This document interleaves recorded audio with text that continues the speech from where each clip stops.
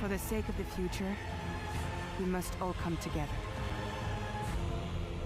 Managed to secure a better ban draft phase? Yes, I mean you need to do really bad to like actually be unplayable. But yes, you can. Yes, you can fail a draft. If somehow you manage to leave, dive heroes to the enemy, and Ultron being banned, and I don't know, maybe you want to play Groot, but Wolverine is open, or the other way around, or maybe you're leaving way too many good supports or tank. I think usually draft goes less. You know, there's so many duelists and so many viable options, but like for example, you ban Emma, and then suddenly you have to play Strange. I mean, you don't ban Emma and you save Magneto, but now you're playing Strange into Emma, and it's just so hard, obviously.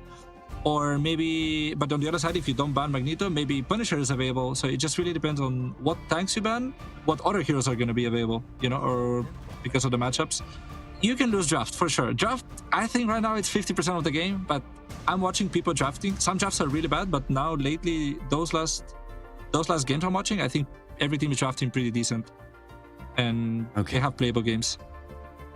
All right. Thank you so much for the insights, Lion Pro. And we hope to see you either on a new team or 0% 3 for the next season. I'm sure that with your skill, you'll have no trouble getting back to Ignite Season 2. We will. Thank you very much, Nick. All right, that was Lime Pro, who unfortunately went out during the group stage with his team 0%, but is still going to be fighting to come back, whether it's with a new squad or being addended to a squad that maybe wants to try and mix it up, get a little bit more of that leadership and bird's eye macro view of the game into their roster after our season concludes. Yeah, very interesting to get player insight into both the standings of teams and also getting to have more insight into the advanced pick and ban system, because that being new definitely threw of teams, Harry, because even the teams that came through from the qualifying stages, the advanced ban system, they used the classic ban system, so it was something that a lot of teams very quickly had to adapt into, and it's something that Peps and All Business have definitely been keeping an eye upon, especially given the fact that All Business, well, they have a player who tends to be pretty hard targeted when it comes to that advanced pick and ban system. Poor old Tuesday sometimes gets 3 of his duelist rolls banned against him with how worried some of these players are against him, but then Peps too tend to get pretty target banned when it comes to that roster as well. Oh yeah, Team Peps have experienced a couple of target bans from their favorite heroes. Hardest, a fantastic Punisher. Leaf, a fantastic Storm. They love using that duo to get the additional damage out of a Punisher and just overwhelm opponents. Hardest, no matter what hero shooter game it is, Hardest is known for having some of the fastest ult generation of any player, and that has been coming up clutch again and again with Final Judgments. Yeah, Beetle has been impressing as well on the side of Team Peps. Has a very good Captain America, which does sometimes manage to make it through the pick and ban system, especially given the fact that Hardest and Leaf, like you said, do prefer the roles of the Punisher and the Storm. So we don't tend to see the stick to the Psylocke, and you send the Psylocke and the Captain America to properly disrupt the back line. As Leaf has also been impressing coming over onto that Winter Soldier, even if Hardest isn't able to pick that one up so that they can have things like the Star for contests. Yeah, if Hardest is the player that's always looking for that big ult, Leaf is the guy who works him in the neutral, you know? I feel like the resources on Team Peps are constantly being rotated between Leaf during the neutral play and then Hardest to try and make sure that whenever those ultimates come out, they're well protected. And it's a good rhythm for Team Peps. It's a very good rhythm, and also having a lot of flexibility in terms of the duelists that they can play too. Torch being a very strong duelist, even though a lot of people headed into this season, looked at the patch notes and thought, okay, yeah, he's rubbish now. Turns out, no, he's not. Something that All Business are more than happy to take advantage of is Tuesday, his Psylocke is 100% being removed, but his Torch is still going to be able to fly.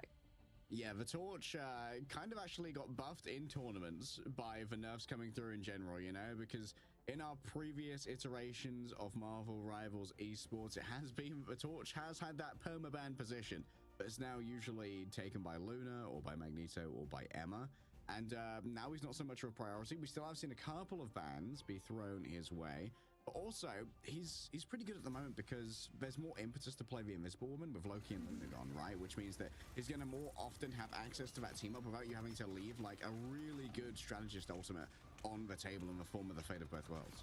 Yeah, Invis Boundary is still a little bit rough when it comes to the comparison of Eternal Bond, but if you want to run the torch, like you said, Invis Woman is very much a feasible strategist option, as having the Phantom Force being able to literally give your torch armor over the torch 1v1 can save their lives, as 2Z Psylocke has sometimes been able to make it through some teams. There was a little bit of hubris. They thought that if they were able to remove the Lunar Snow, that they would be able to keep up to date with 2Z on the Psylocke.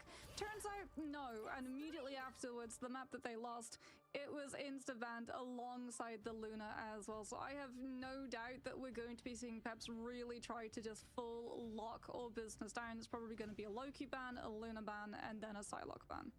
Honestly, it feels like when you're drafting into all business, they're kind of like a beta version of Burba Padapim, you know, where you're still really worried about the Welsh Mania 2Z combo doing what Polly Pokey do, playing the Captain America, playing the Psylocke, really having that off-angle Supreme, which holds your backline hostage for most of the game and requires a lot of resources to be diverted to intercede on those attacks. Yeah. The Captain America and the Psylocke is definitely something for the backline to have to worry about. But we talked about, you know, Cloak and Dagger versus Invis, and that's something that we're probably going to be seeing as we compare these two directly in terms of strength of the ultimates. Invis Boundary, unfortunately, does not have as much sustain per second, 165 HP per second in comparison to the 250 HP per second. And Invis Boundary as well isn't a cleanse, so a finesse that a lot of these Cloak and Daggers are doing at the moment in the meta is they're waiting for the enemy team to use Invis Boundary, and then the Cloak and Dagger uses Eternal Bond aggressively to invade into that boundary and gets a full terror cape off onto everyone who is not being shielded off by it. And so everyone takes a 28% vulnerability for 3 seconds, and 165 HP per second for 8 seconds is not going to be enough to keep you standing up against the strength of Eternal Bond. So that's where Invis Boundary is falling a little bit short in comparison with the Cloak and Dagger, but outside of the ultimate comparisons, Invis still brings a lot of utility to the table. Guardian Shield and Force Physics are two of the strongest base cooldowns in the entire game, not just when we're looking at a strategist kit. Yeah, displacement on demand is one of the most powerful things, as you mentioned, in any hero shooter. And when we look at those two strategist ultimates as well, one of the main counters you're going to see is moving out of their AoE, as they are static emplacements, which means that often you're going to see something like maybe a Wolverine. Their last stand be used to drag players out of that healing zone and really put them in peril. And I would not be surprised at all to see some Wolverine come through with Leaf on the field. He's a bit of a Wolverine fan. Actually, Leaf's Wolverine, in my opinion, was the first hero ever to deliver a map loss to Virtus Pro. True. As we can have a look and see how the picks and bans are going through, and oh well, all what up? Psylocke being removed. So we have Mag ban, Mirror, save Psylocke instantly. So they also ban Emma for them. So they missed the team up for Psylocke. We're probably going to be looking at a cap ban on this is Pep's side. They have to ban cap. So you can't do the dive with the Psylocke. Punisher ban's good in general. Yeah, there's the cap ban like I was talking about.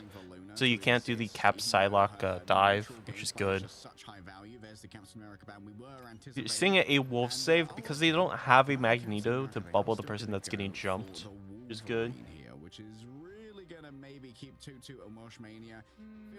Yeah, it's best of 5s now. I don't know. Venom and group player. So there's a world where maybe they pivot onto the 2-2 Venom with Welshmania playing a more static Vanguard. Yeah, especially because Lucky. Oh, Torch ban is fine too. Torch is very good still. It's also very strong for the Human Torch, which all business are going to remove. So Lunar Snow actually making it through the ban system so far for both teams, though perhaps do have a little bit of a star at the end of that sentence, given the fact that they still have a ban position. If all business want to make sure that that Luna is untouchable, they can save it right now, but it looks like they're actually going to prioritize one-sided Loki. So even if Peps are able to grab a Luna for their team, well, all business can just rip the coffee with God of Mischief. Oh, Team Peps are very brave going into Loki Luna. I mean, it might work out. Maybe they've strategized against this already. Surely going into all business, you knew that you were going to try and get rid of some of those. Oh, Tutu's hovering on the group for now. Could we see a pivot onto something like a Namor? Potentially. I mean, they know that Peps might be playing Beetle onto the Captain America.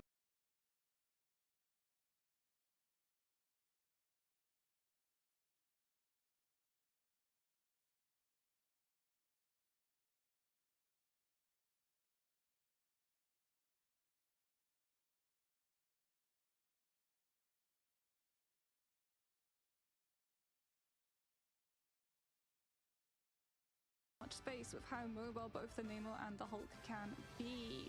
Although it looks like Beetle is actually going to be off of the Captain America and onto the Doctor Strange. So we're going to be seeing things like the Eyes of Agamotto, followed up by that Maelstrom of Madness that is doing so much damage, and the damage fall-off has been, well, taken out of the game entirely. I mean, Beetle's kind of burst onto our radar here in MRI. Season 1 was listed as a substitute for Team Peps, but has been a great asset to them, as you mentioned, both on the Captain America as a primary threat that demands potentially a ban, and a really good Doctor Strange player. As you can see as well from the top, from our pips that need to be filled in, this is going to be a best of 5, by the way. We're back to full-length series here at MRI.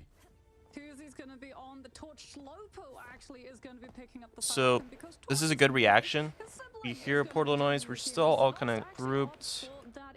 Looks like we are going for the portal play. In case Team Peps are going to be running something of a torch themselves. This is a very long portal play. Woo! Great kidnap. That's insane. Well, I told you about being played in the neutral, and Leaf certainly is absolutely dominating in the neutral already. Tutu is not going to be long for this. So we need to swap off a Hulk. To the curb by the remainder of Team Peps. What a strong The start Wolf. for the Frenchman. That's absolutely huge, because Tuzi's going to be so far behind in terms of damage that he can potentially do, and also zoning potential with Pyro Prism, making it really hard for Peps to commit to a space, and he's down again. Peps Playing Hulk into really Wolf not Psylocke? focusing, Yeah, and I there's don't a like that. Firestorm down, and at the moment it's looking incredibly one-sided, as every single time all business try and just have anyone anchor onto this point, they get Strange shielded off by Beetle into Leaf, just ripping the claws. Yeah, this is going to be miserable for Welsh Mania, by the way. Playing Doctor Strange into Emma and Wolverine. You talked about And there's an Emma. Talked Yeah. about it earlier. Like, playing Strange into the Emma is a very unpleasant experience. Especially because Diamond Form is CC immunity, so Eye of Agamotto can come out, but the Emma can still get the Carbon Crush onto the Strange, both to cancel the ultimate and to stop the follow-through. Speaking about ultimates, Dance of the Butterflies is in full swing, and all business are going on an all expenses paid trip back to the respawn, courtesy of Hardest. You know, I don't think I've seen that much Hardest Psylocke yet, but fair to say, I'm impressed at the moment. I thought that it would be Tuzi mirroring the Psylocke here, but of course Tuzi has been prioritizing that Human Torch a little bit over the last couple of days. Oh, they know that there's a Psylocke hiding in the back. I think that's Sloppo who's been discovered, and Leaf has chased them out. Well, all business will have both of the strategist ultimates, however, Leaf does have that last stand, and as you mentioned, last stand can be used to counterplay in business ultimate by grabbing them all out of it, as it's going to be closer, starting things off with the fate of both worlds, to trying to just bring the attention of the Wolverine away from the rest of his team, as Monster Hulk comes out and immediately gets CC'd. I mean, that large health pool, though, can be a little bit of a nightmare to deal with when you're up against a Wolverine. Tutu, they're always nasty with it. Bro is nasty on the sticks with the Hulk. And that was all business, putting in a lot of their survivability with both of their strategist ultimates. Yes, that is very concerning, given the fact that Peps, well, they've got Eye of Agamotto, and they're going to be able to line it up perfectly to the tune of Fate of Both Worlds with that damage amp for the Maelstrom of Madness. It's all on Snos now to get a good force physics and mitigate Beetle's ult. That is the win condition, or avoiding the lose condition. Sloppo demands a huge amount of respect over here, and Leaf actually takes a lot of damage going in. Has to check if that passive is going to be available. For regenerative healing factor can be so important during these skirmishes. Hardest will be chased out, but will escape with their life. Yeah, Hardest and Slowpo have to be very careful how they take the 1v1, as Slowpo, having that Strange and the Hulk, doesn't have access to the EMEA team up. Pep's going to be going for a very aggressive Strange portal so they can get into position with a turtle bomb. And the last stand grabs everybody. All Business do have duelist ultimates, but with so many players down, Harry, I don't know if it's worth committing. All Business, yeah, might be worth to just try and save Slowpo's Dance of the Butterflies, and well, Beetle takes the option away with a magically conjured whip racking across Slowpo's back. There's not even going to be a portal in time right here. And Team Peps, well, that was just a great fight read, right? They knew that neither strategist ultimate was available, so overwhelming force from two duelist ultimates at once can't be stood. I don't know. I feel like playing Hulk into that comp is like miserable. EMEA, Wolverine, Psylocke. Yeah, I don't know. Gotta change something. We gotta change something. And closer to build their ultimates up. What's really interesting to me is that Znost had access to the Loki the entire time, right? We even talked about the fact that All Business were able to get both the Loki and the Luna through, but because Tuzi's on this torch, they're prioritizing having him on the Invis, or at least they were. It's because they're not going now into a torch 1v1 that we're going to be seeing maybe that Loki stick around, but it's closer actually, is now going to be moving over to the Invis themselves.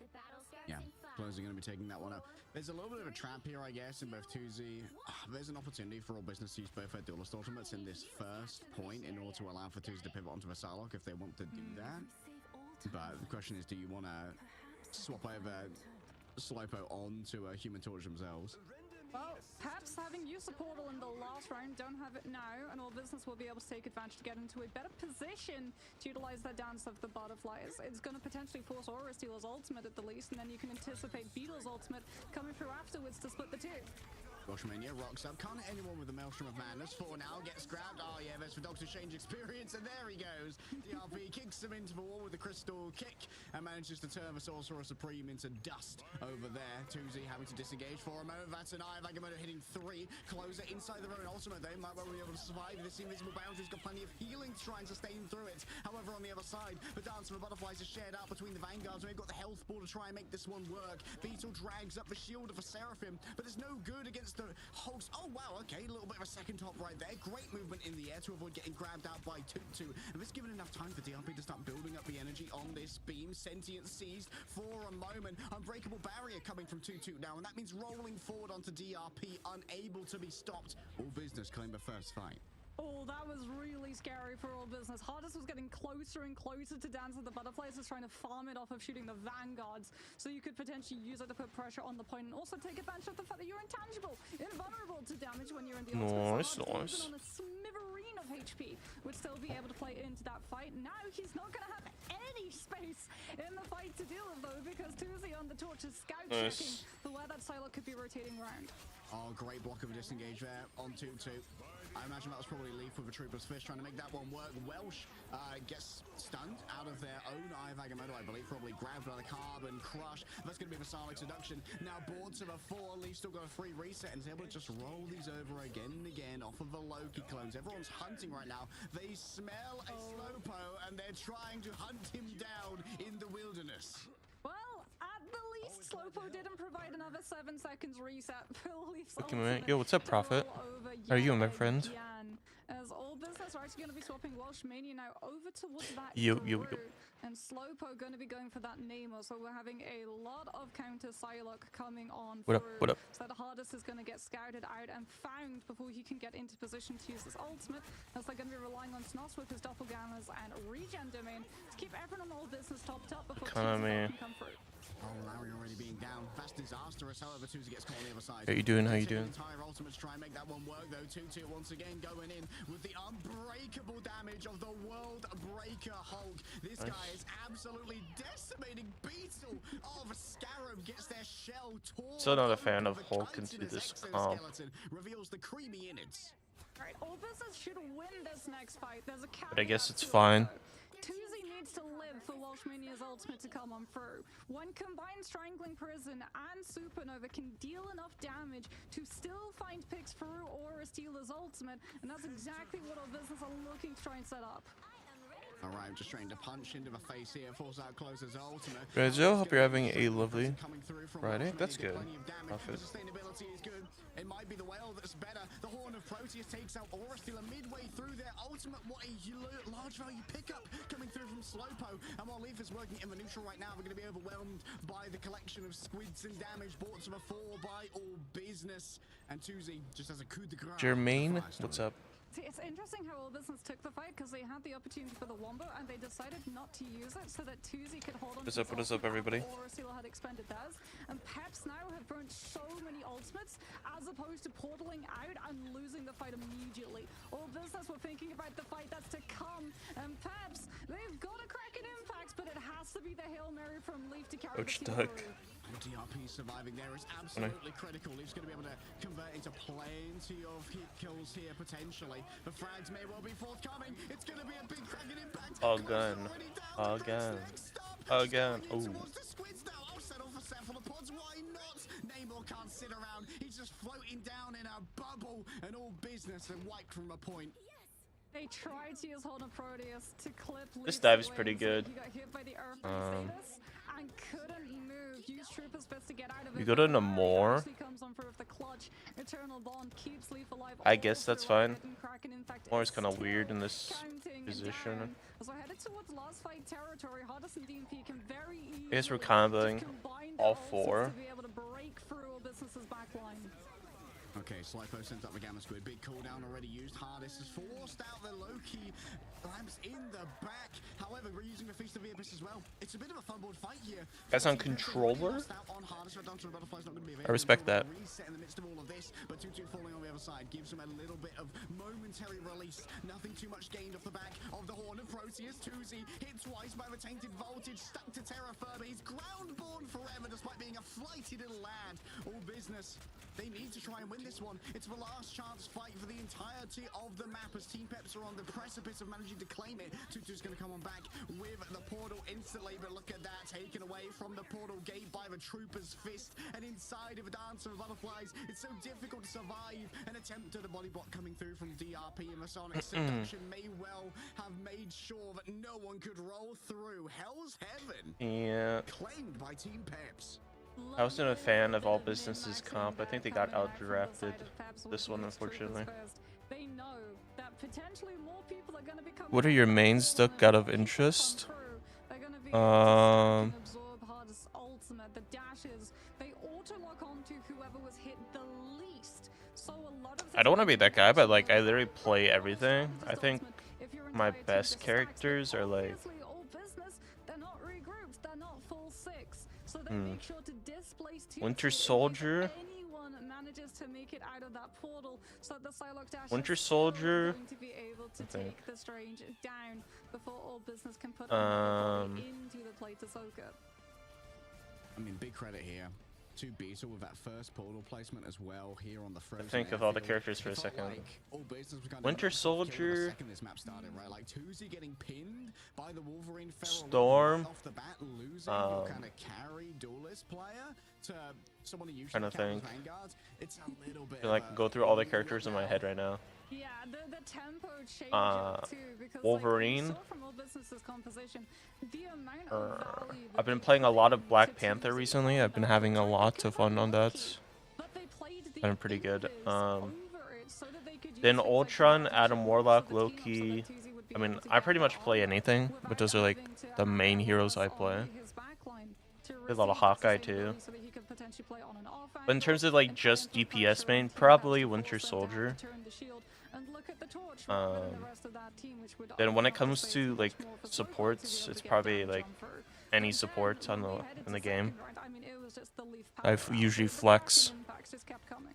Yeah, that's the risk of running this Loki, right? What The about you? cost is fairly reliant upon, I think it's fair to say, a lot of Jermaine, players what are about you, just able to put up my numbers. friend? on the Loki. But I want to sing the praise of DRP as well. Just for that last touch with the Venom. Great foresight, realizing that I think that this fight might not go the way of my team. It's kind of on an edge right now. But if it doesn't, then we really need the emergency touch from a burst mobility that the Venom has. Then being able to survive and playing it very cautiously inside the healing orb from a Cloak and Dagger as well. And also re-engage the 6 while also securing overtime was a big heads-up play from DRP. Yeah, and also even though like It's kind of like a cop-out. It's like I play everything, but right when they try to go for that soft dive, it's kind of how it goes sometimes. The Loki regen domain and then reposition now that that cooldown had been taken out of the way, and the Psylocke and the Venom have the opportunity to look for those picks. Psylocke unfortunately gets caught out. Why does the guy keep mewing? Why does like they keep doing this? So funny. Bro keeps mewing. Fight, literally on the rotation into that fight, allowed so much more of the damage coming through from Pep's side to properly stick. All right, so Loki Luna wasn't quite enough to get one over on the Frenchman of Team Peps here for all business. We're going to need some time for the drawing board as we head into map 2 of our best of 5 right after this break.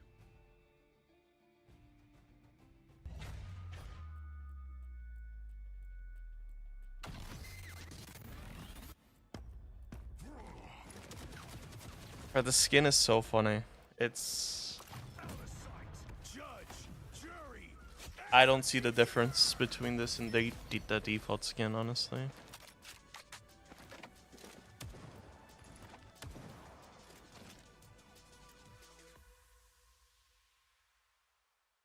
So funny.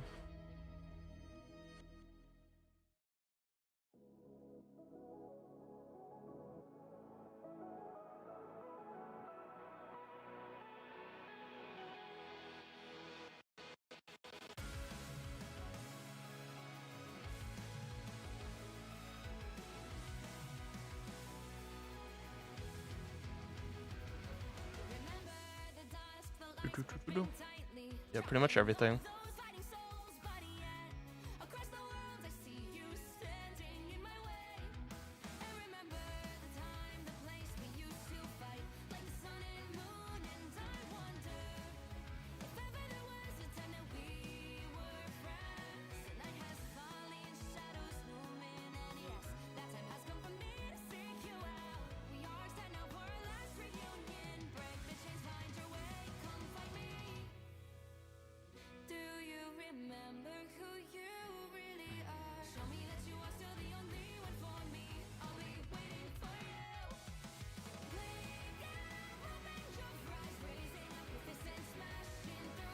Saying I play everything's kind of a cop-out.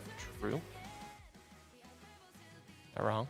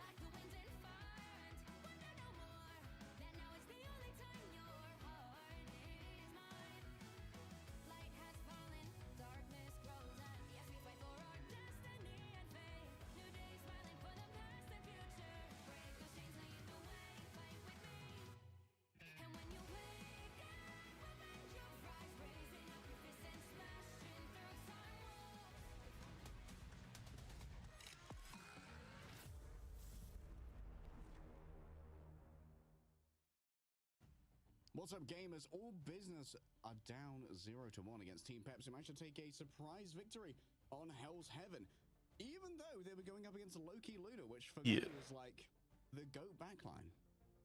Yes, but I mean, Tuesday on the torch, like, I think the fact that All Business got so many dealers that they wanted through was kind of a trap that Peps laid in terms of that pick and ban. They wanted to try and get the Loki through so that Leaf had more of an impact with the Krakens coming on out from the Winter Soldier ults.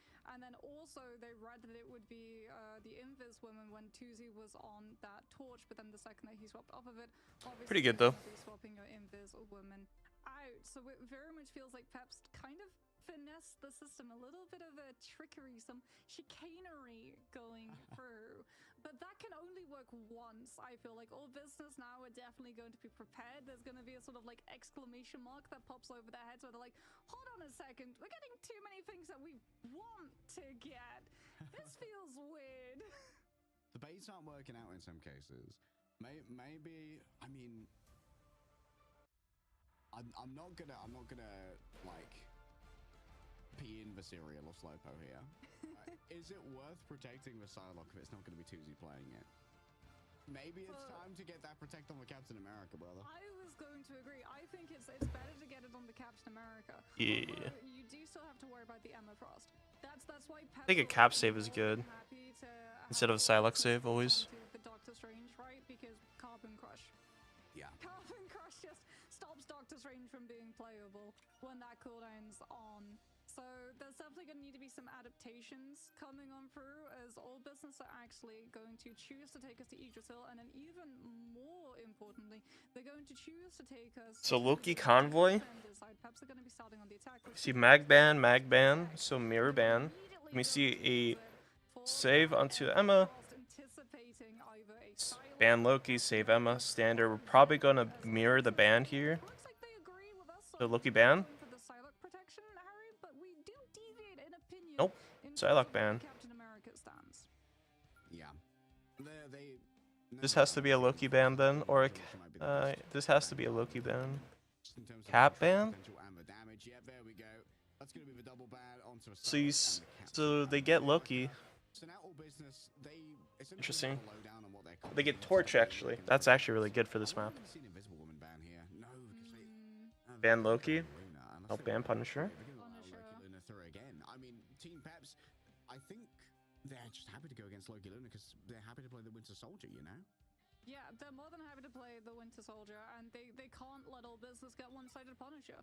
Like, you straight up can't, because then if they do get the Loki Luna, then Final Judgment has two ways of being damage boosted, and you can literally just have your Luna set Fate of Both Worlds to damage boost up, and your Loki... Sometimes it's a trap to get Loki Luna, but I feel like Loki Luna is just way too good. I mean, that A one healer lineup? I like this, I like this, I like this. Like, neither team is going to... I mean, there's going to be Luna on both sides. Aura Stealer, we know, is a fantastic Loki player, so I think prioritizing the ban on Loki against Peps is probably the right idea. Like, Aura Stealer is... Yeah, these are best of fives now. Not sure why. The streets have been saying, I've put my ear to the gravel, I've put my ear to the concrete, and the streets have been saying that Aura Stealer's kind of that guy on Loki.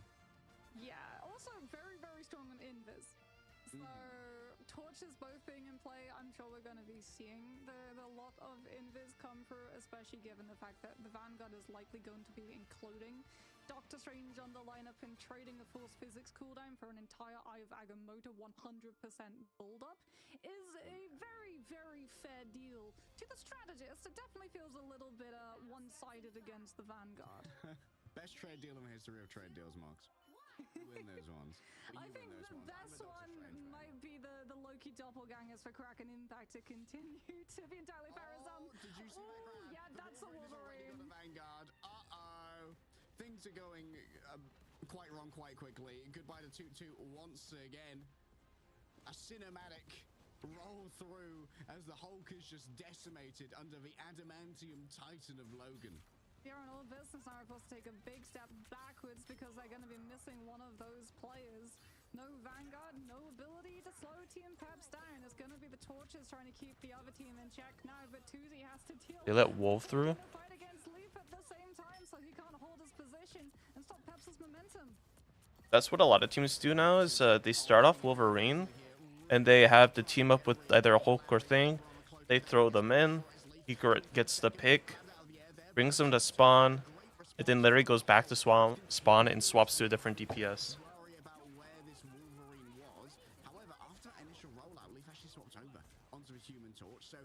now there's a lot more freedom for 2-2 to try and play with. There's plenty of strategist ultimates still going on here. Everyone's got survivability for days, but Welshmania's got a fully charged beam. So once these go away, the damage is really going to start racking up, and that's going to start with Sonic Seduction. It's going to be easy avoidance of the CC here, coming through from the Fate of Ooh, and good grab. Diamond form. Welshmania in danger for their own, however, just brings up their own diamond form, becomes CC immune. It's an equal trade between these teams. No Galactic Legend, and Team Pep's going to be taking a big step backwards. As Slowpo's on that Nemo has the one. He should have a free. Ooh. I mean, we have a free Galactic Legend though. Never mind. Should have left them exiled, to be honest. That guy kind of trolled. Why did he hit him after? Unfortunately, 2-2 was holding M1, and so punched him out of the exile, but could have been incredibly effective. Over to the World Breaker. Hulk could be overwhelmed rather quickly, but for now is working their health pool quite nicely. Sitting inside the Firestorms means so much damage per second, but it's bought the time that was needed. Now it's the return of Welshmania coming through the portals that Seraphim have provided. Slowpo's already fallen down in their own right. 2 sets back off for a momentary burst of healing. Aura Stealer takes out their counterpart in the Luna versus Luna. A Frosty Save Torch here. Fine. As Team Peps roll through first. Yeah, I don't know how I feel about that portal recontest. It's not so much an angelic choir that heralds all businesses recontest onto that point, because now Again, I don't see the value in Hulk in this comp at all. Flyers are going to be out wild and free. They've got all of the natural cover that they want. The one-way angles too, to be able to expend pressure onto all businesses. Like, all business should be looking at to play Hella here. Is going to be able to throw out the monsters once and put a little bit of pressure, but Peter Londa's Captain America can just keep pushing and preventing all business from sticking any sort of push fully forward. I mean, yeah, it's gonna be Hella into Captain America, but I think it's a better chance of like getting rid of the Flyers than what we have. Dragged on in is going to be in major danger, and so the answer has to be given over in the form of the Fate of Both Worlds. Just copy that one over from Closer already, and now rolling. Damage boost whale. Nice. Gets instantly destroyed by the Horn of Proteus. Oh, doing it into the Fate of Both Worlds. It was a bad. Very good, very good. They didn't know the Horn of Proteus was available. Yep, and Horn of Proteus catches the dash of the Cloak and Dagger and sends Peps dashing all the way back to spawn, and that is the bailout that all business needed, because now they have all of this angle control and denial as In terms of ult economy, we're looking at Luna on all business. In terms of Peps, we have Cap, Torch, Luna, Supernova here. We're probably going to Luna ult this, but in rotation we have Cap. Given over. Sloppo, they have had their location shown over here. Going to be the blessing of the deep already. They're not getting too much value with this ults. Well, we talked about how much value. What? Because it's dead. Loki, just the raw output of 3 Lokis, including 2 doppelgangers, is insane. Yeah, it's very much the Spider-Man meme, right? Where they're all pointing, but instead of pointing at each other, they're pointing at one specific target. And it is not an enjoyable experience to have to take a 1 versus 3 against a Loki player. As all business, wait for Peps to try and go aggressive, and then jump on the backline when it's unprotected. This time, Peps aren't going to make that mistake. Freedom Charge comes out, and Beetle's already in all business's backline. Oh, overwhelming force. That backline, we've got absolutely shell-shocked. A blitz attack coming through from Team Pep, striking back against the backline that previously terrorized them. Slubbo knows that it's just time to stall out on the cart, and the same going to be for 2-2. Okay, Larry is going to have Eternal Bond, but Slowpo, he's got Horn of Proteus. Peps are likely going to ult-track this, but the problem for them is they have no way of protecting against it. They don't have a Magneto for the bubble. DOP isn't going to be able to shield it. It's going to be really rough to actually have Larry's ultimate last the full 13 seconds. All right, Galactic Legend. Ooh, go down. Image boost whale. No connection. Hardest Galactic Legend is now over, but still go to play inside the Eternal One laid down by the Cloak and Dagger. Welshmania running low on HP, and 2-2's feeling exactly the same. Leaf has managed to find the purchase. Aura Stealer rolls back through the caves. They went into the Carlsbad Caverns, and they found themselves quite a good result. Yeah, Larry just waits for Slowpo to expend that Horn of Proteus before coming in with Eternal Bond afterwards. Again, I'm not really seeing the value on Hulk here. damage boost option. Yeah, so they can that's fully not good shut out for a Hulk Tuesday. player.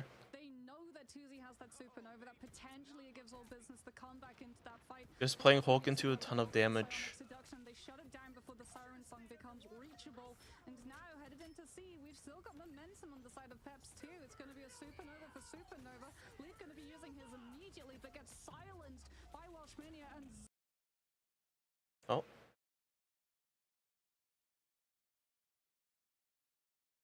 W. Oh. Just dragged into a flame tornado with their counterparts making. It's going to be difficult to try and survive here if you're Aura Stealer, but Tuesday is distracted elsewhere, trying to peel over towards the back line. Instead, now Hardest gets too close. Oh, the blast of barrage is instantly. Now he gets value after I say that. Save for the Human Torch. The Hulk comes from on far to deliver justice. Ult economy looks pretty good for all business. Be able to hold this and absorb a lot of the damage Peps are about to do. Plus a galactic legend to get the play off of it. Unfortunately for Peps, it's not the greatest ultimate. Your Starlord's up in the sky, your Eternal Bond's on the ground, and Beetle's ready in your backline, forcing regen. I mean, that is a serious go sign for Peps to move aggressive. Too much gain off the back of that terror cape though here from Larry, just going to have to focus in on the healing rather than the damage. Slopo has been taken elsewhere. Both of the Vanguards are sitting on top of DRP, and this is giving enough of an opening here for Hardest. Can 2-2 grab. Yeah, I mean, at least he gets one with it. This guy, okay. He's already destroyed, and yet he gets angrier and angrier. And more of a disengagement happened to try and deal with 2-2 in the back. That left DRP alone Nice. on an island, and still the Hulk is getting the value here. Larry's fallen down, and while Closer may be down, Damage boost no more.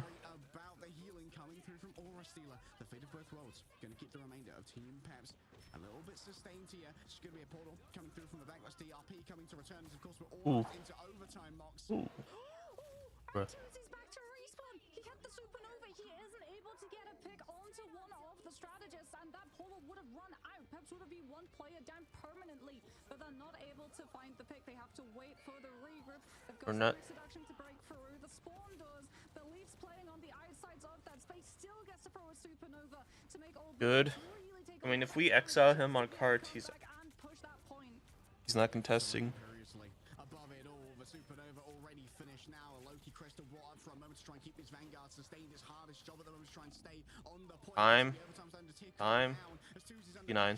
Hardest is so low. Larry and Aura Stealer are nowhere near as Team Peps find their Vanguards. G9. Business on their business map. Defend properly. Wonderful psionic seduction coming through from all business, just making sure that Peps aren't able to complete the spawn hold. They already expended the strange portal to get DRP back into the fight so they could continue that momentum with their entire team. They don't have the portal up to be able to block off the spawn doors, so they try and use Supernova instead to shut it down. But it turns out that Emma Frost manages to melt Human Torch. Permafrost right there. Does not care for the temperature. Will stand in glacier until time immemorial. Team Peps, they have a clear win condition though. Holding on first or second is not out of the question. We've seen it many a time before here at Marvel Rivals Ignite. To the point where so many of the attacking teams, I mean, Peps even did it themselves, just go Wolverine for the first fight to get an insta-pick off onto the defender's side. Doesn't look like that's going to be an approach that all business take, but I do like the fact that Hardest is on the Winter Soldier in anticipation in case there is a Wolverine foul play fastball hurtling into Peps' direction in a matter of moments. Yeah, we'll be a great way to shut it down. Looking for that grab. Instantly try and barn it, cook them back in their own right. And of course, you know you're going to be going up against for Loki. That's where Hostage is getting so much value, so you might as well start chaining together those cracking impacts. Already exiled though. A little opening gift from 2-2 for the emergence of the Winter Soldier. Is slowly making his way over to the high ground, putting pressure onto that backline, and Leaf is actually having to fall back and pressure out the Hulk in kind, which means that Tuesday gets more space as well. They haven't found a pick, but they have been able to break first corner until Toot's Hulk just evaporates.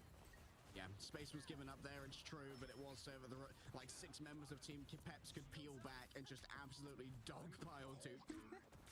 And because they all turned back, no one was left behind. and no one was vulnerable for all business to pick up instead. As a trade to the defenders is so much more viable of how far away their respawn is in comparison to the attackers this early on in the map. Hardest without a Hulk to use as a pin cushion right now is trying to keep Tuzi in check. His poor Toots HP Pretty good, pretty good, pretty good. on a permanent disclimb. Yeah, at least you have the loner behind you to try and keep you up. That's the good thing. However, Tusi is going to be the recipient of the snowflake, getting majority of that healing. There's Tutu in the back again. Can they survive long enough? No. Ult economy, we have Loki, we also have Luna, we also have Emma, we have Torch. We have 1, 2, 3, 4. Pretty good. Like even ult economy, I would say. Ooh. Good shot. Good grab. Bro was nasty like that. Aura stealer while mind controlled by the seductions of Emma is gunned down by the Winter Soldier. Larry doing their best to just try and keep everyone sustained here with the Eternal Bomb, but it's already faded away. They're not getting payload though. Harry, Peps is still stalling. Beetle's still up on the card. That's fine. They just can't open the carapace.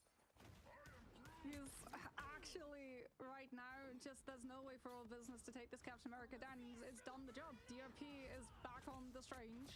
We're going to be able to portal all of our players back into this fight. Leaf is buying us the space too to make sure that the landing is going to be cushioned with the supernova. Be ambitious there. Ooh, that was a good wall. That wall there blocked the healing for Cloak and Dagger. That's very good. We get a reset. Oh, whoa! Oh my god, he almost lost that.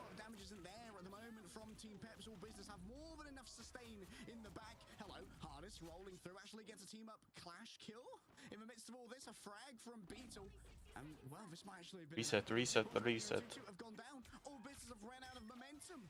Yeah, and Larry's gonna have Eternal Bond if all business don't go in soon with the Psionic Seduction, and that's good CC immunity, which means that Larry doesn't have to worry about being compelled into the Emma Frost ultimate. All business needs something right here, right now, potentially a bionic hook onto Beetle. He's going long. No, we're probably looking for Emma Bucky combo. Unfortunately, Larry's built Eternal Bond, and now Nope, we're not. The Eternal Bond all the way into that. You better believe a big Terror Cape's coming. Nice pull coming through. That's a big pick. And the follow-up is excellent. You don't have any other support ultimates? It's exactly what you wanted from Slowpo. All business have been depending on this player. And nice. Coming in with your regularly scheduled delivery. Very good, very good. It's gonna be Winter Soldier versus Winter Soldier. This forecast is about to get freezing. But all business have a much easier time in terms of setup. They've got the Strangling Prison, which is for sure going to give Slowpo targets. However, Hardest has targets, 3 of them automatically. Even if Snoss goes for the God of Mischief, those doppelgangers do not get cancelled. Nice. Overwhelming Force could be on the menu as well. But Slowpo being down is going to make things... What? I don't know if Hardest actually got any of the Loki clones there. Snoss pulled them back. He recast them. Oh, big Znost head. Big brain. Yeah, that's something you should be do. Yeah, when you're going for Winter Soldier ults and you're playing Loki, and you have your clones down, you want to quickly reset them right next to you so he doesn't like get the ult resets. Like actually a very good play by him. The quality is so bad, it's on their part, not mine. I have no control over that. Fortunately. So the combos we're looking at is like Bucky, Emma, Groot, Torch, Groot, Torch, Emma. These are combos, pretty solid combos too. That's what I like to see. I like to see good combos. Good Marvel Rivals gameplay.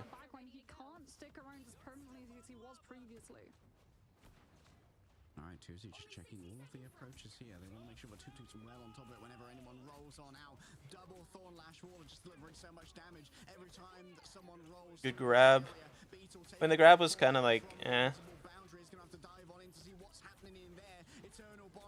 Here's your torch combo. Can Larry survive through all of it is the question. Leaf was caught elsewhere. Maybe Troopers fisted up into the air out of the AoE of the Eternal Bond. Team Peps, though, utilizing the space gained by Larry, have done plenty. Yeah, Eternal Bond and then Psionic Seduction, such a claustrophobic. No, we're not using combos right on all business. I don't know what's happening. Their ult rotation and priority is kind of bad. The gauntlet of poke that's going to be coming their way if they don't just go straight to that payload. They've got the Strangling Prison. They're going to open up with Psionic Seduction before Team Peps Nice. try and find the stack. All right, time to go Good. into the back line. Aura Stealer overwhelmed. Sloper gets exactly the kind of stick that was needed with the Kraken. Should have definitely gone for the cloak and dagger there instead of going back to the cart. Hostage situation. Beetle can't break through the wall. Just doesn't have the DPS. And oh no, now Good cap though. this is gonna have to be a reset. Very close, but good cap. Back foot. I think That's a very big stagger onto the cloak and dagger too. I'm not entirely They have to leave. Like Peps has to back up. now he's over towards the Or not. Wolverine, given the fact that two Fine. is on the group, so he's going to be looking to lumberjack the tree down. As all business don't have duelist ultimates to continue their momentum, Nos can copy the Eternal Bond and get an aggressive terror cape into the entirety of Team Peps' backline. But for now, all business are having to play respect to the ultimate that is. My thumbnails are on? Is that Kraken Go change me. impact. So Nos can't commit. What a hook! Bionic hook fishes up free! However, no one gets grabbed by the Kraken impact. I believe it was blocked by the Iron Wind. Another whiffed Kraken impact. Big damage coming through here from Leaf, and there's so much healing behind them. Thanks to a fate of both worlds, everyone's going to be surviving for now. Remember, Leaf can drag everybody out with these ultimates, utilizing the last stand. Tuzi hovers above. How do we keep whiffing our Bucky ults? Open and flame spews forth into the midst of all this, and that's going to be the last stand. It Actually impressive. what was needed. He just managed to pin Tutu back into his own invisible barrier, and that means Tutu is hungry for revenge. Nice. The Wolverine grabbed from the air, but the punish isn't there. Team Pep seem to be falling apart at the seams as Beetle trying to disengage gets beamed down by the Emma. Slowpo is going to be coming back. We just keep whiffing our Bucky ults 24/7. Prison. Team Peps need to be able to block this wombo combo. Otherwise, all business are going to take this round. Larry rolling through, just giving everyone this speed boost coming through from those bubbles. With You just have to go for it. strangling prison from Tutu, but doesn't seem to have found much in the way. Burn Groot, burn the Groot. Come to your team. Groot, Groot, Groot. Still taken down in the back. Groot, Groot, Groot. It's always been two Big hook. multiple doppelgangers grabbed on in. It's easy for Hardest to clean up on those, but for now, all business just trying to consolidate what Groot, they can. Groot, Groot. Singular healers try and work with. Oh, the overwhelming No. from the Thorn Lash walls is exactly where the fight needed to be. Welsh Mania is just absolutely dominating around the point. A fully charged beam. Stoppo does not manage to connect with the Kraken impact, but that's okay because elsewhere the business is getting done, and all business finish on their signature map. There Nice. was so much invested on the side of Peps. Correctly, they needed to take down Slowpo. They knew that Strangling Prison and Kraken Impact would be available. Well, meh. Both of the players on the side of all business. So Psionic Seduction comes out from DRP, gets the silence onto the Winter Soldier before he can have his ultimate use and have the CC immunity to break free of the spell coming out from the Emma Frost side. But because they're just so busy trying to confirm that pick onto Slowpo, everyone else from all business is given free reign.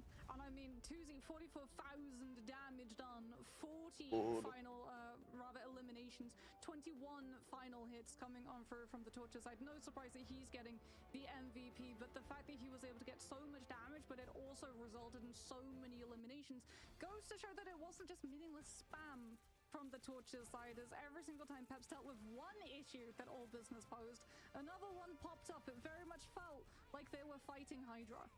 Yeah, usually it's the 2Z Glaze Club over here, but this was a map where Slopo really showed what they're bringing to his team, getting the impact frags that mattered the most. I'm thinking back to that Eternal Bond that Larry rolled out on first in what could have been absolute curtains for the all-business offense, grabbing the Cloak and Dagger out of that AoE using the Bionic Hook and punching them further afield in order to try and deliver the frag, the knockout at the end. That was absolutely massive from Slopo. Yeah, I mean, Slobo had some insane plays even before when he was over towards that Nemo, right? Being able to get the Horn of Proteus onto Larry mid-dash, taking full advantage of the fact that... Gruto, Gruto. Very good. Normally, you can have things like a Yeah, I don't know. like, hey, do you have bubble? most used sentence that a Cloak and Dagger main comms in their own matches on ladder. Bubble me, I'm ulting, please keep me alive in my dashes. And Team Peps just didn't have any way of being able to secure that. Even the vanguards that they're running, and a lot of the times the spaces as well that Larry would be forced into using Eternal Bond. If you don't have something like a Magneto, one of the ways that you can sort of skirt the problem as a Cloak and Dagger yourself is just using your last dash to get towards cover. So Sloper reads that that last dash from Larry is going to be used for cover, and instead of withholding Horn of Proteus for the Cloak and Dagger to be out of the ultimate, coming through the animation where you're locked out of that fourth dash into then transitioning back to being able to play, he goes for the Horn of Proteus early before Larry can dodge away from the damage. Yeah, just big heads up play trying to shut down Larry's play, because we saw from our stats just how much Larry was delivering on the Cloak and Dagger. It's so important to shut down that strategist, knowing just how much they can output, what the Terror Cape brings to the table. However, as we're tied up 1-1 in our best of 5 series, both of these teams are just clawing for survivability. See who's going to be the one who makes it to the top of the mountain after this break.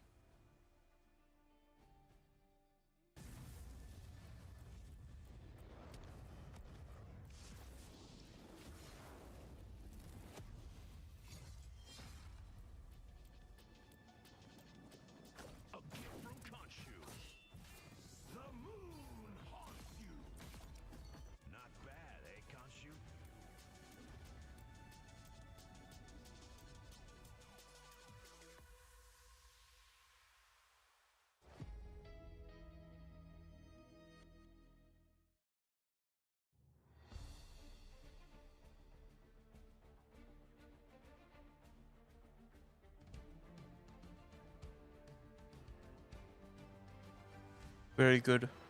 No sound from me? What? Is there sound now?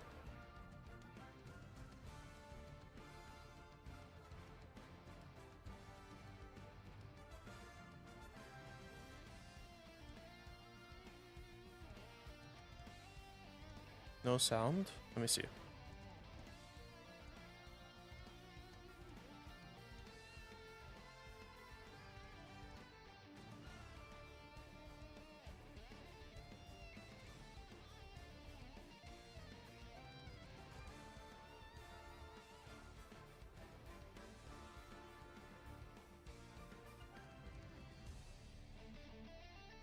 Is it better? I don't know.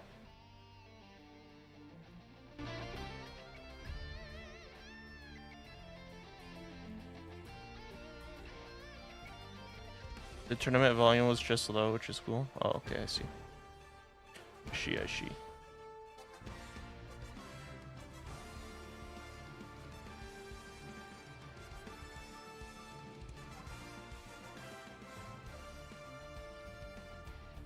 I gotcha.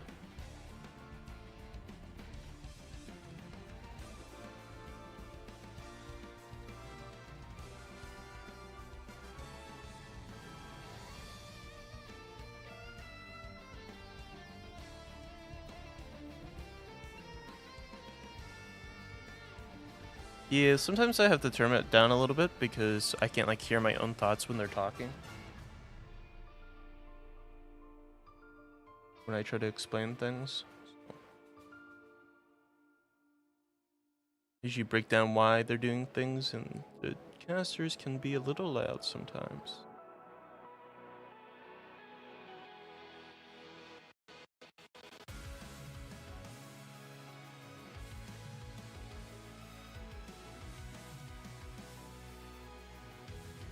Turned it up though.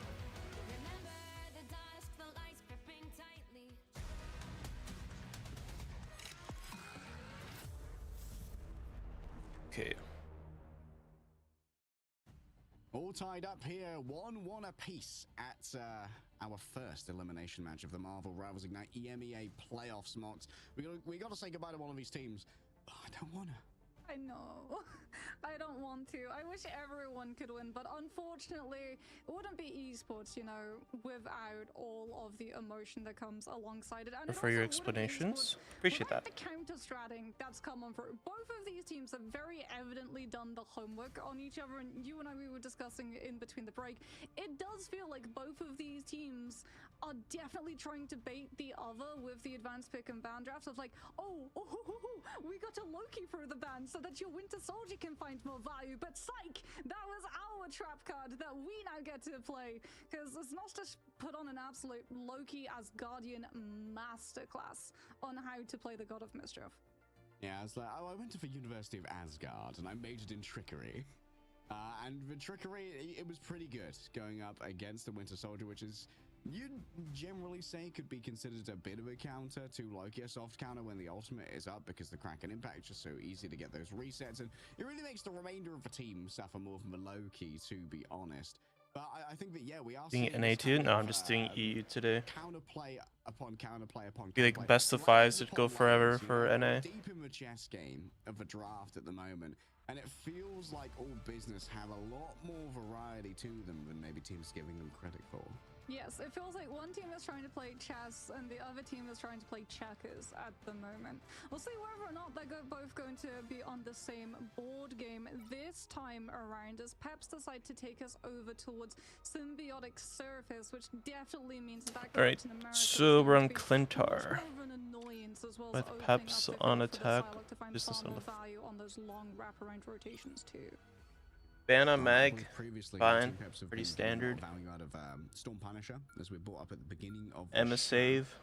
Question is whether all business are going to lean Probably a into banning DPS the ban. Punisher here to try and take that away from hardest hero pool. Loki ban. Oh, there goes the Loki. What time? But let's see if Peps decide to do the same as all Save business are Emma. going to save the Emma. So both of these teams going to Probably be should able to ban make Loki sure here. Emma is in play. Just full mirror. Peps do not get to go into that triple ban phase, as all business gets one Psylocke. ban into a block. Captain to America's seize better. Psylocke, or potentially Slowpo, as we have seen him actually flex over to that Psylocke. That's been taken out in case all business wanted to run the Psylocke and the Torch at the same time. And there indeed comes the expected Punisher ban coming through from all business, and the anticipated Captain America for Welsh Mania. We banned Cap so we can't do a dive. This game was so close, so maybe there's a world where Team Peps Save think Torch. we don't need to change our draft here. Maybe you try and ban out the Invisible Woman this time. Like, I know that I mean, banning out the Loki. No, you can't have a Punisher gradient. It's true. No. All business kind of win that one by going, okay, we're gonna ban Punisher. So you have to ban Punisher or GG. Bans are fine. Yes, and Torch mirror. now Peps are going to use Yeah. their last save on the Torch, but well, business get a ban. If they want to take the Invis out, they can take the Invis out, but they're actually, and I think this is a better option for them, removing the Psylocke, because yes, it does mean that both teams now potentially get the Susan Storm. It does mean that you don't have to worry. Why is this guy on Spider-Man? Why is this guy on Fantastic? In a matter of moments before they can even use the team up ability. Wait, this is a fiery comp. And Nost is going to be happy as Larry once again. Oh, wait, Larry's on the other team.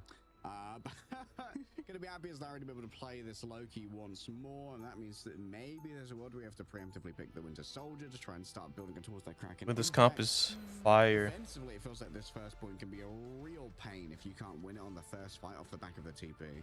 Yeah, but you do risk it if you try and run the TP play, because a lot of teams have wised Lintar. up to the strategies, so now a lot of the time they'll stack if they know that the TP animation is coming on from the attacker spawn, so that no one gets mugged, right? That no one is immediately grabbed on out, and that one pick spirals into a full A take. It will be a stack and then a map flip.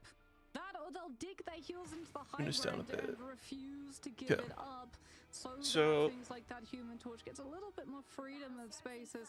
Two on This hold is kind of weird for all business. That's gonna be something. But I guess they're anticipating a Doctor Strange play.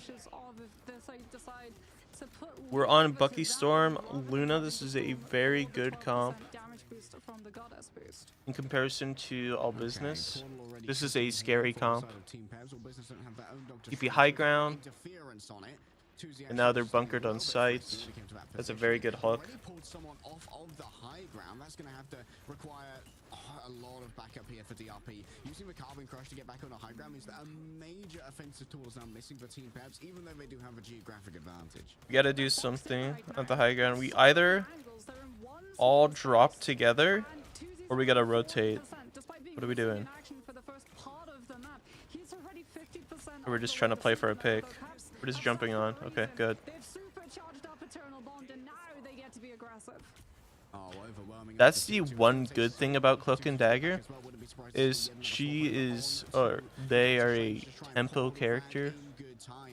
They got Cloak and Dagger ult instantly, so they use that as tempo to grab the point, which is good. That's the only good reason why that character is decent. Cancel the TP. Unlucky. Okay, so they're holding this top angle now.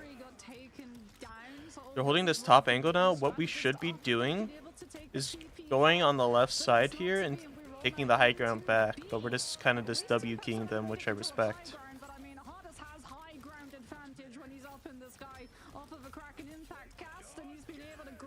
Nice.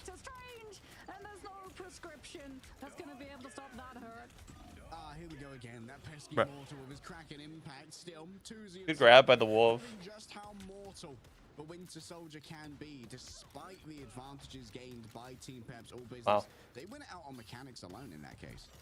Leaf is indeed over towards the Wolverine, having spotted out that group. Now that point A has been unlocked. Now we could be looking for the left side take here.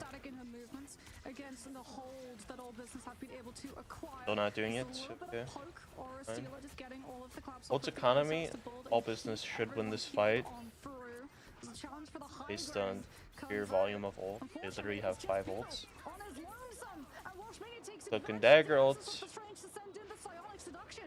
The Invis ult to match.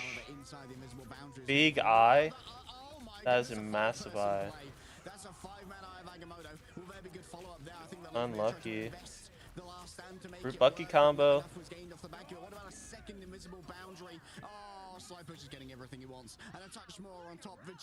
Oh, we use... That's a good trade. We use 6 ults to win the fight, while Pep still has 2. That's... They've still got ults in this next fight. That was good. They do have to worry about all of the poke spam pressure that all TP a high ground, very good play. Going to use the Doctor Strange TP to make sure that Team Pep's approach is as safe Very as good it play. possibly can be, so they can get started immediately with Rat, Psionic great Seduction. Emma ult. No delay time, so all business have nothing to answer. Yeah, that was very good. Grabbed and decimated. Just cut into 1,000 tiny little wood chippings by Leaf. That's a great play though by Tuzi, instantly isolating and decimating. That should never be happening. Oh, that was a really good play by this torch. From down on high, those spell fields from the Lokis, they are overwhelming.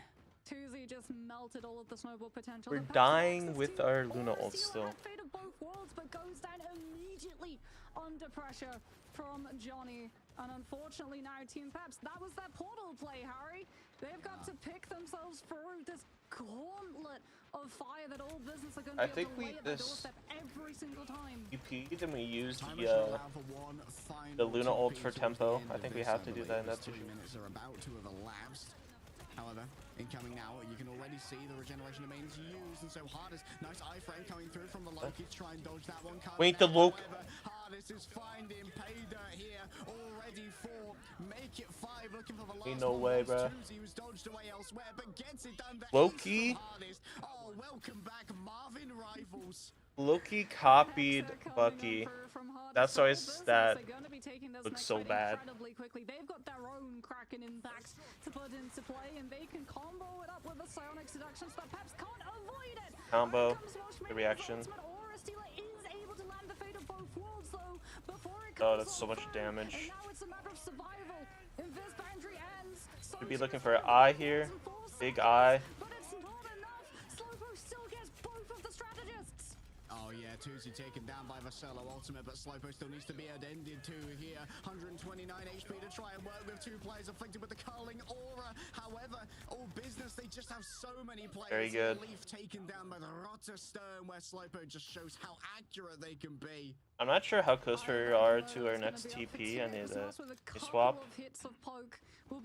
Swap to Beetle's perspective so I can see what his TP time is at, please. We're gonna have one portal, but they're likely gonna be holding off onto it before we get into that overtime play. As Hardest is gonna be coming up to the Kraken Impact, paired up with Psionic Seduction. But 20 seconds, 25 seconds, 50. So we have enough time if we wipe once.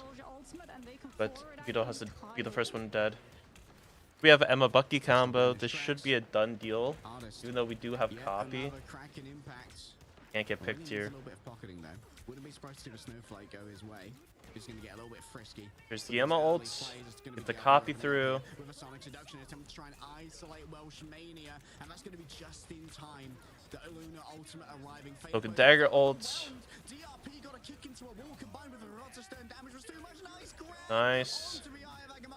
But still it's going to be Hardest heading into a back. Good reset. Oh. Resurrected for he bonked his little head. You hate to see Beetle just trying to block off the healing onto a Vanguard who are trying to shut this one down. Welsh Mania good. I believe in the midst of their ultimate as well. And recontesting with a portal here is off the cards. It's going to have to be Tuzi trying to make it work. Just with whoa. Gameplay. Dodges around for a second, but Team Peps keep themselves alive. Nice. Good. Yeah, big strain shield from Beetle to block off the Psionic Seduction cast from Welsh Mania. All business though, we're able to. It's so annoying to attack. We don't have any ult economy for Peps. We should just dry fight this, try to force out the Bucky ult. Or we should try to force any ults here without using any of ours. We have Strange, we have Luna, so we could do reactive ults. We have the reset. Why are we Luna ulting? Good eye. Nice. Massive. Great coordination coming through from Team Peps already. Now it's down to Beatles just try and finish it. That was Maelstrom of Madness, so Doctor Strange's E ability with the damage boosted Luna, so that's 40% damage increase, which should one-shot. It's kind of like what you used to be able to do, one-shotting through ultimates. Hardest versus Slowpoke. Both of them having access to Psionic Seduction. All business having access to more sustainability. So we have Bucky, Emma combo for Peps. We have Bucky, Emma combo for all business, plus Luna Torch. That is very good. The silence was very good.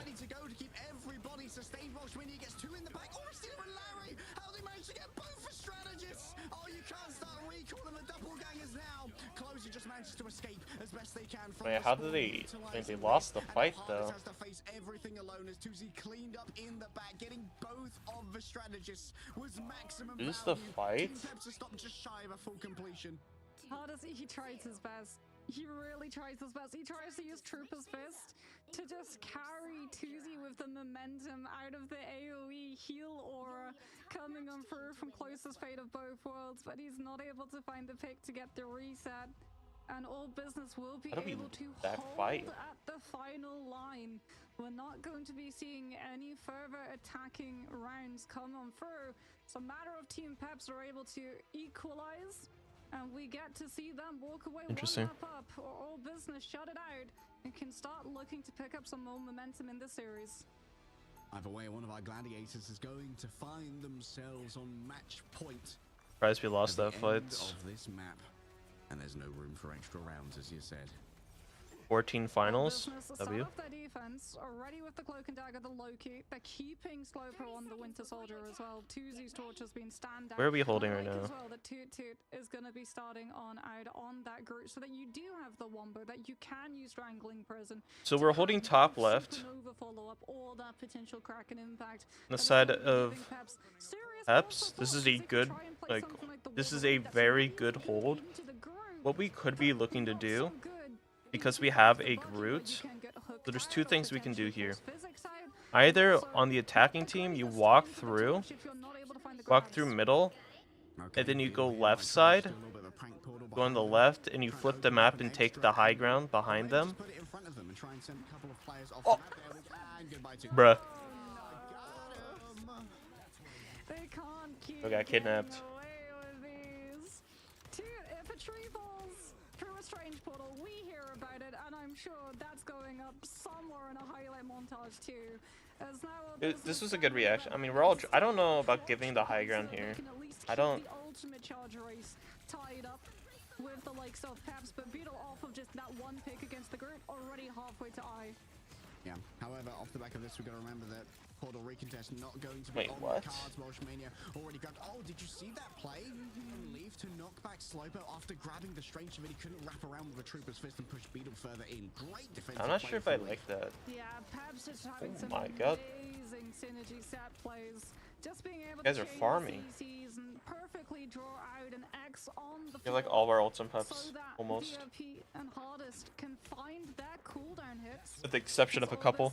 Back to the drawing board they go. Slopo is going to have Kraken impact, but Toot has been able to do absolutely nothing on this group. I know, playing against Torch on this map is actually just like painful. All of Pep's positions.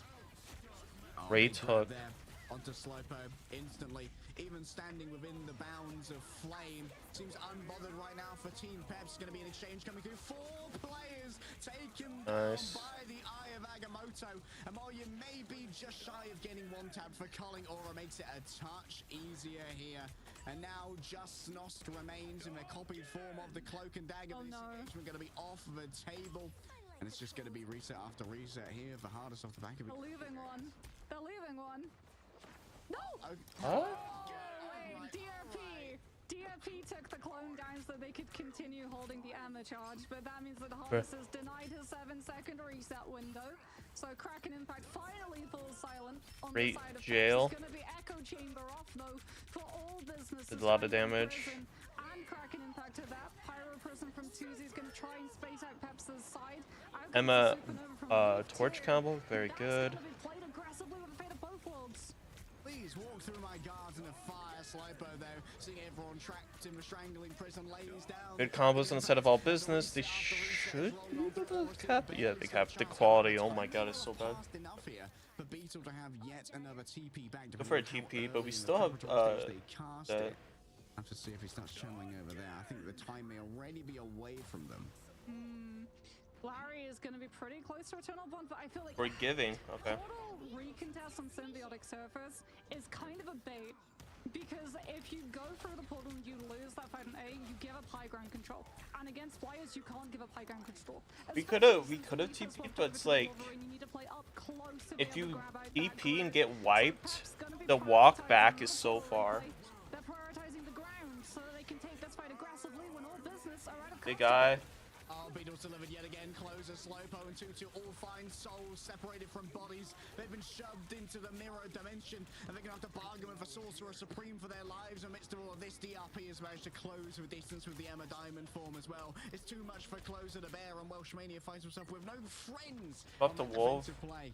Yeah, and now all business. They enter into Wolf a for really Torch. tough decision. Do The you Groot? go for a Yeah, I think Doctor that's fine. Strange portal so that you can avoid all of the poke coming your way, and that you can secure your Groot into the fight without having to worry about But a we Wolverine? do have Or do Loki, you just walk up so and take it, because if you use the portal, you don't have it in Wolf is a overtime. little interesting of a As pick, Leaf is going to get scout but I think it's knocked out fine. by Tuesday. He has to surrender his position. He's got the last stand though. He's looking to see if he can grab out that Groot and separate Toot and Slowpo's Yep. lineup. There's Groot, he's Tutu's dead. now going to be in a position where they can't wall off the incoming play either. Still, Slopo thought they saw an opening. Great grab. Vanguard Kick. slammed into the floor, slammed into the flames as well. The last Nice. stand drags Closer from their own invisible boundary. And while they were momentarily incorporeal, forcing them to not be able to get the impact onto Tuzi, it seems that Beetle's on the case. They lost the 1v1 in the air to the Strange. Larry's going to have the eternal bond. Hardest is about So to Emma get ult another copy Kraken impact versus on the C&D, synergy between him uh, and Beetle earlier. I. But that Eye of We can Agamotto combo just these two. into the Kraken We have impact C&D for forward. reactionary That's ults. potentially coming on through with a silence from Is the good. We're Silence Emma faction. ulting. We could be looking for C&D ult in a second. Disengaging to the Kraken. There's the C&D ult. Okay, great response coming through here. They give the space. We're eyeing the invis. The knockback, it didn't work because he had his Hardest back to the ramp, so close. Bucky ults. Like a centimeter or something. Hardest really wants Nost. Oh yeah, he's going deep for Hey, this one. And Nost will be temporarily saved. Yeah. Wolverine. Using those regeneration domains so early is not ideal for the remainder of the fight, because now how are you going to save? I mean, that's good. That could have been such a very bad play for Arcus, whatever his name is. That actually was a very bad play. They just gave them space because of that, because he wanted to go for the healer.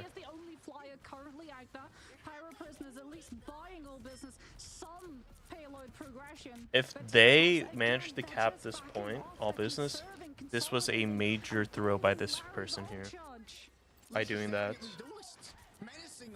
Doesn't go for a feral leap just yet. It's going to be DRP trying to grab any mind controls that they can. For now, no one seems to be answering the Tinder request. No swipe right onto Emma. Closer forced into the open. Is going to be using their disengagement here for a momentary little bit of self-healing into a back. I mean, the fact that they got the space to play didn't look that bad, but in retrospect, like, that play to dive into here for the reset was a terrible idea. Like, that was like a bronze level throw.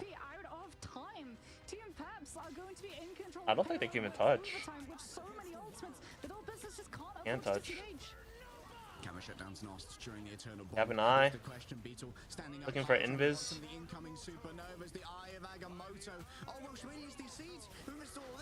Oh, it might be ruinous for the remainder of all business. Closer stuck in place for a while inside the invisible boundary though. All is safe, all is warm and wait, he DC'd over in North America, because it feels like Team Peps, even going into a 5 versus 6, are far from cozy. Wait, he DC'd and they still won.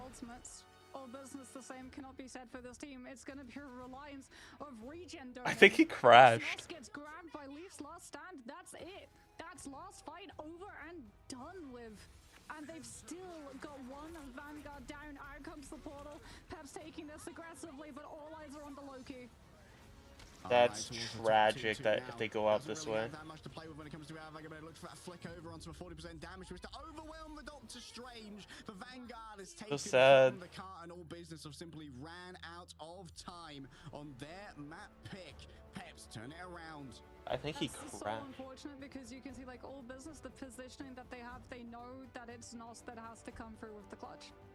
That Loki is so separated from the fight in case it's an aggressive TP onto their exact I think he location. crashed. They're ready with the regeneration domain to just immediately prop open one of those doppelgangers in anticipation of where Sloper was going to be setting the checkpoint of that last stand. And it's not to be, unfortunately. Like you said, one Vanguard gets removed from the payload, and no one else is there to carry on the relay race, and Symbiotic Surface is done. Yeah. Wait, why didn't they pause? A little DC, look at Hardest with that. You rarely see the 6 there in the medals column. The Hexa. The Hexa knockout. The big old ace. Unreal performance there from the duelist players of Team Peps. I love that Peps, like, let him as well. The entire team is still up when they're chasing that last pick. Why was there no pause? Get the credit for it. They don't let him get the Kraken Impact reset off of one of Nost's clones, as TFP yoinks the charge for his own. But Hardest really did just pop up on the Winter Soldier. It's been a standout hero of his. Why was there no pause? Just enter into the Marvel Rivals esports scene in general, and Sloper, there were moments too, as we saw in Aegis. There should have been a pause there. Ultimates were doing so much work where all business were trying to really make sure that he got as many resources as possible to get. If I'm all business, I'm upset, by the way. Like, I'm actually pissed. Team Peps, it just felt like they had why was there no pause? In terms of the tempo when we headed into B, every single time understanding, yeah, Watchmania is going to open up the fight with Psylocke Seduction. We don't need to use an ultimate to counterplay it. We have he DC'd at probably one of the most crucial, like, points, like, and then we can full play our game when all business and major resources. They don't pause. And that's the thing, up against the Emma. I don't get why they didn't pause. Neutral into Emma may suck. Really suck.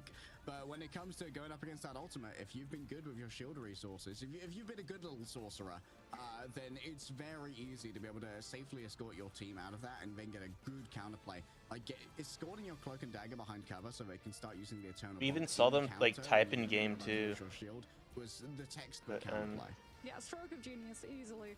Because they know I want to that, see like what you said, the chat is shield saying. going to be breaking. Everyone from all businesses shooting it, trying to break it. Because if it breaks, that stone introduction grabs everybody. Absolutely everybody on the team. But Larry just needs 1 second where he's not silenced, which means that he can come on through with the dashes of Eternal Bond, which have CC immunity. If you didn't know, there are CC immunity frames that a lot of characters have, and the way that you can actually tell if something is CC immune is that your health bar has a yellow border around it. So things like your Punisher Final Judgment, your EMEA Diamond form, Magneto as well when he's in his Meteor Arm statement, all of those things CC immune, and all. Wait, only admins can pause? Yeah, CC immunity can be a really big asset in this game, but there's one thing that you guys aren't immune from, and that's this break.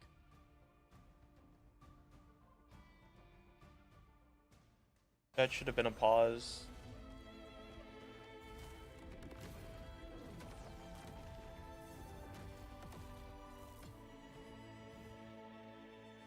All these will be very good games, by the way.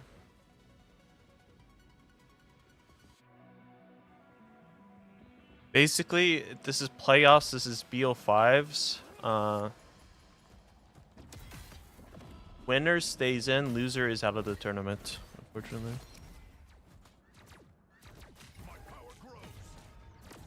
But I don't know why there wasn't a pause.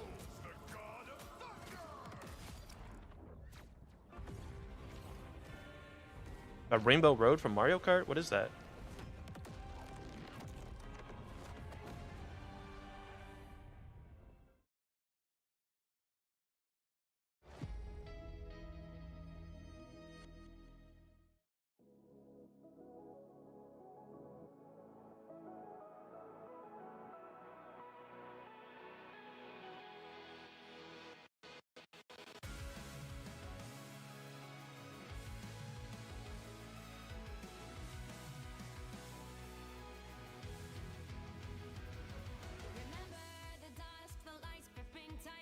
Trapping all those fighting souls, but yet across the world I see you standing in my way. And remember the time, the place we used to fight, like the sun and moon, and I wonder if ever there was a time that we were friends. The night has fallen, shadows looming, and yes, that time has come for me to seek you out. We are set now for our last reunion. Break the chains, find your way, come find me. Do you remember who you really are? Show me that you are still the only one for me. I'll be waiting for you. Playing out, open your eyes, raising up your fists and smashing through time walls. Before the rift splinters again, we are rebels till the end. Rise and open your minds, hold on to your powers. No one can stop us. We are rivals till the end of time. We will clash, no matter where. We will fight, reaching across time and space. 'Cause you are my destiny to the end.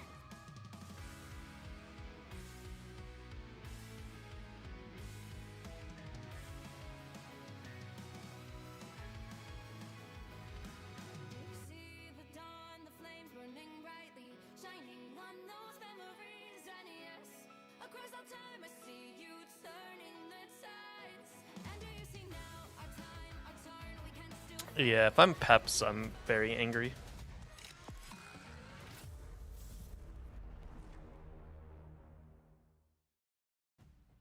Welcome back, gamers.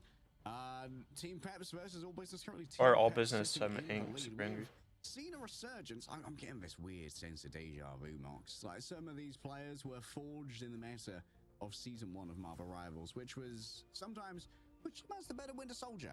They win. And Hardest was kind of forged in that. And right now we're seeming like a very impressive Winter Soldier player. Yeah, it is beginning to get, you know, just a little bit chilly in here as that Winter Soldier, like you said, has come back into the forefront. Now that Punisher has been banned out, and even though we've seen both of these teams try to make flyers work, Winter Soldier being able to deal quite handily with flyers with his E, being able to just knock them out of the sky immediately and ground them, as well as Bionic Hook being able to nab them out. And if you're flying, you're going to be out in the open for the most part, so you are pretty susceptible to that Bionic Hook pull through coming on out. Both of these teams have been sort of spooked away from things like the Torch, and we get the Winter Soldier mirror match, and it becomes a matter of who is going to be able to give better resources, better follow-up, make sure that Winter Soldier survives as well the cast of the ultimate, because there's a couple of ways that you deal with Kraken Impact, and number one on that list in terms of priorities is take the Winter Soldier down before he takes your entire team down with him. Yeah, although easier said than done when we have a great triage healer making it through the ban phase at the moment. Both teams are electing to let the Luna slip. So you can stick your Idolora, your Snowflake on the Winter Soldier during that ultimate, and if you are pocket healing him, he's getting like what 150% heals from Luna, which is a lot for those of you who aren't mathematically inclined. Yeah, Idolora is a very strong ability coming on through from Luna, and it doesn't have a cooldown either, so you can just place it on whoever you want as long as you have LOS when the Very cast comes good, through. very good. 35% of every single heal that Luna does is then directed over to the target that Idolora is placed onto, and like you said, it does stack. So if you're actually healing that specific target, then yes, they receive 135%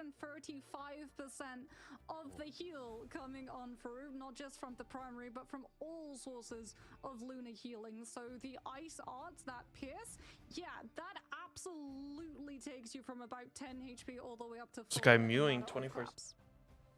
And the fate of both worlds to be able to be outside of that aura. All healing from Luna, that's what, like 200 HPS on up to like 4 other targets. I don't know if it counts for healing on herself as well, which it does heal herself. So you could be getting a lot there if you have the Idolora on you. It's great for survivability, especially if you happen to be a Human Torch who's going to be flying outside of like sphere of influence of that ultimate. It's now all business's turn to choose a map, however. So question is, where are we going to go? We're likely to see the Cap and Psylocke banned again. That seems to be Team Peps feeling pretty confident with that, and even the map they dropped was incredibly close over on Idris or Path. So I imagine Team Peps are going to keep hammering this nail, as it were. Yeah, the problem for all business is that it's a convoy map. They have to take us to a convoy map. Right off of the rip, you can't go Spider Islands. You can't go Spider Islands. That was the birthplace of the spawn hole that Peps themselves, different roster of Peps, but still some of the players did actually carry on through, right? Hardest was actually one of those players way back when in the Marvel Rivals Invitational that we got to witness firsthand, actually, you and I getting to see him popping on off on that Winter Soldier, being able to take maps against Virtus Pro, coming on up with the free fight minimum strategy where you start on spawn, and then when you start losing that first fight, you all make sure that you throw yourselves onto cart.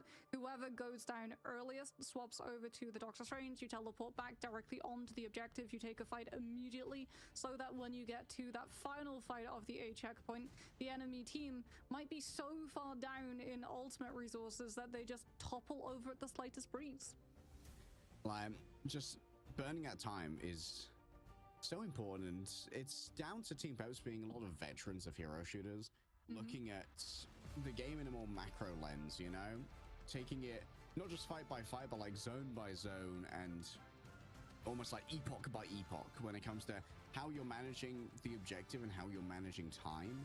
All business, I think, have like so much fragging power on their roster. Like, they're all so mechanically impressive, and they've got these little tricks. They've got these set plays. They've got the damage boosted Namor ultimate to shut down the Eternal Bond. Znost recalling their doppelgangers in the midst of an opposing Kraken impact. We're back into bans. It looks like we may see a little bit of a pivot here to ban the Magneto first. Yeah, so now one side is likely going to be able to get one-sided Mag, and the other side is going to be prioritizing one-sided Emma. Emma very, very good at being able to shut down dive play, but Magneto very, very strong at being able to We're on Dom again. being able to absorb ultimates too is huge for the side of Team Peps. Ban Mag, save Mag, ban Emma. right? You can manage to absorb a major chunk of supernova with the meteor. Not all of it, mind you. Will we see a protect on Captain America here, though? Is the Ban question. Loki. Or do they All want to standard. continue prioritizing their own Emma? Save Psylocke. Again, we go That's for good the for Psylocke. Dom. Like, we I saw agree with Psylocke that. protected over on Hell's Heaven. Ban Cap. And it's with Sloper who was That's playing good it as well. Tuesday, which was Ban the team up. surprising to see We have to ban they're Cap kind of next though. unlocking Tuesday on Human Otherwise, Torch, so we we're getting some will good be value playing there. that Cap Psylocke Yeah, well, dive. Team Pep's immediately taking Emma off of the table, so that we're not going to be seeing Pretty double standard. Psylocke. We wouldn't have a concussion. It would just be the team up coming on for, as it's now going to be the Captain America removed, so no follow up. As I'm not surprised Ban at Wolf. all. I'm fine with All that. That's 100% to just screaming at the Yeah. team as every Vanguard main is fully aware of the pain. Get the Wolverine out of here, please. Punisher save. This forces Two them. protect used on Duelist. That's a rarity. Question is here, do you want to try and ban out the Loki? Saving Punisher to a mag. If you're Peps, if you ban the Why are we Loki, saving Punisher in a mag? then you let the Luna through, and the Luna empowers both the Punisher Loki ban is and fine. the Psylocke. Doctor But if you ban Strange. the Loki, then the regen domain. They're just banning is the what you tank have to worry line. about, but it's actually going to be the Doctor but- Strange that they ban. That's insane. Okay, so they're really pivoting to just taking away the Vanguard pool. Maybe try. They and hate force Vanguard Tuesday players. to These ban guys are them. diabolical. Because then you're going to be able to save the 4 Punisher, Vanguards Punisher will be banned. able to melt Venom. Potentially, you also get to play Bucky. With a Punisher Too, because mag. Winter Soldier's Oh been able to my make it god. through, so you I mean, they do just have kinda, elements they of might time just to dive roll them. that Team Peps are going to be able to have access to. But for all business, they went quite heavily now into that Cloak and Dagger ban too. So if 2 does have to go for that Venom or potentially the Hulk, you don't This have just to worry forces about like characters that will get immediate absolutely impact shredded with the by backline, Punisher. giving you 28% increased damage from all sources, which just melts a Vanguard's health pool. Storm Punisher into this is like pretty can make good. them just disappear. Actually. I don't know if I've seen too much of Welshmania on the group. I believe usually it's been Toot Toots. Yes. If we just force damage, Yeah. they It feels should just like, roll them. Obviously, this is going to require quite a feat of flexibility from Tutu and Welshmania, as there are 4 Vanguards taken out of what, 9? 8?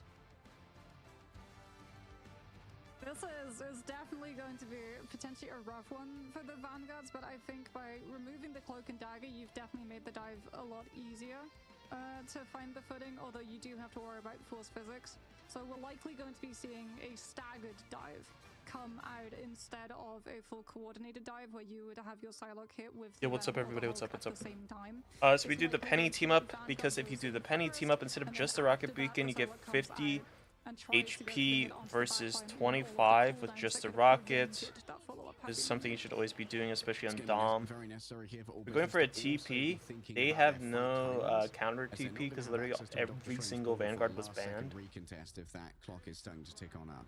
Like literally just like not leaving. Portal's Oh, been he's opened, dead and they have instantly. Slopo. Alright. Yeah, hit him with the right click on Leaf.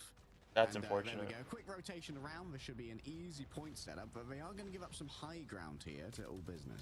Yeah, but all business aren't going to be situated on point, which means that Welshmania, the walls are just going to be shredded immediately. If you try and walk down the slope, you go directly into the This is crosshair kind that of the Hardest bad, has been able to set up. bad Now comes the scenario first for boost. all And business. all business have been just zoned off the point. Team Peps essentially get it for 1 pick. Oh, Hardest might be ready to ascend here with a shotgun onto Tuzi. Instantly forces for Sonic dash away. You can see that Tuzi has gone deep into their own backline now. Znost overwhelmed by DRP. Oh, the Magneto just puts I'm out kind of so upset much that damage. like And DRP the is admins so didn't well pause Great last tracking game there still. for Like I Hardest. feel Beautiful bad for all tracking, some business. might say. And well, all business. They've kind of been flummoxed. Yeah, this Groot is just not getting to live. They might have removed the Wolverine, but the Punisher is just as problematic for these Vanguard players as Good those stagger. get shredded faster than they can be built. I mean, I wouldn't even know what to do in this situation as all business because you're just playing tanks that get absolutely destroyed by Punisher and you can't swap to anything. The strategist ultimate charge is not in the greatest of positions either. Team Peps have very much had this one-sided so far. Alright, Goddess boost. Might allow for them to get a one-tap off the back of the Eye of Agamotto. I'm not entirely sure on the math right If Peps there. managed to Almost lose like this before map, I'll be charge. surprised. Could be time to He's go. already out of Into mech the again, or barrier. out of It's not Hulk. available. This could be everything for Beetle. Instead, just going to really also sticking down that culling turret in the midst of all of this. A strangling prison went elsewhere, and it's time for the Groot Or to find a way Groot. once again, struck down by lightning from above. The weather goddess, the Omega Day 1 draft. Yeah. But to be fair, last match, they should have had a pause because Welsh Mania literally DC'd and they didn't pause, and it was probably one of the most important fights, and they didn't pause it, the admins. Apparently players in the playoffs don't have the ability to pause, only admins can. This is a miserable game for tank mains. Yeah. Walking forward with the final judgment here from Slopo. It needs to be so much damage, but can't really see the targets. Goes inside of this. 2 players, 2 vanguards stunned, and now raining on top. Like, this is just sad to watch. Kinda. Force has now been levied by Team Pep's. Leaf is looking strong. This could put them within spitting distance of rolling forward, but Tutu is refusing to lose. Grabs 2 with the World Breaker Hulk, the French Breaker Hulk in this case. I mean, they literally banned like every single tank in the game, and they gave they like allowed Punisher through, so Skylar just kills everybody. Yeah, the hardest on that Punisher. They saved Punisher for a reason. And This was literally like, there's nothing to really talk about. It's literally just a draft difference. The 3rd draft was so good that it doesn't matter. And there's just no follow-up damage afterwards. Tuzi tries to come through. I wouldn't hate dropping a tank and just going like triple duelist or something. I wouldn't even hate that. Oh my god. There's just no way for the full team wipe to come on through. DRP on the Magneto was able to anchor the point by himself. Hardest comes back on the Punisher, and he's gonna have a final judgment amped up by a fate of both worlds in the first fight. If Peps decide to take the brawl, they might just go for another strange DP onto one of all businesses' split off players. Tusi's being pretty heavily constrained at the moment as well. The triage reactions available for the side of Team Peps are pretty significant, with both the Metallic Bulwark from the Magneto and the early use of a Guardian Shield from Invisible. Well, here's the Venom that we anticipated coming on through from Tier. Leaf, though, still going to be on that storm. Peps are likely going to swap off of it. If they don't win this first fight, we'll likely see the Winter Soldier come into play for the Bionic Hook against that Venom. But for now, Leaf's Goddess Boost does mean that Team Peps have the lead in terms of damage burst that they can do at the beginning. Oh yeah, and Tutu's definitely feeling the business end of that. Great strangling prison. Tuzi just descended from the heavens. An avenging Icarus strikes down upon these unworthy mortals. And all business finally find their Alpha Strike opportunity. It's not the Winter Soldier, it's the Human Torch. Leaf is going to be going for Maybe start Wolf. Pretty sure Wolf is banned. I mean, it's like there's nothing you can do really. Back at the damage is going to be coming from the sky, but you can also utilize your fire AoEs to get the accuracy marker and try and scout out Slopo's position to keep your backline fully. I mean, if Peps just plays in a ball, they should just win. Ultramania going to be grabbing a lot of this early aggro here, but you still got to worry about Tuzi on the off angle. Has not been cleared at all, and the Venom still reigns above it all, ready to drop on down at a moment's notice. I mean, they just have to LOS this, otherwise they die. They ban 4 tanks. Yep. It was a bad split coming through versus Nos. Nos might be overwhelmed in their own right here, and now the Feast of the Abyss seems to have been thoroughly survived. The second strike, though, from Slopo with the Dance of the Butterflies inside the invisible boundary. It seems like Team Peps, they've dotted all their I's and they've crossed all their T's. Every threat that came, they met it with a well-placed guard and riposte. And a pick onto Welsh Mania as well. Tuzi got taken down too, and target focus as Peps understand they used Magneto's Meteor M to safeguard hardest from the damage coming towards the Punisher mid-final judgment. They don't have it to absorb either the Strangling Prison or the Supernova, but now they've got the What's this guy doing? What? Which means that Team Peps can play split, so Strangling Prison catches a minimum amount of players. It's just like, I don't even know what you're supposed to do in this situation. I mean, you can do that, I guess. That's good. Beetle tried to stop it. They tried to go for an Eye of Agamotto. Pep should not be losing. So that they wouldn't commit, that there'd be so many players down. They wouldn't go for the wombo combo because they think the fight's already lost, but it's not to be. Yeah, front to back this draft. We'll be able to find the flip. Yep. Feast of the Abyss is going to be up for Toot, which probably isn't going to get a pick unless Lopo's. I mean, they aren't playing Wolf when you're right. I mean, it's Mag though, right? You can't really play Wolf in a Mag. You can, it's just hard. Because each time he gets grabbed, just bubbles. Dealing with Tutu, forcing out that early usage of a Fate of Both Worlds, and attempted damage boost, I believe, came through onto a Face of the Abyss, and that's done plenty. Nice. Business looked to be in a commanding position. Why are we Bucky ulting there? I mean, they're doing actually really good. The question is, what were Team Peps thinking with that investment? Force Bolden dive backline. I mean, you can, but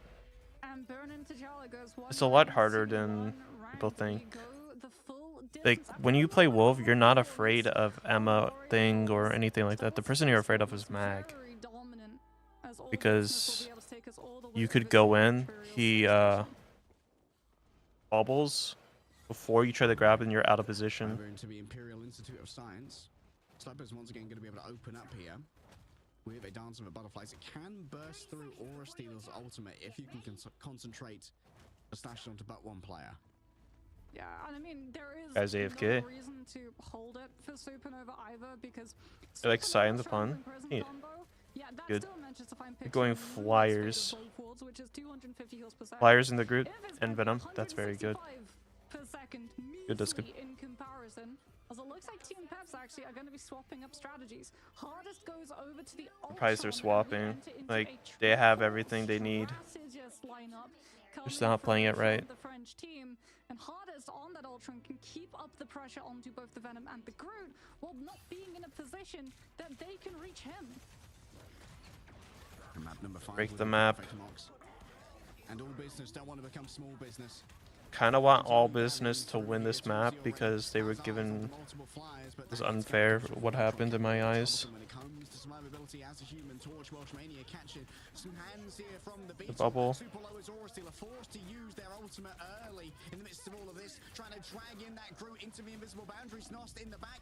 Those cameras is black.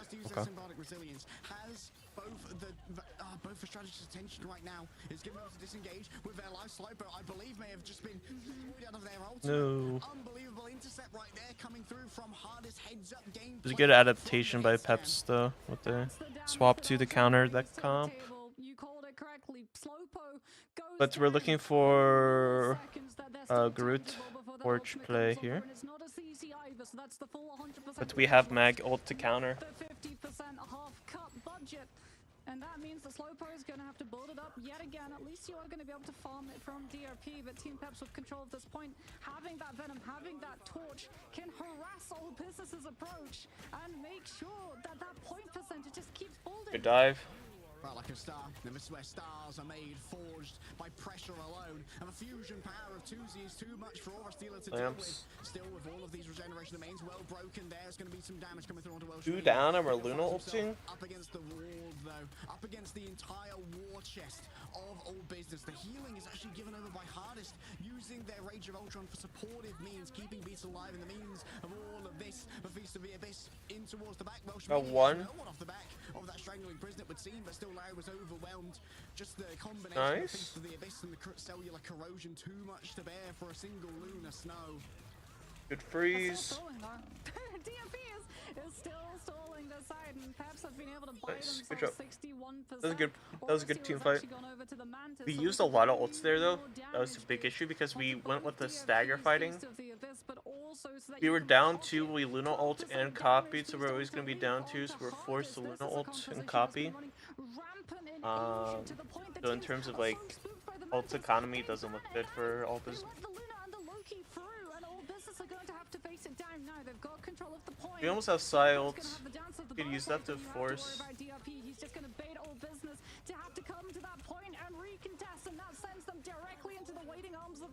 We're just waiting for this. Oh, never mind. Guys is killing everybody. I mean, we have TP up. No, we don't. Never mind. Strange is banned. from above, raining down fire. It's actually so gross what they did. It just proves supreme as All Business can't survive the poke. Like, All Business had to split the team. Someone had to go contest ERP so that point stayed in their control, and that. I mean, meant they it's don't get smart, to but it's like, off of what Strangling Prison could have done for them in Team I feel Pass. kind of bad. It was just fate of both worlds to make sure that they They rebanned survived all the the tanks. engagement approach. Final fight territory for All Business. They're going to have the Strangling Prison, but so too has Beetle got the Meteor N, and Hardest isn't even letting them out of choke. Regen Domain is the toll that All Business have to play just to get onto point.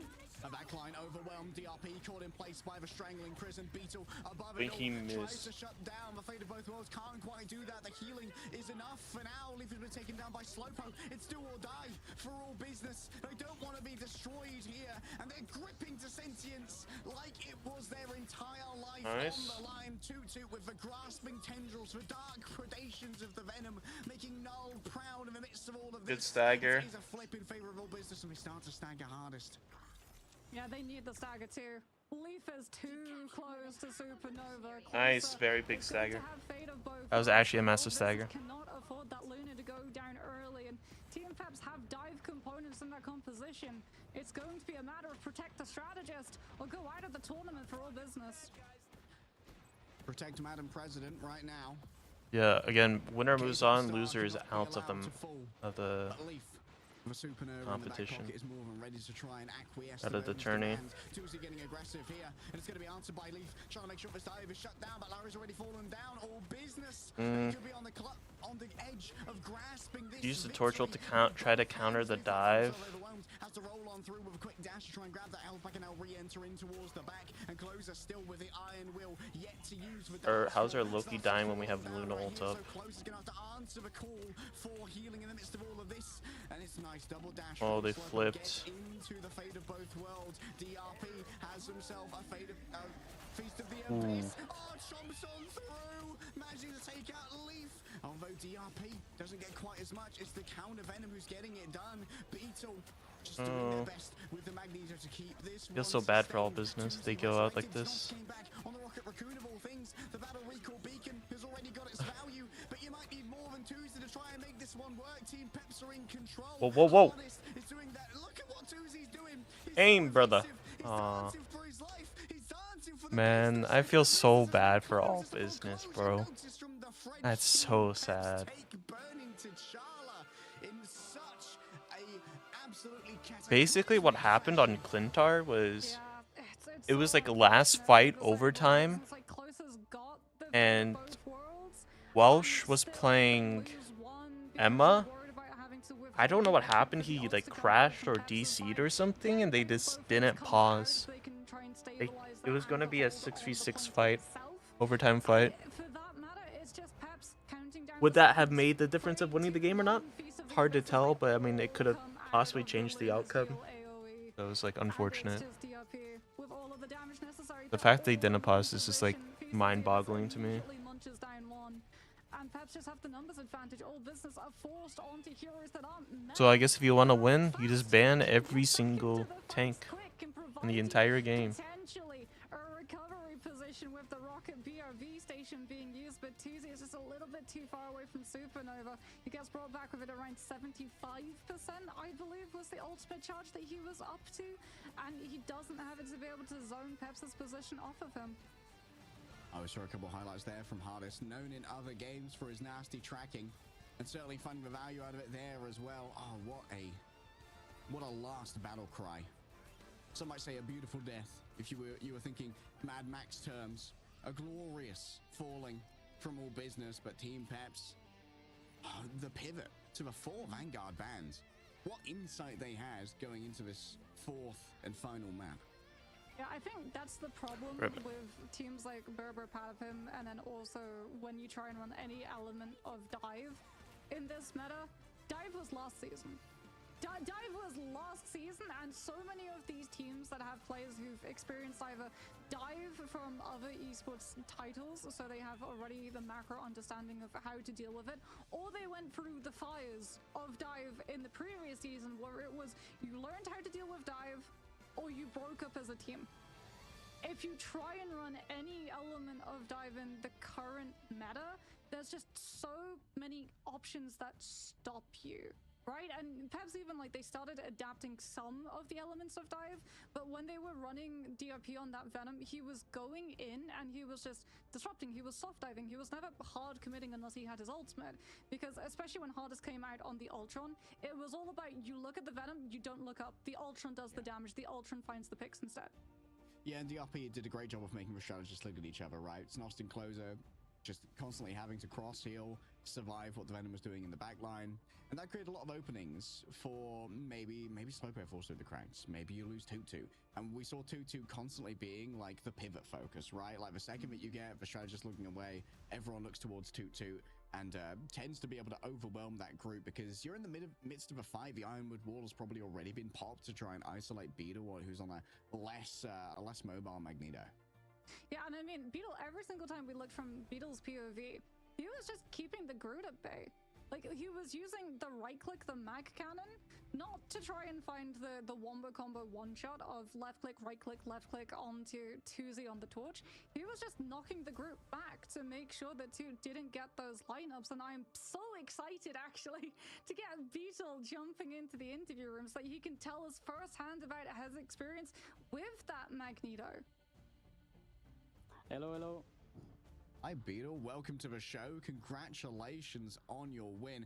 I just want to dive right in with the recency bias here. What was the rationale behind the 4 Vanguard bans heading into Burn into T'Challa? Oh, so basically they don't have any shield, so it's just easy to kill their tanks because they banned all their shield tanks. And how much did you guys put into the merit of counter-stratting? Because we saw a lot of the time, especially from round 1, like letting the Loki through, was that actually a planned strategy so that Hardest could have better ultimates on things like the Winter Soldier? I think it's just because they have like weaker players when we ban their DPS. So that's basically it, and I think it doesn't really matter if they have Loki, since he did actually copy like a DPS most of the time. You are a newer member of this roster, as far as I'm aware, who was originally listed as a substitute. What's it been like integrating into Team Peps, and how's the team culture at the moment? To be honest, I'm very happy about it, because it's like the first game I play competitively, so yeah, I'm really grateful for the opportunity, and I think I'm doing great. And we've seen you on so many Vanguards now. We've got the Captain America, we've been able to see things like the Magneto, we also got to see you on the Strange as well. In your opinion, because there's a lot of debate over which one is the stronger pick, with EMEA definitely going more towards the Emma and any of the Magneto, do you think there is a stronger Vanguard, or do you think it's entirely situational? I mean, of course it's situational, but I think Mag is definitely the best Vanguard, since he can eat ults with his ult and he can one-shot people in the enemy support ults. Makes a lot of sense. You've been popping off on the Strange today. For aspiring Strange players, how do you think you get the most value out of the Eye of Agamotto? Because I think I saw you get a 5-man against a pro team, which is kind of uncanny. I think you just try to use your ult in the enemy support ult, so you just one-shot them through. And you need to keep track of the invis. If she uses her push, then you can go. Well, thank you so much for joining us, Beetle. It's been an absolute pleasure. Congratulations on the win, and we look forward to seeing you and the rest of Team Peps as you continue in your tournament. Thank you, thank you. All right, that was Beetle, the sturdy front line of Team Peps, shielding them from elimination here at Marvel Rivals Ignite EMEA. We're in day 2 of our playoffs, Moxie, and we just have to say goodbye to our first team in the form of All Business. But unfortunately, the farewells are going to keep on coming, because we're continuing through our losers bracket, as our lower bracket matchup of Insomnia.gg going up against Low 9 will be coming up next. And you can see that Team Peps are going to be waiting for someone to drop down from the uppers, whether that's Z10 versus Rad or Berber versus VP. All of those are very scary potential next opponents. Very scary indeed. But you know what's not scary? Or maybe if the stream's ending, it's scary if you haven't been able to have your account linked.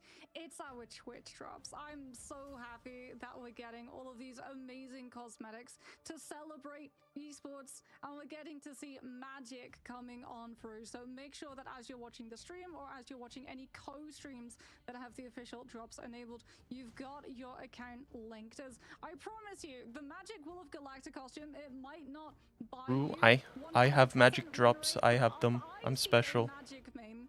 You can go to Actually, Twitch you if you can want the skin drops on or the not, enemy side. or you can watch on YouTube. Do, you know, make sure that they have a little bit more value than a potential Magik might have in organized play.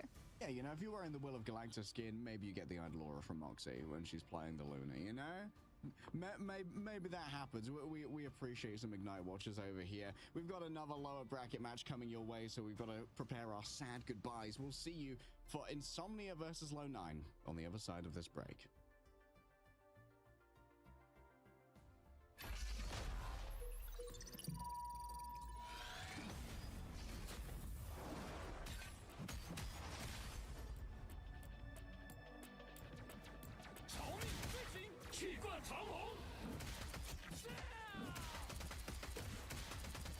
Struck down by living chi.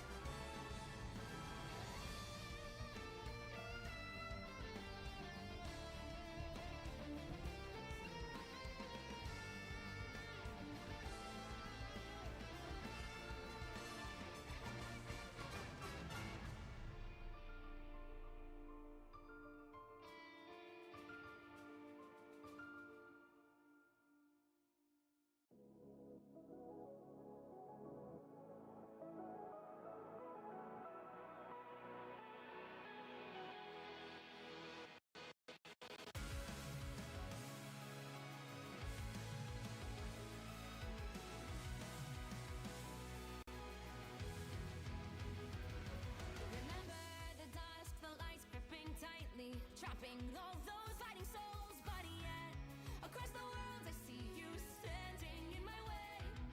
And remember the time, the place we used to fight, like the sun and moon, and I wonder if Ba ba ba. pretended we were friends. The night has fallen, shadows looming, and yes, that time has come for me to seek you out.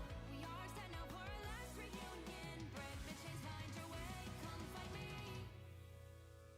Do you remember who you really are? Show me that you are still the only one for me. I'll be waiting for you. Blink out, open your eyes, raising up your fist and smashing through time walls.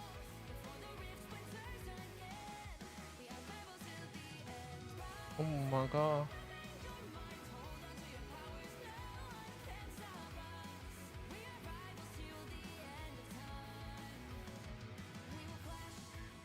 How do I crop? Oh. Figured it out. I'm a genius.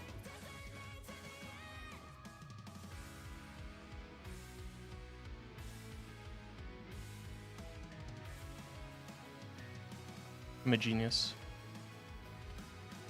Go.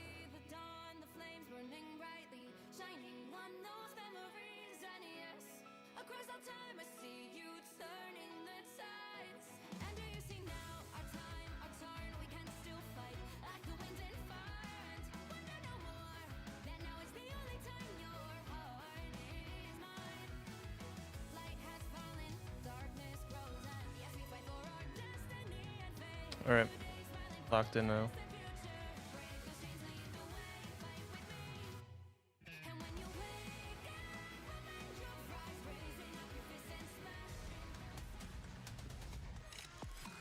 We locked. The playoffs continue, and so too does the bloodshed. We've got another team to say goodbye to here at EMEA Marvel Rivals Ignite Playoffs Day 2. Insomnia, GG, and Low 9 are on the chopping block. Yes, and I mean, this one has the potential to go the distance. Yeah, I don't know what the outcome of this match is going to be.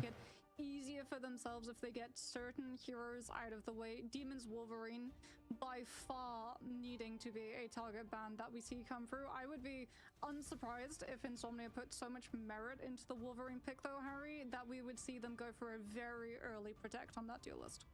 Yeah, it would not surprise me. We did just see a double duelist protect come through from All Business, but it didn't really, it wasn't high business, to be honest. Sentinoblin has been part of the Insomnia.GG's main roster now, I believe, getting pivoted in from a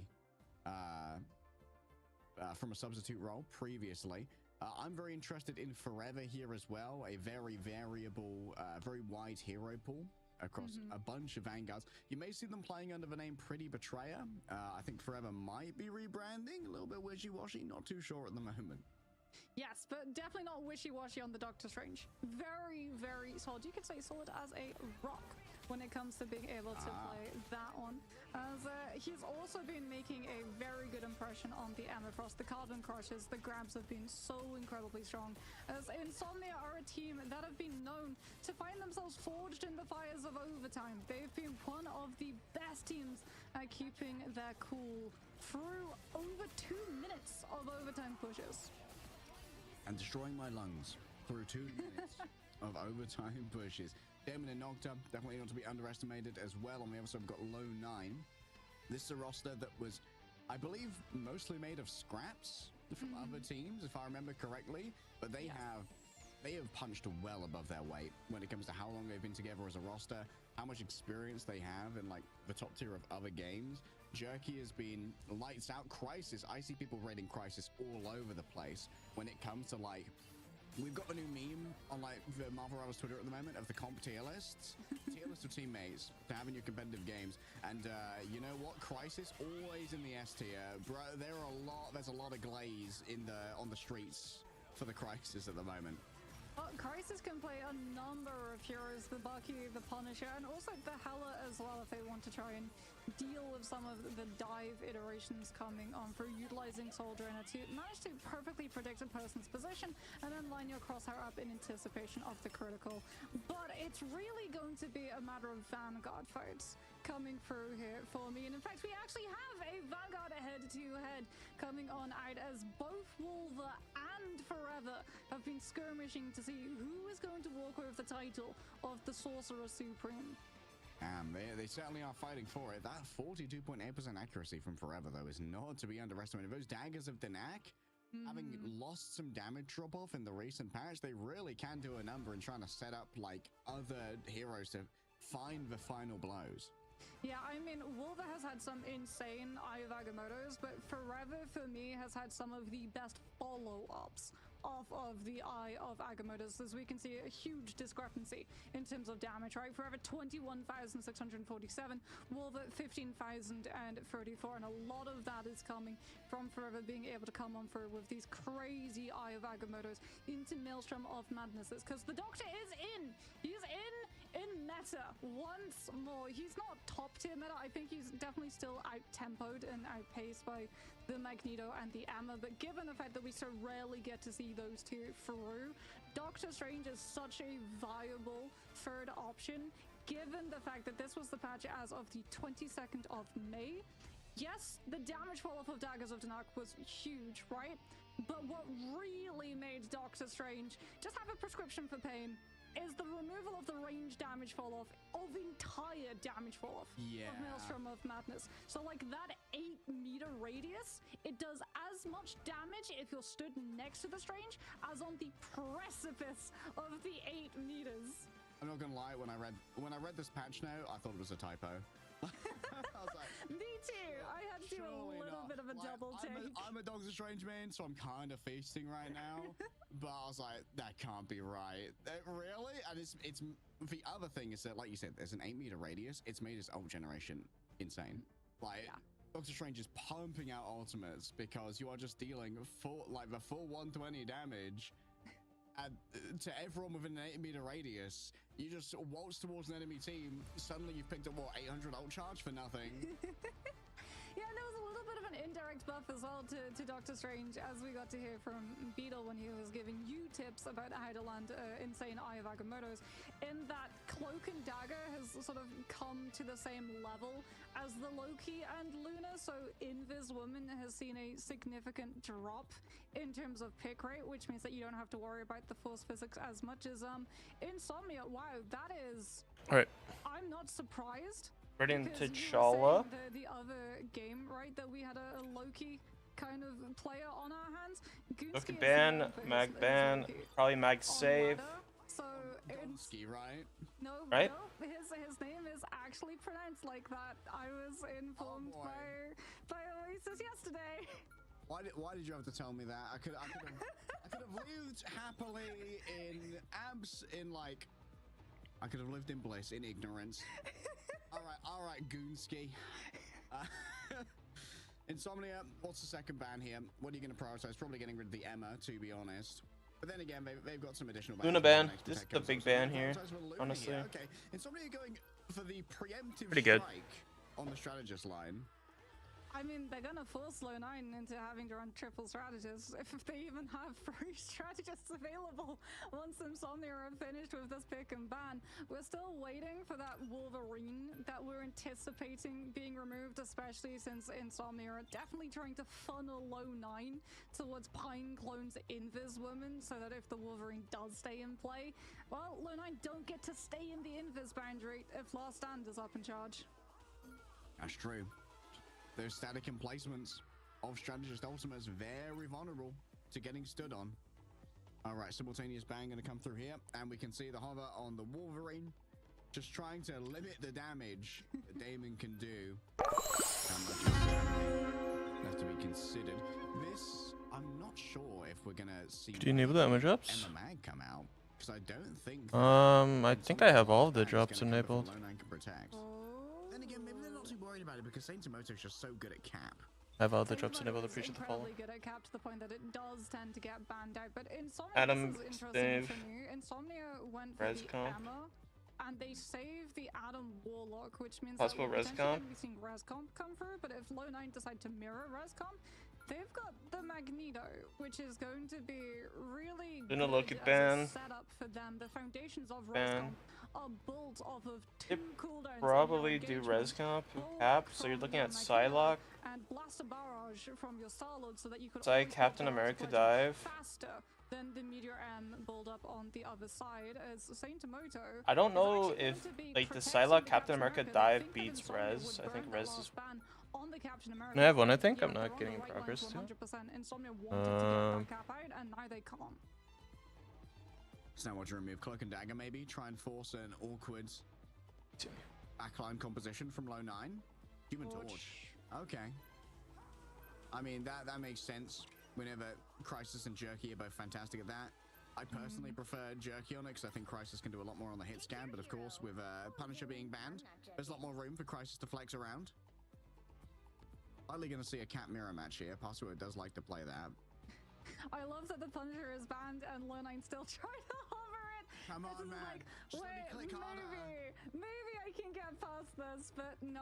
I can break these cuffs. He's forced over towards It doesn't let me change, Insomnia. unfortunately. The Atom. We might see them full lock the res comp, or it could potentially be a pivot if they feel. Yeah, it doesn't let me change them, unfortunately. Sorry about that. Something like dive coming on through as Adam is so good though in these first fights.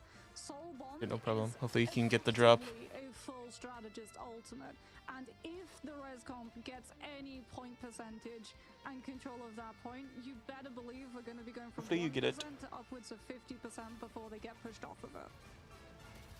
So we do the penny. All right. The penny at the beginning, so that's 50 extra HP Makes me happy. versus 25 with And just Nox actually Rocket. been able to do Just some we real keep bits doing on the every Adam single thus far. time. Most iconically, I think, on Symbiotic Surface, if Insomnia dropped this map, that's likely our most Yeah, speed boost. most likely destination. Well, it's the min-max time. Low9 utilizing the Jeff bubbles to get out of spawn a little bit faster. Insomnia gonna have Passio on the Strange, but So we are doing res comp with Punisher, which is fine. no, they just decide to walk to the point instead. They've got the And we're Strange, just they've got doing the C Arrow, and but D Sentinel plus on the cap, and Invis. Jerky on that Psylocke We is are gonna doing the be Psylocke cap particularly dive. tricky for that a backline lot. to have to deal, but Lurkin with that Terror Cape Might and the just Righteous be Guide too with the late. sedation have Yeah. a lot of CC. The drop might be done, I'm not Okay, sure. Rare for the Psylocke and Cap to both make it through the ban phase against the teams that like this kind of style. Saint Tomoto has been demanding so much respect recently as a lights out Cap player. And you better believe he can do this all day. Nice. Damon, however, tracks him down. The Cap not strong versus the high caliber that the Punisher brings to bear, rolling forward, ready to swap over onto the shotgun. Damage boost the shotgun and soul bond, you just run at people. He's gonna play defensive though. Oh, coming out of a stealth. Yeah, I'd run too. Yeah, it's has kinda already scary. taken impact, by the way. Oh, damn. Doesn't have the space to use it, but everyone from Insomnia stacked up so much that Daddy was getting significant damage up onto all of the bodies there. However, Lurkin with that Eternal Bomb Daddy? is gonna make it particularly hard. You say daddy? For the Lucky to get picks Happened. up of the damage that the ultimate does. Noctis already down. take a his low soul ground into it, fight, so that's invested good. early on to make sure the demon could fully stare down the entirety of Low9's forces. We're going for a tempo cloak ult, All but right, we against counter. it, can they be shut down out of this Eternal Bond is the question. Damon needs to. Oh, It was on my where did it screen, go? Where and it's dead. did the Meteor M go? Well, it didn't go too far, but Damon also didn't make it too far with their own ultimate. Either Jerky finds the perfect time to do the dance macabre. The the cloak dance ult of there? butterflies. It's a celebration here for Low9, but not without significant investment. Insomnia are going to have Sonic Seduction as well as Eye of Agamotto, but they cloak were ult able there? to offset the res comp. This was with Eye of questionable. Agamotto, Insomnia to run away with the point percentage.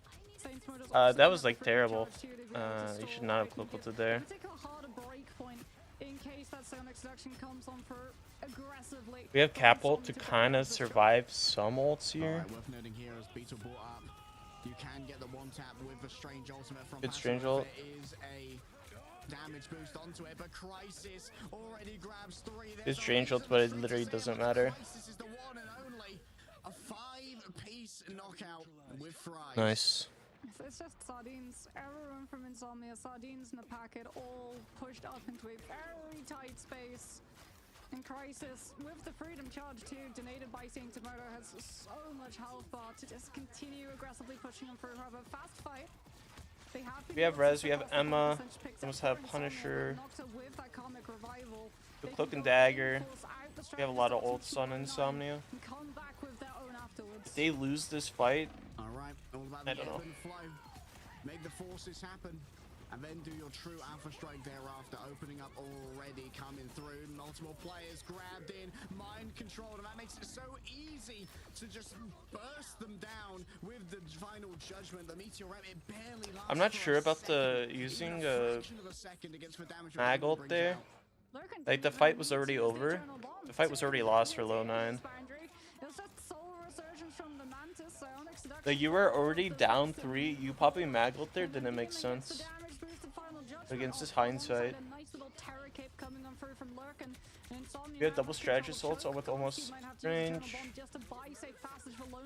C&D, Psylocke, almost Bucky.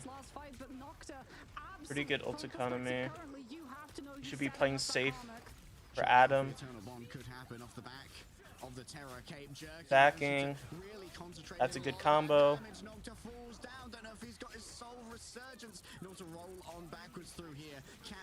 Is that guy at a gaming cafe? I mean, I respect that guy. That guy's at a cafe. I respect that. That's fire.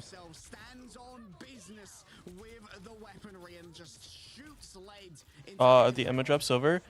Odd Pancake, what's up? They might be over.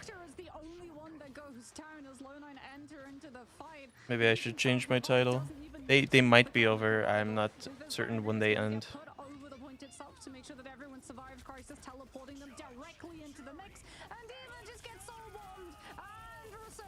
I mean, to be fair, yeah, like 25 days to get them, but not everybody wants to open Twitch, which is, you know, makes sense. Like, it's fair. Big res.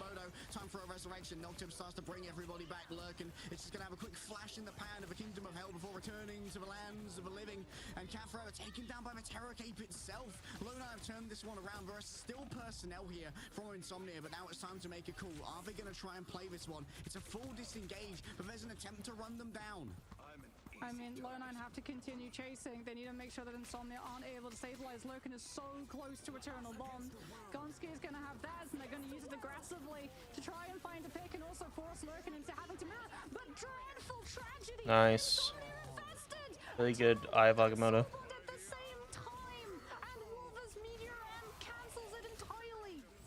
Oh, unbelievable value here. Forever's nice. By the adamantium claws. Low 9 when it comes to ult value. Wolver, Crisis, Jerky, all deliver. Pasuo can't stand up to the slicing power of the Wolverine. Think we touch, unfortunate.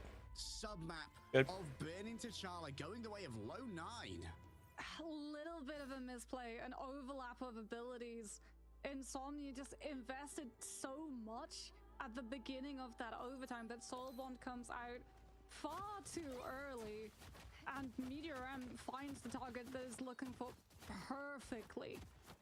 And Low 9, they definitely had a tougher time of it. They were coming up against a comp that is known, feared on termination for being able to stall you out and take you all the way up to 99%, where every single fight afterwards you have to over-invest your ultimates just to make sure that it continues.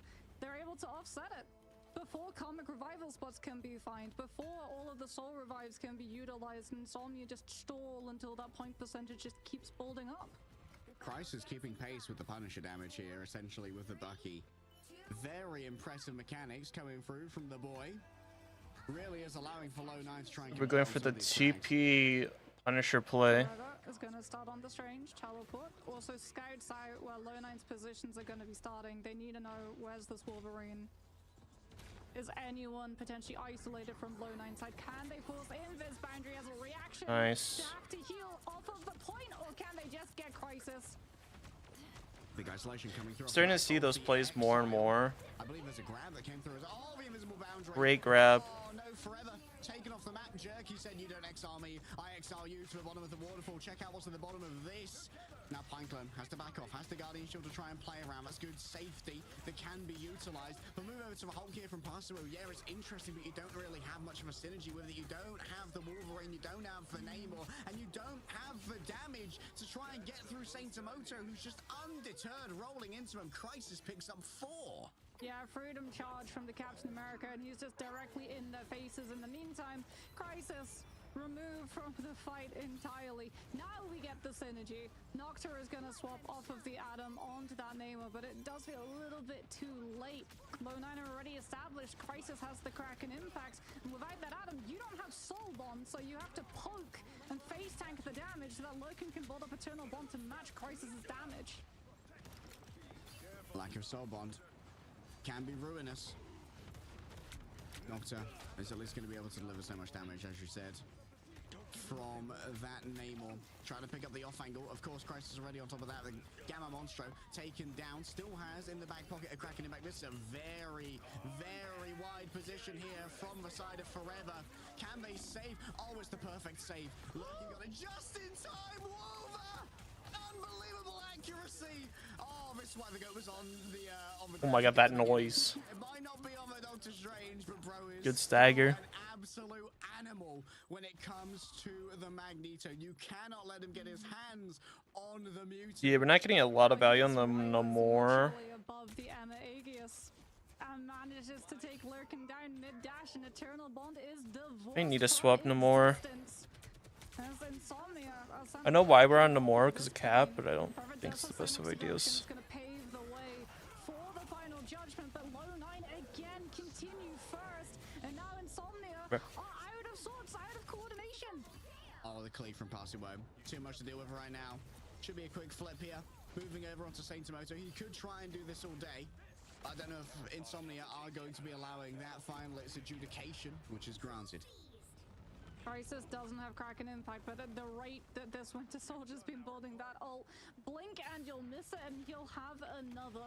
Pineclone's also going to have that invis boundary, but that's not going to be able to stand up to Demon's final judgment damage output. Not if Lurkin's able to find a good terror cape. Relaxing Sky's 100% going to match the invis ultimate so that Demon can get aggressive into low nice positions. All right. Huge amount of damage coming through already from Damon inside the invisible boundary. Everyone's feeling safe for a moment, but when Passuo tries to turn this one around, the safety is gone. Crisis bit off more than they could chew. Wanted for CC immunity during the leap of the Kraken impact because they were scared about getting seduced, but they just didn't have the damage. I mean, Passuo has a huge bubble. It gets everybody on Insomnia. So even though we see invis boundary for invis boundary, terror cape for terror cape, Gonskis gets broken by the Hulk, and Insomnia are able to keep Demon standing. And now Low 9 are relying on Meteor M once more to shut down Lurkin's ult. Yeah, I have no clue if the Emma drops are over or not. Jerky, hello. Uh-oh.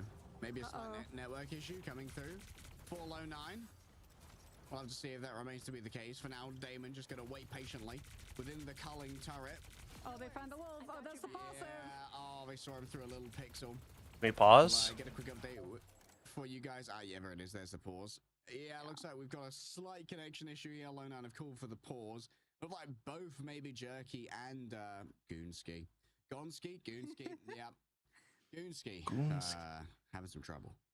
Yeah, unfortunately, it does look like Logan is going into regeneration mode. He does have, you know, the self-heal, but it takes a little bit of time, the body to be able to start getting to regenerate for some of the damages coming on through. But this one has definitely been close. I think it wouldn't have been as close if we'd seen the Hulk Namor roll out at the beginning. Instead of trying to stick with the Atom sacrificing that first fight, definitely did them no favors. But given that the next fight is about to come down to both teams having Eternal Bond and Wolver having Meteor M, it's going to be protect the Cloak and Dagger. Whose Cloak and Dagger is going to live longer? Yeah, and maybe that comes down to good usage of the Guardian Shield now, because of course, being off the Mantis and the Atom means that now there's an Invisible Woman on both sides.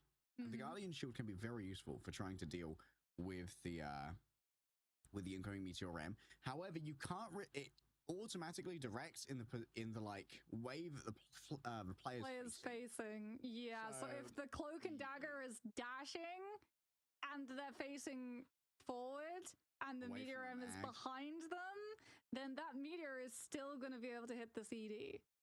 Yeah. We do also have potentially the interceding of the Hulk, the Unbreakable Barrier. That works too. I would assume that is likely going to be the play that you would go for, where the Hulk is going to just jump on the Cloak and Dagger and then utilize the Unbreakable Barrier so that the bubble comes out, and Lurkin is going to be able to gain access to that so that the Meteor M collides with that instead. But it's definitely going to be up to Insomnia to try and really protect the CD. That or Forever is going to put the shield a little bit lower so that it also is tilted upwards, and Wolver can't just levitate and find the angle. On the other side, let's think about how potentially low 9's Eternal Bond could be shut down. I think one of popular ways to we're back. try and do that at the moment is a combination of a Terror Cape on the dash and the Punisher shotgun, which can... Shadow of Proteus. Noctis gonna have ult. Oh yeah, that's true. The Horn of Proteus, especially on a Terror Cape's Cloak and Dagger, could be a great shutdown. Yeah, they're really guarding the name of right now. They know that the Horn of Proteus, also Blessing of the Deep, can be used to block Meteor M as well. As Jerky's got his hands on Passel, and that's already Unbreakable used. Yeah, forced on out. Time for Wolver to try and deliver against the Cloak and Dagger. Great, there's the charged Aegis, as you said, put up just under the Magneto to block the incoming Meteor M. Huge. Chefery. However, everyone's managed to avoid the incoming Horn of Proteus. Still Damon reigns over it all with the Culling Turret, has the final judgment if it's needed, and the call has been given, the call has been heard. Gamma Monstro takes down Pineclaw, and Crisis has bit off more than they could chew. The damage overwhelming. Low 9, they're mostly out of options. There's still the Freedom Charge from Sainamoto, but he can't keep everyone else sustained. He'll have to sit here alone and take the punishment that's been doled out. We're going to a third map. Wonderful Psionic Vortex comes on through from Relax. Yeah, I have no idea about the Emma drops. Anticipation of the Kraken impact coming on out. And Above my pay grade. Crisis just gets grabbed into all of that incoming damage. Slowed as well too. Great read coming out from Insomnia as they let it happen once, but the adjustments were immediate. Lurkin was just getting such a pocket, every single resource that this Cloak and Dagger needed to survive the damage that was coming on through the Meteor M that was sent hurtling in his direction a second time. The admins should have like paused before Wolf died. Great play though from Camp, learned from their mistakes, and that's one of the things from Insomnia. They seem to be a very iterant team. The second that something goes wrong, they're very quick to adjust to it in the next map, or in this case in the next sub-map. So Because I don't, the admin, if you're spectating, you can't see the chat. Which is kind of bad when you need to run a pause because the admins have to determine if like someone lags out. So I think you kind of have to have a admin in the VC just in case. Like, I think that's the only way you can go around that. is going to be able to utilize all of those jumps, which have 0 cooldowns, and immediately get the position of service side room for Damon to be set up. He's getting so much body block too. That was the Aegis, the Monstro, the Guardian Shield. All so that this Punisher could hold his position, but he goes down regardless. Tainted Voltage, not suffering from damage off a big pull there onto Forever.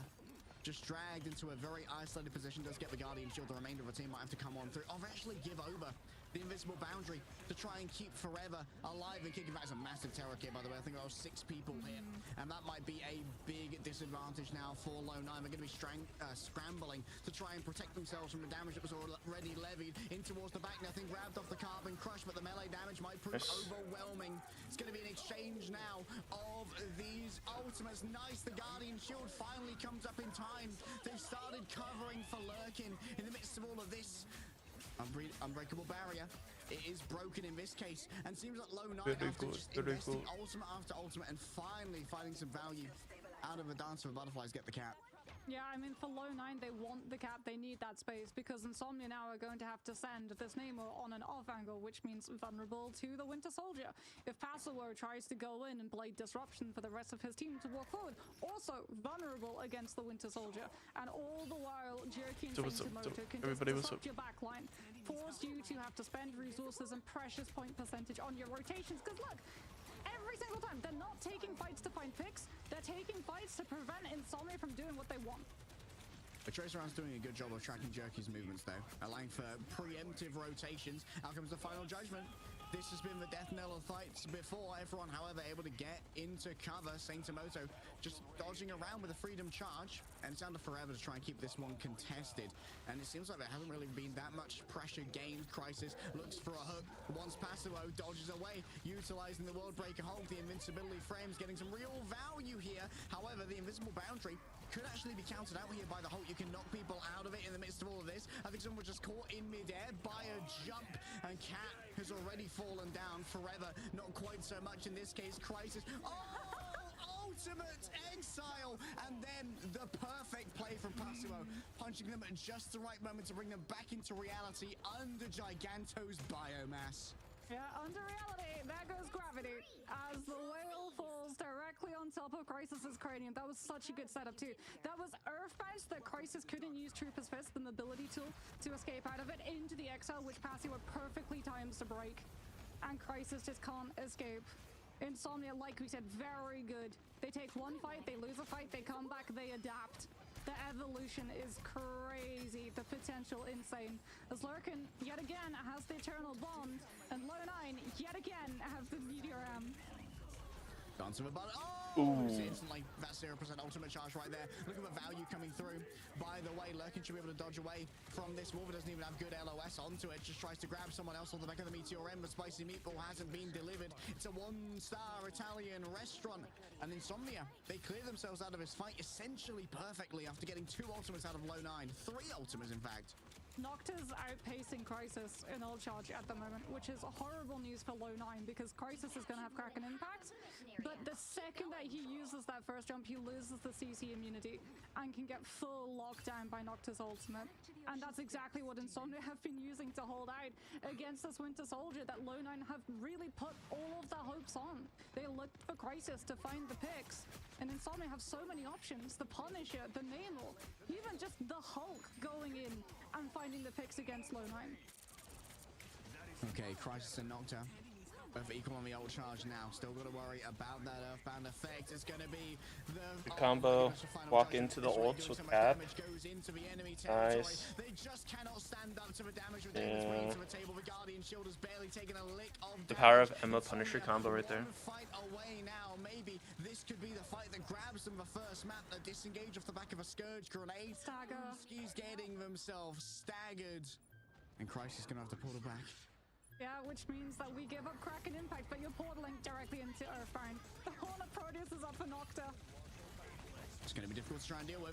Senimoto putting the hurt in onto Damon. The healing's there, though. Consistent knockbacks, Unbreakable Guard delivered now by Pazuo. Still has the World Breaker Hulk. In comes the damage. Great dodge coming through from Gonski in the middle of all of this. And Pazuo just taking so much damage. 1,500 health. Oh my god, that guy got burned. Against percentage-based damage like you get from the Wolverine. Still, it's Nocta delivering the final blows. Exiled for a moment. Pazuo back into their regular Hulk form. Nice. From Jerky, where they needed it the most. Oh, the value's there from a last stand. Oh, I think Insomnia were wishing they kept the receipt on that one. They would very much like to return that parcel. Insomnia are going to have one more fight. It's going to come at the cost though of the Hulk, which is going to impact Noctis, and Noctis actually going to swap over to the Adam Warlock. This is something we see from Insomnia time and time again, so that Noctis has the self-revive and can come back into this fight, and Insomnia have another body, as Lurkin is going to use that Eternal Bond immediately to make sure that Insomnia live. Over so low.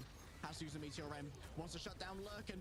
Unable to connect. So now the Eternal Bond's going to be on for the remainder of this. And Damon's going to have plenty of healing underneath him. Almost invincible during this final judgment. And final judgment has been rendered already onto Gonski. The remainder of the squishies need to be dealt with inside the invincible barrier, though. They are unable to be seen. It's forever. The last piece of punctuation on this sentence. Trying to shut it down. Wolver avoids being taken down for now, but it's the beam that finishes them in the end. A passive burn from the Wolverine. Saintamoto tries to take it out all alone. And while Jerky may have built another last stand in record time, they can't bring out 2 miracles in a row. I think a lot of people were worried when they were looking at this matchup, when they were looking at the pick and bans. Like, we definitely were concerned when we saw the Wolverine go, because there's been that permanent question of, like, how effective is Insomnia as a team when they don't have the Wolverine?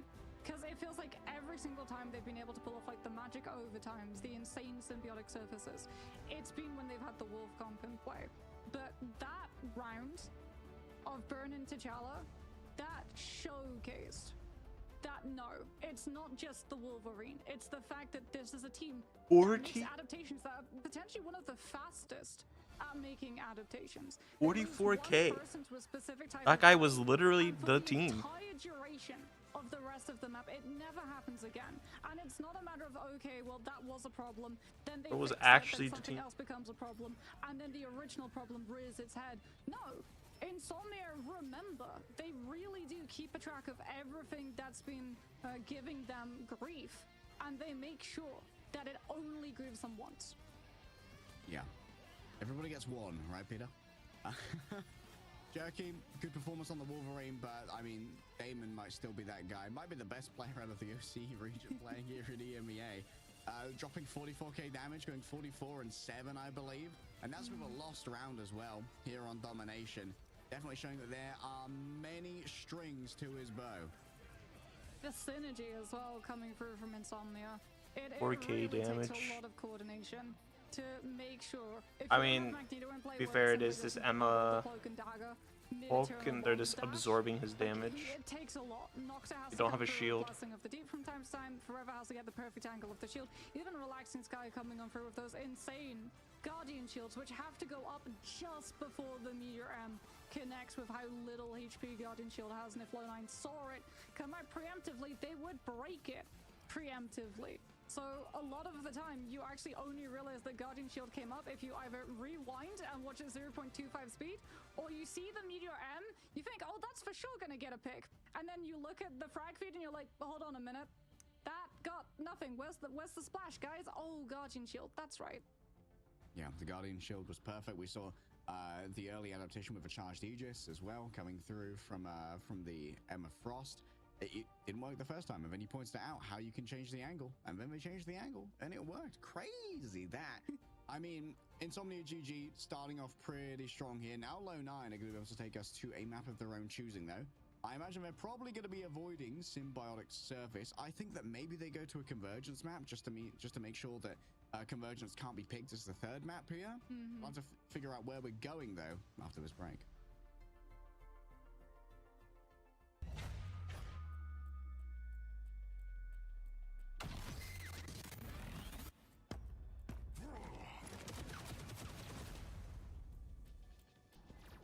Out of sight. Judge, jury, executioner.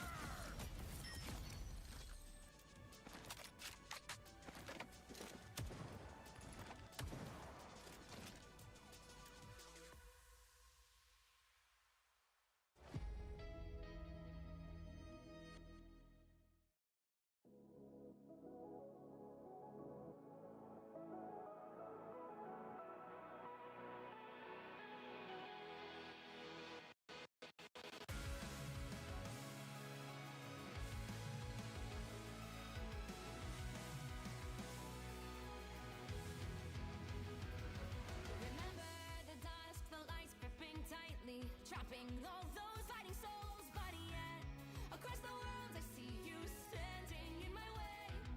And remember the time, the place we used to fight, like the sun and moon. And I wonder if ever there was a time that we were friends. The night has fallen, shadows looming, and yes, that time has come for me to seek you out. We are set now for our last reunion. Break the chains, find your way, come find me. Do you remember who you really are? Show me that you are still the only one for me. I'll be waiting for you. Blink and open your eyes, raising up your fists and smashing through time walls. Before the rift splinters ahead, we are rebels till the end. Rise and open your minds, hold on to your powers. No one can stop us. We are rivals till the end of time. We will flash, no matter where. We will fight, reaching across time and space. 'Cause you are my destiny to the end.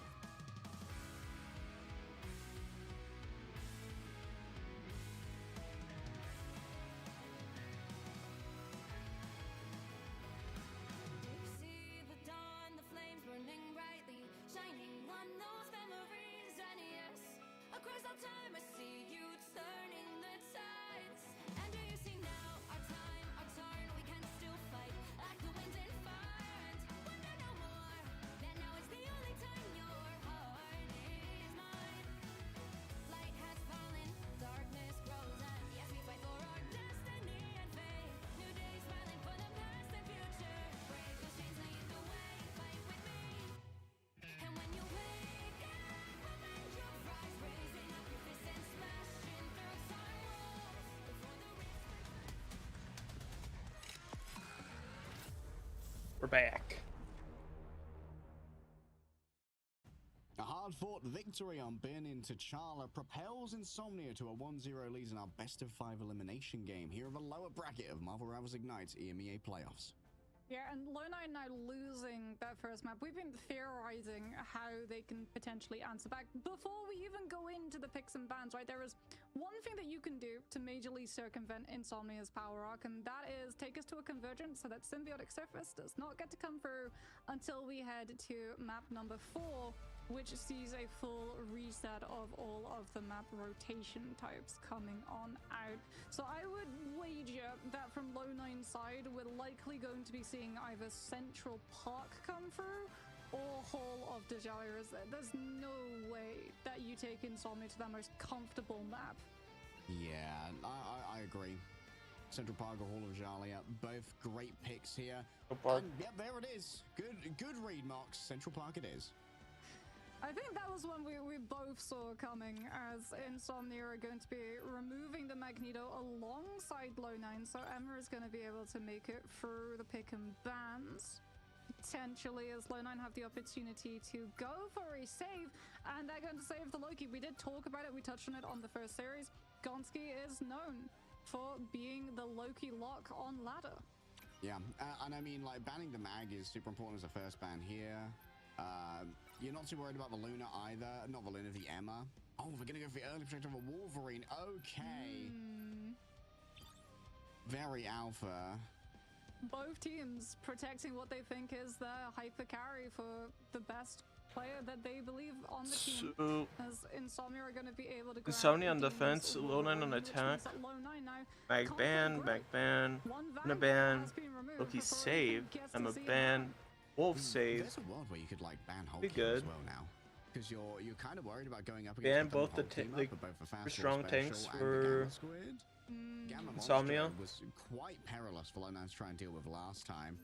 Quick ban on the Punisher here. Trying to create Ban a the Punisher Atoms so they great. can't necessarily play res comp. I don't That's know if banning the fine. Atom is that valuable, But I don't, when I don't think haven't it's quite that gotten rid of the Luna yet, so there's always good. gonna be a viable double strategist backline. Res comp is actually very, very strong on Central Park I mean, as a composition, and you especially don't want to run into it. yeah, against res a comp is defensive strong. res comp, because they will just stall you out of A, and then that bleeds into the time bank that you have in B, and C is already hard enough to full push as it Res comp is They're strong on hoping Central to Park, get I to agree. that finish line, so I'm not entirely against the Atom. I do, like you say, worry though that we haven't seen the Luna ban come through from Lone9, but as it is, Insomnia haven't really been known for the Luna Psylocke, right? You are much more worried about the Wolverine and the Atom composition that Insomnia have been using with the Wolverine. That's actually had so much value, it's been picked up by other teams. Cannibal and Wolverine here makes sense. Jerky got a lot of value on that towards the end, and actually got a lot of value going up against the Monster Hulk as well.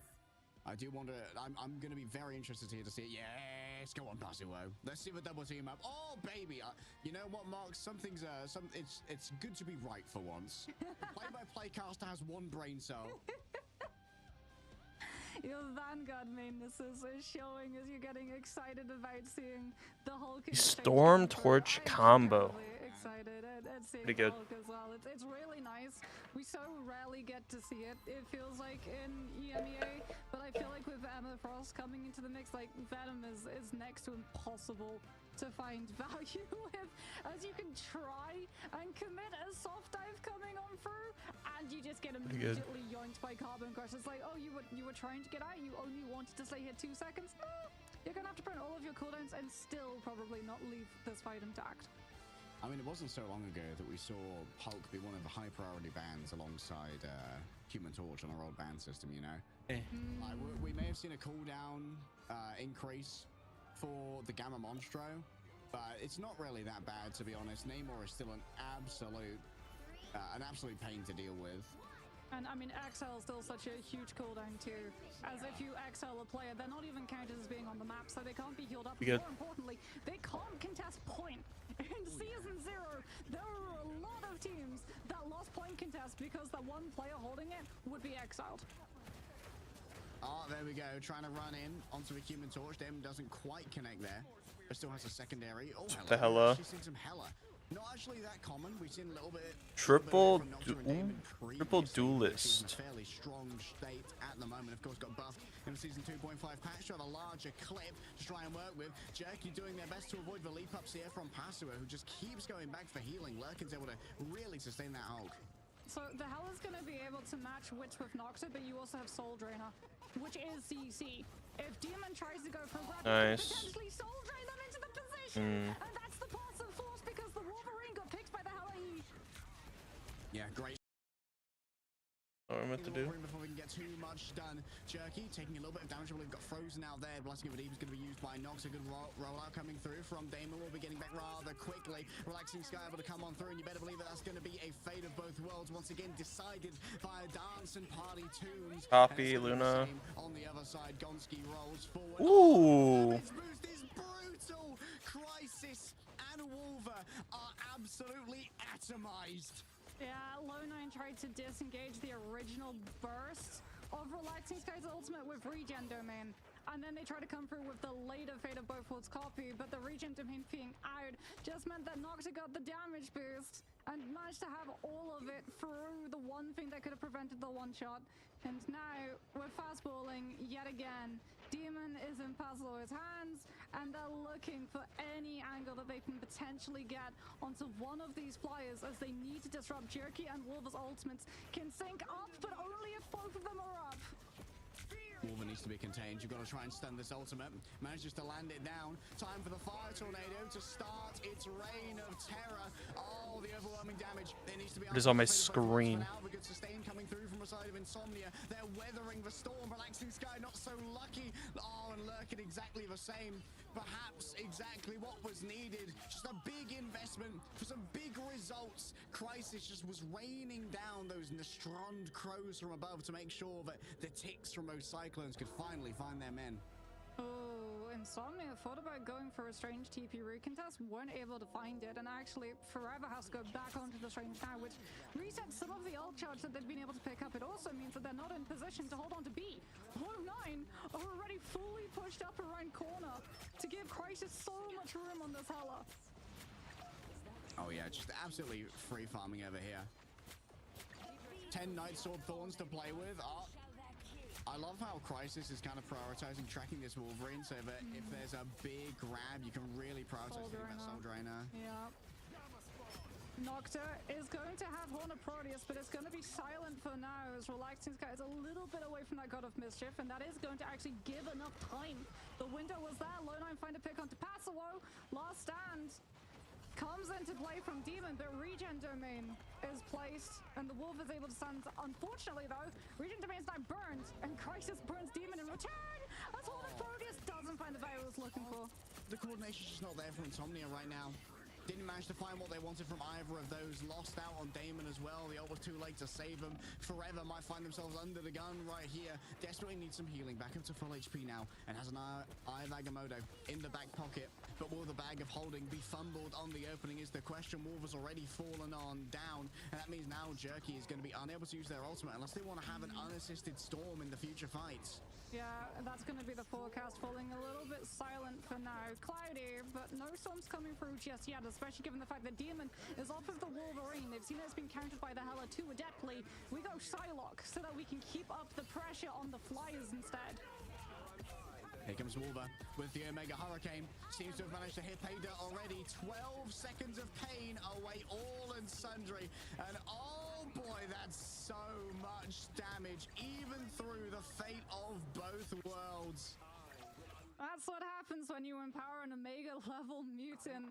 Low9 absolutely shred and melt the entire line of defense coming on through from Insomnia's side. They are about to get a combo off though. Eye of Agamotto and Horn of Proteus can be used together. No damage boost necessary to make sure that you find the picks, but you do need to have your players lined up correctly. Forever trying to make sure that no staggers come off onto Low9's side, as they've still been able to just push all the way up. And now it's a duel for the angles. Demon's back on the Wolverine to get fastballed into a position so that you don't get taken down before the fight even begins. It really does feel like even going up against a solo Vanguard has not been that valuable on the side of the Wolverine for now. I believe that Forever actually got a little bit waylaid there by the reforming of the buildings in Dracula's castle. Unfortunate, but it is the reality. Damon forced to disengage for a moment, doesn't want to stay inside that invisible boundary, even while Fate of Both Worlds is going to be singing forward. Gonski, the question is, did they manage to grab the Luna? Looks like they have, and so they're going to have their own Fate of Both Worlds. Relaxing Sky can't even disengage. Crisis on the chase down. Oh, gets the environmental drop off onto Damon with a Soul Drainer. Somebody screenshot that. Crisis has been such a pain point for Insomnia to deal with. He's gonna go onto the torch. Everyone thinks that maybe Flyers are able, or rather Heller is able to deal with the Flyer, but in reality, the Flyer tends to just dive bomb onto the Heller, quite literally. In the case of the torch, Noxa now is gonna take up the mantle of the Psylocke, but this is final fight territory, and that final prison from Jerky is already making it very uncomfortable for Insomnia to hold any form of ground. Just so difficult to try and hold through this.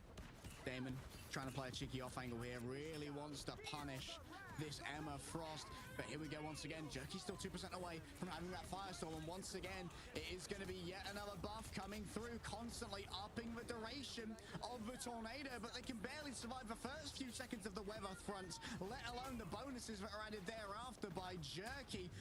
Discovering the Loki up top meant nothing in the end. Insomnia gets swept through. Well, I forecast that there's gonna be a Hella ban in the near future coming on through from Insomnia's side if they want to make sure that Demon's Wolverine can actually find the value. This was the way that Low 9 was able to adapt around Insomnia's incredibly early save. Remember, they prioritized the Wolverine save over all else, and Low 9 with a Soul Drainer and a Hella pick from Crisis have dismantled that plan entirely. I mean, you just present him no targets, right? Hello, wait, Wolver gonna play defensive group. I liked Wolver being the one to pick up the Storm. Great versatility there from one of our excellent Vanguard players in EMEA, but having the Soul Vanguard be the Emma Frost means that there's no good options for the Wolverine, but now Wolver is going to present one in the form of the group.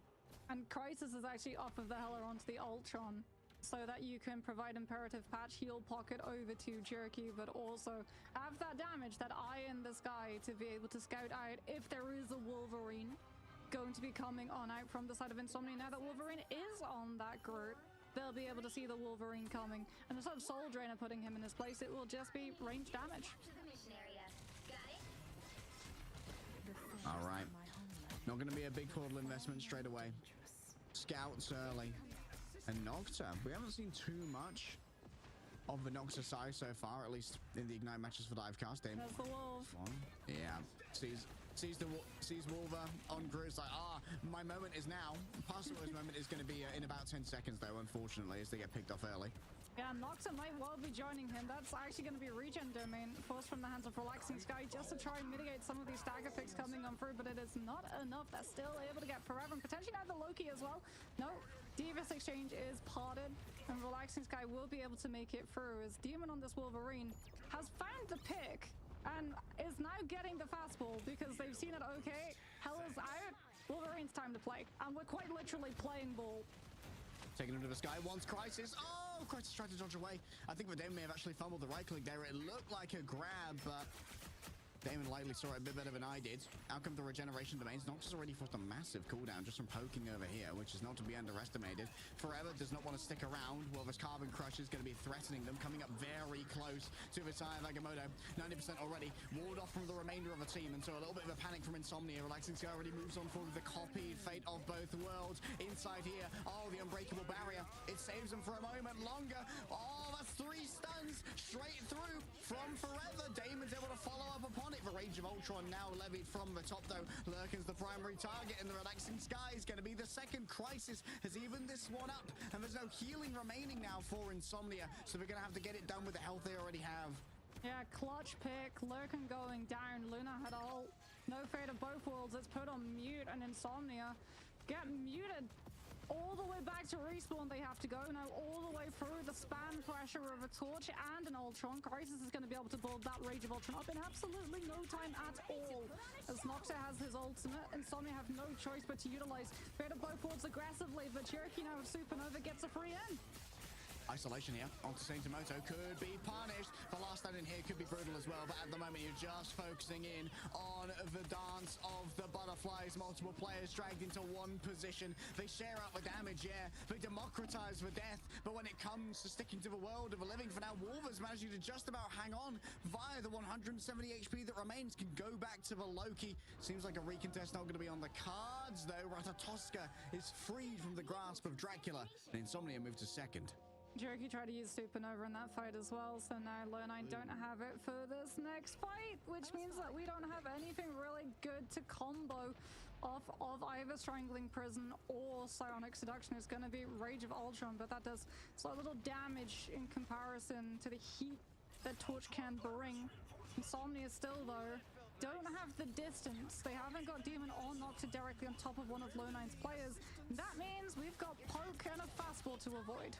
Oh, big grab there onto Jerky. However, the peel comes through from Pineclone. Great use of the force physics. And now Damon gets mind controlled in their own right. Still a follow-up not going to be there. A Carbon Crush onto Forever could be everything. Gonski forced to pop out. The fate of both worlds. Towards the back, dropping off the bridge. 3-player stun. Crisis, Pineclone and Wolver all forced to watch helplessly as it's Crisis who's the first to fall. But Lurkin on the other side has been traded out of the invisible boundary and into the fire. Damon delivers off the back of a last stand. Oh, that was such a good last stand too. Pinning them against the cart so that potentially they had to jump over that to just enter back into the invis boundary. Coming on through from Lone9's back line. And they'll be able to find the picks off of the back of that one. Nox has also got Dance of the Butterflies, which means that Lone9 are going to be forced to stack, but that means that they stack directly into this Wolverine.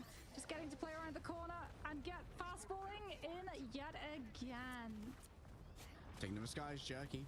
Playing a very reserved position once again. It's Pineclone. Oh, that means they don't have a force physics to try and help out Wolver here.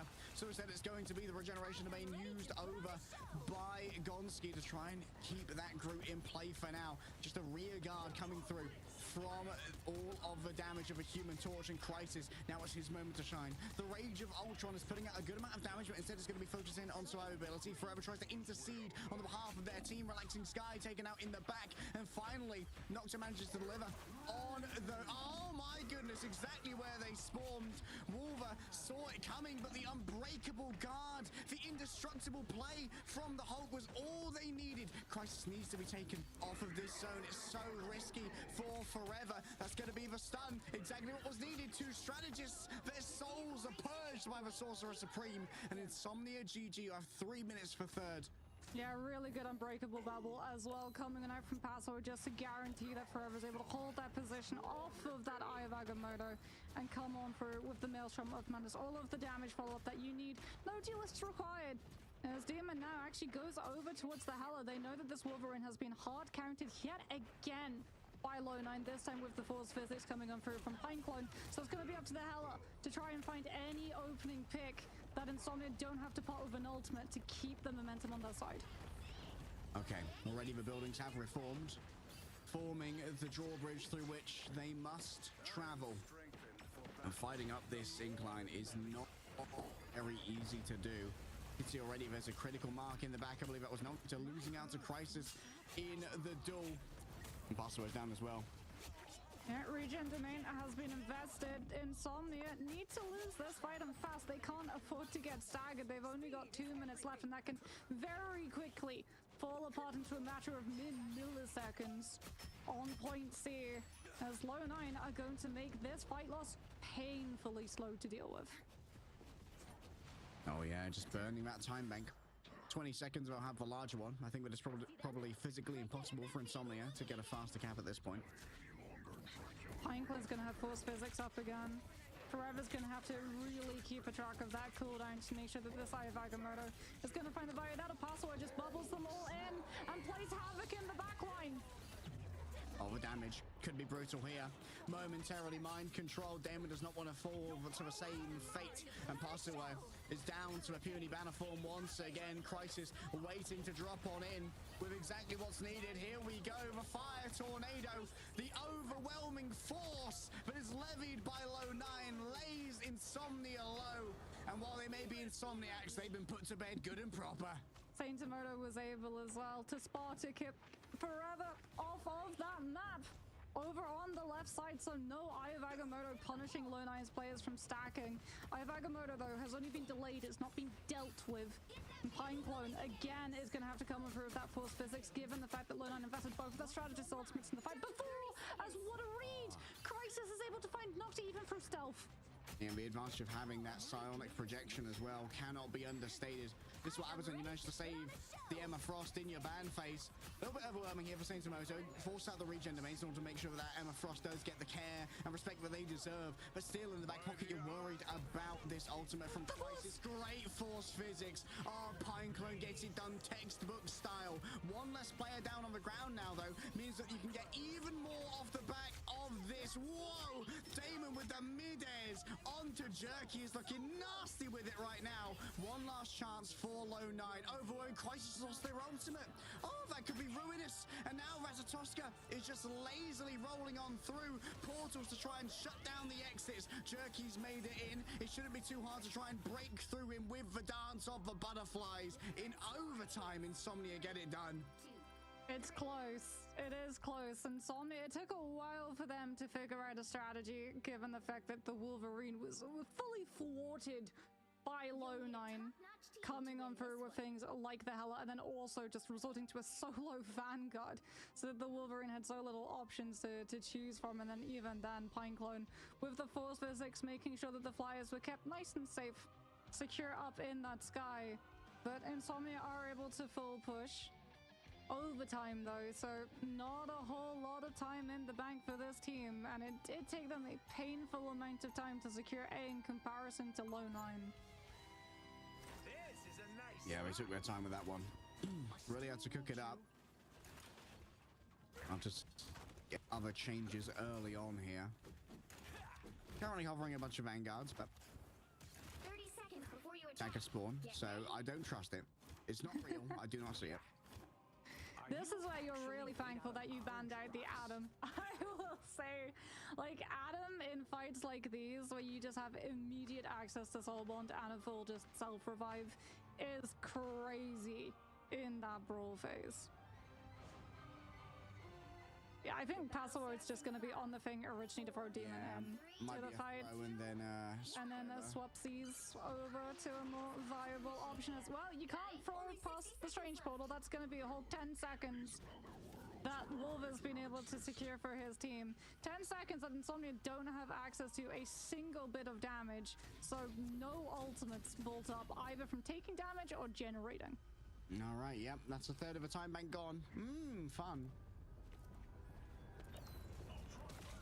If you're Insomnia, how do you deal with this? Well, they think that the answer is going to be outward sustainability. Demon, it's not on the Wolverine, he's on the Ultron.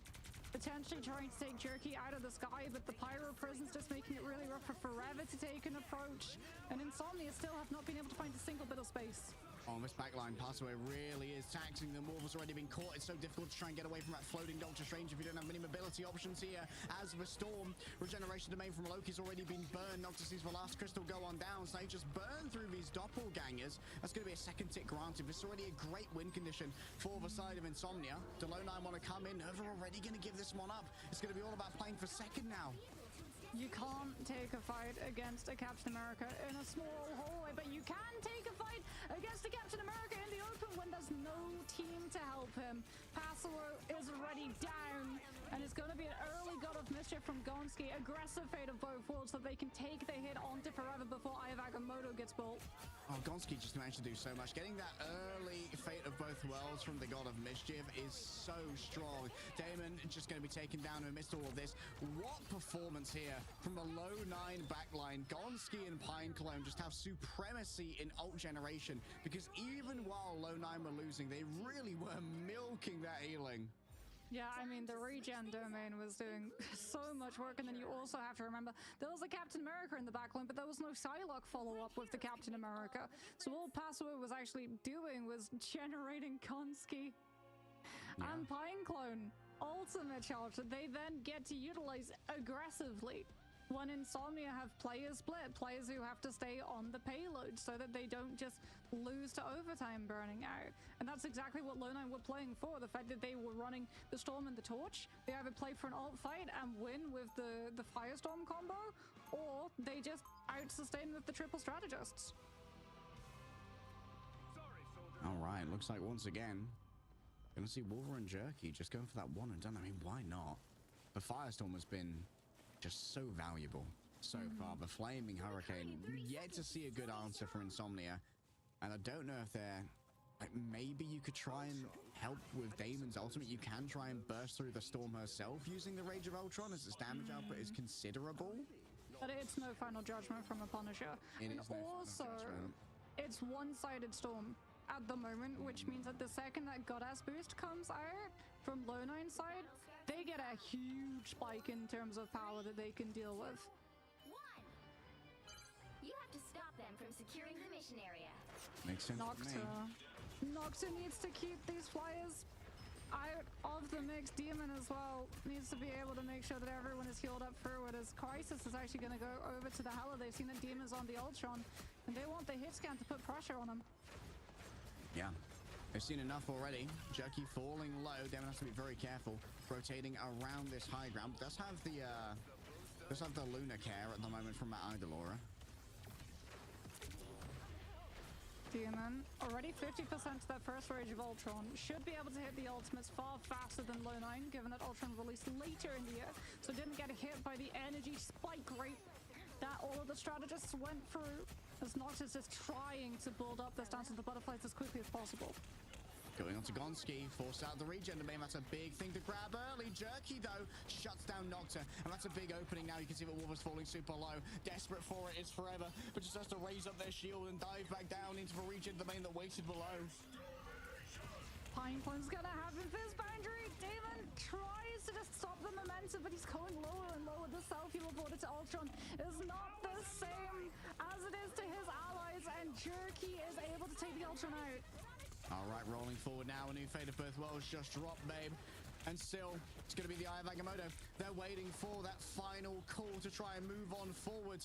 And ideally, you could try and stun Wolver out of their ultimate. Jerky's still 30% away from the Firestorm. If you can try and stagger them somehow, that could be everything. But you can always copy Jerky here. Oh, no, that won't be the answer, as of course, Gonski's already used their ultimate. Wolver needs to play it safe, just allowing Jerky to do it aggressively with 30 seconds remaining. They know their win condition. You just cannot lose Wolver. Nocta also needs to be kept under eyes. Dance of the Butterflies can come on through and immediately take these flyers out. They want to get the torch low so they can full send it onto Jerky. It's perfect. Jerky's going to take so long to go on back. Forever just raises the shield, and yeah, the damage is going to be there. But maybe now there's a chance to try and TP back, as it was Forever who fell through all of this. You're still going to have to deal with the Firestorm. I mean, Crisis, though, can just use Goddess of Death to avoid the Eye of Agamotto coming on through, but then that does mean one body less for the Psylocke ult to be able to soak Supernova. Starts immediately in this boundary 2 from Lone9, gets the slow onto so many players from Insomnia. They anticipated the Dance of the Butterflies, and now it's sustain for sustain. Nothing gained from the Eye of Agamotto, blocked out there likely by the Aegis of the Emma. Crisis doesn't have an LOS onto this, but Password's already fallen on down. Damon needs to pump out so much damage right now. The Fate of Ultron, the anger that is brought to the fore here from the Robotic Overlord is put to bed by Crisis. Anger management in a box, brought through from the Hela as she expands her kingdom, and Lone9 clutch out off the back of that Hela pivot. What a play coming on through. Gonski as well, being able to build up the God of Mischief and actually complete the animation of copying the Invis woman, getting another Invis boundary onto that objective after all of the sustainability options have been exhausted from the side of Insomnia. But this is such a close series between the two. They've done so much homework on each other. to make sure that, okay, if they run the Wolverine, we can pivot into this. If they try and play off of the Wolverine, we can pivot into this. But likewise, so too have Insomnia done their homework. If the Wolverine doesn't work out, then we can put Demon onto something like the Ultron or potentially the Punisher if it doesn't get banned out. Like, we've seen so much versatility from all of these players on all of the teams. I mean, Sainamoto at Glaze Hours, the ability to shut down an Eye of Agamotto completely against a team that like, you only have one Vanguard on the team. The Guardian Shield's available too, but unlikely to be the main way to try and shut that one down. And we saw that Forever could not be knocked back because they pushed themselves up against Ratatoska. So it was not going to be down to the Invisible Woman of Pinecone to shut that one down. Just must have been a shield placement of all time. The shield placement of all time from Sainamoto. Yeah, Sainamoto very much impressing on the Vanguard, placing Emma's shield, especially in moments of panic, very hard to be able to do if you misclick it once as well. You can't just pull it back and put it somewhere else. There is a cooldown attached to it, as it really did feel like a back and forth. Demon originally was getting some value on the Wolverine, but the Soul Drain is coming in through from Crisis very quickly put a stop to the shenanigans. But a lot of the time we don't really see Hela used in that vein to put a shutdown to the Wolf, but I love the adaptation of just, we've got Soul Drainer, we can use it very similarly to Force Physics against things that dive into us. I mean, honestly, like, Wolver being able to pivot over onto a Storm and get so much value as well, definitely worthy of so much respect. It's nice to see Low 9 be that kind of cerebral team as well, as my curtains go crazy back there. Don't mind the wind. Like, Low 9, we talked about this team being kind of like a mishmash, a newer team, kind of some fellas who wanted to get together and try competition. Just because they had all the skills to back it up. And them being a very cerebral team. They came in very prepared for this Wolverine, having their pivot comp ready in case Demon started to get some real value. And I really appreciate the high IQ approach we're seeing from Low 9. Yeah, and I like as well the fact that they banned out the Adam Warlock too, because if you want to make flyers work, Adam Warlock does not need to be in the picture.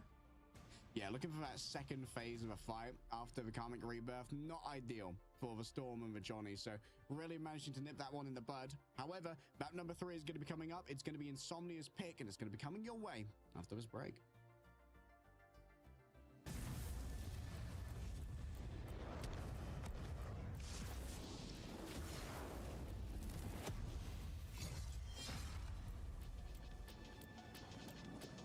A gift from Khonshu. The moon haunts you. Not bad, eh, Khonshu?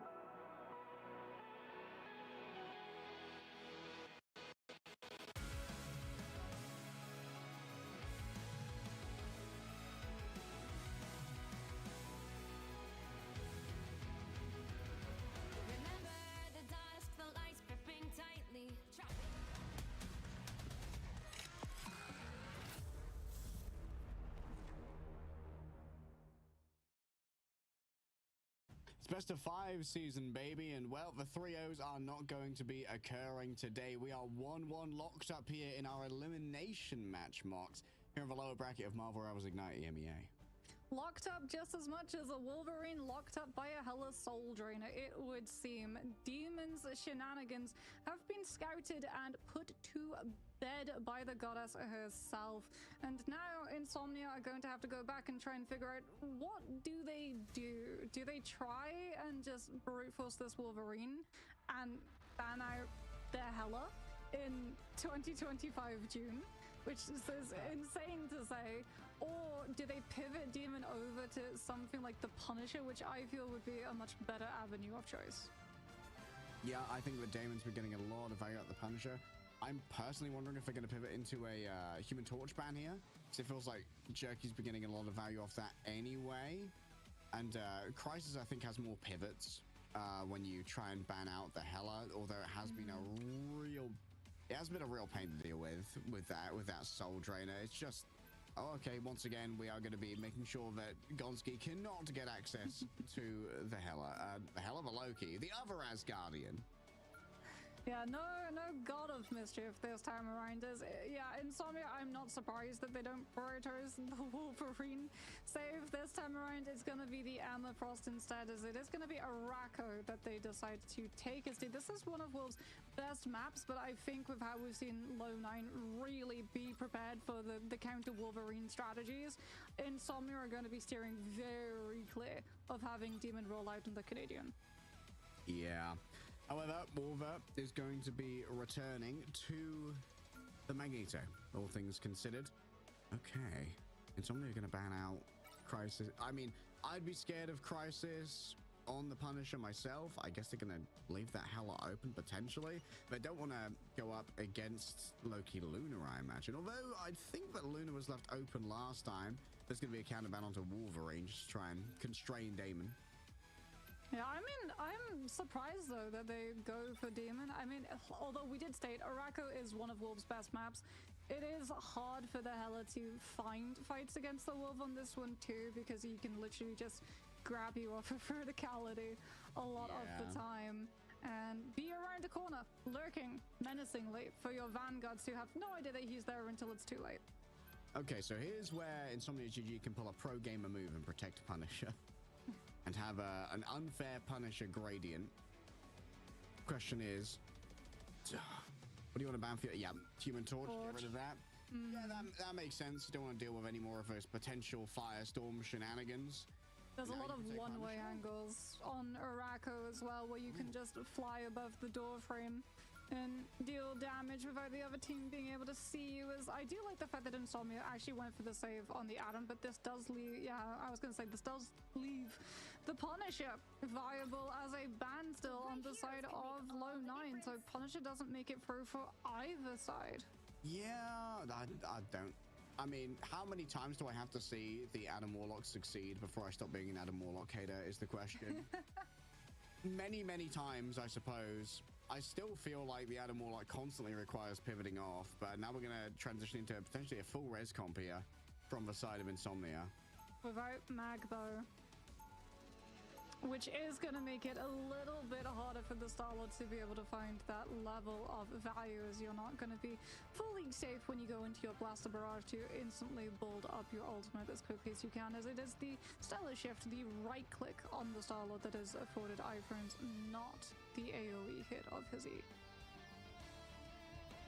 All right, Araco, this is a place where some of our legacy teams may not have had as many hours scrimming.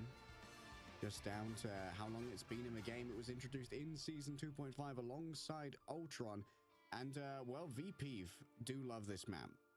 Defensively on first, we see that Zero Tenacity are also, like, big fans of this one. I would not be discouraged if I saw a team get held on second, as first is incredibly defensible. Yes, we do see a lot of spawn hold compositions coming on for, as Jerky is on that defensive Wolverine, just playing around those corners, waiting for Insomnia to walk into them. But Insomnia have knocked her on the Squirrel Girl, which is something that a lot of teams have actually done. In case this was a triple Vanguard spawn hold coming through from Low9, they would literally just have damage boosted the Squirrel Girl and just use the ricochet off the primary. to send Low9 off of the high ground and onto the low. Yeah.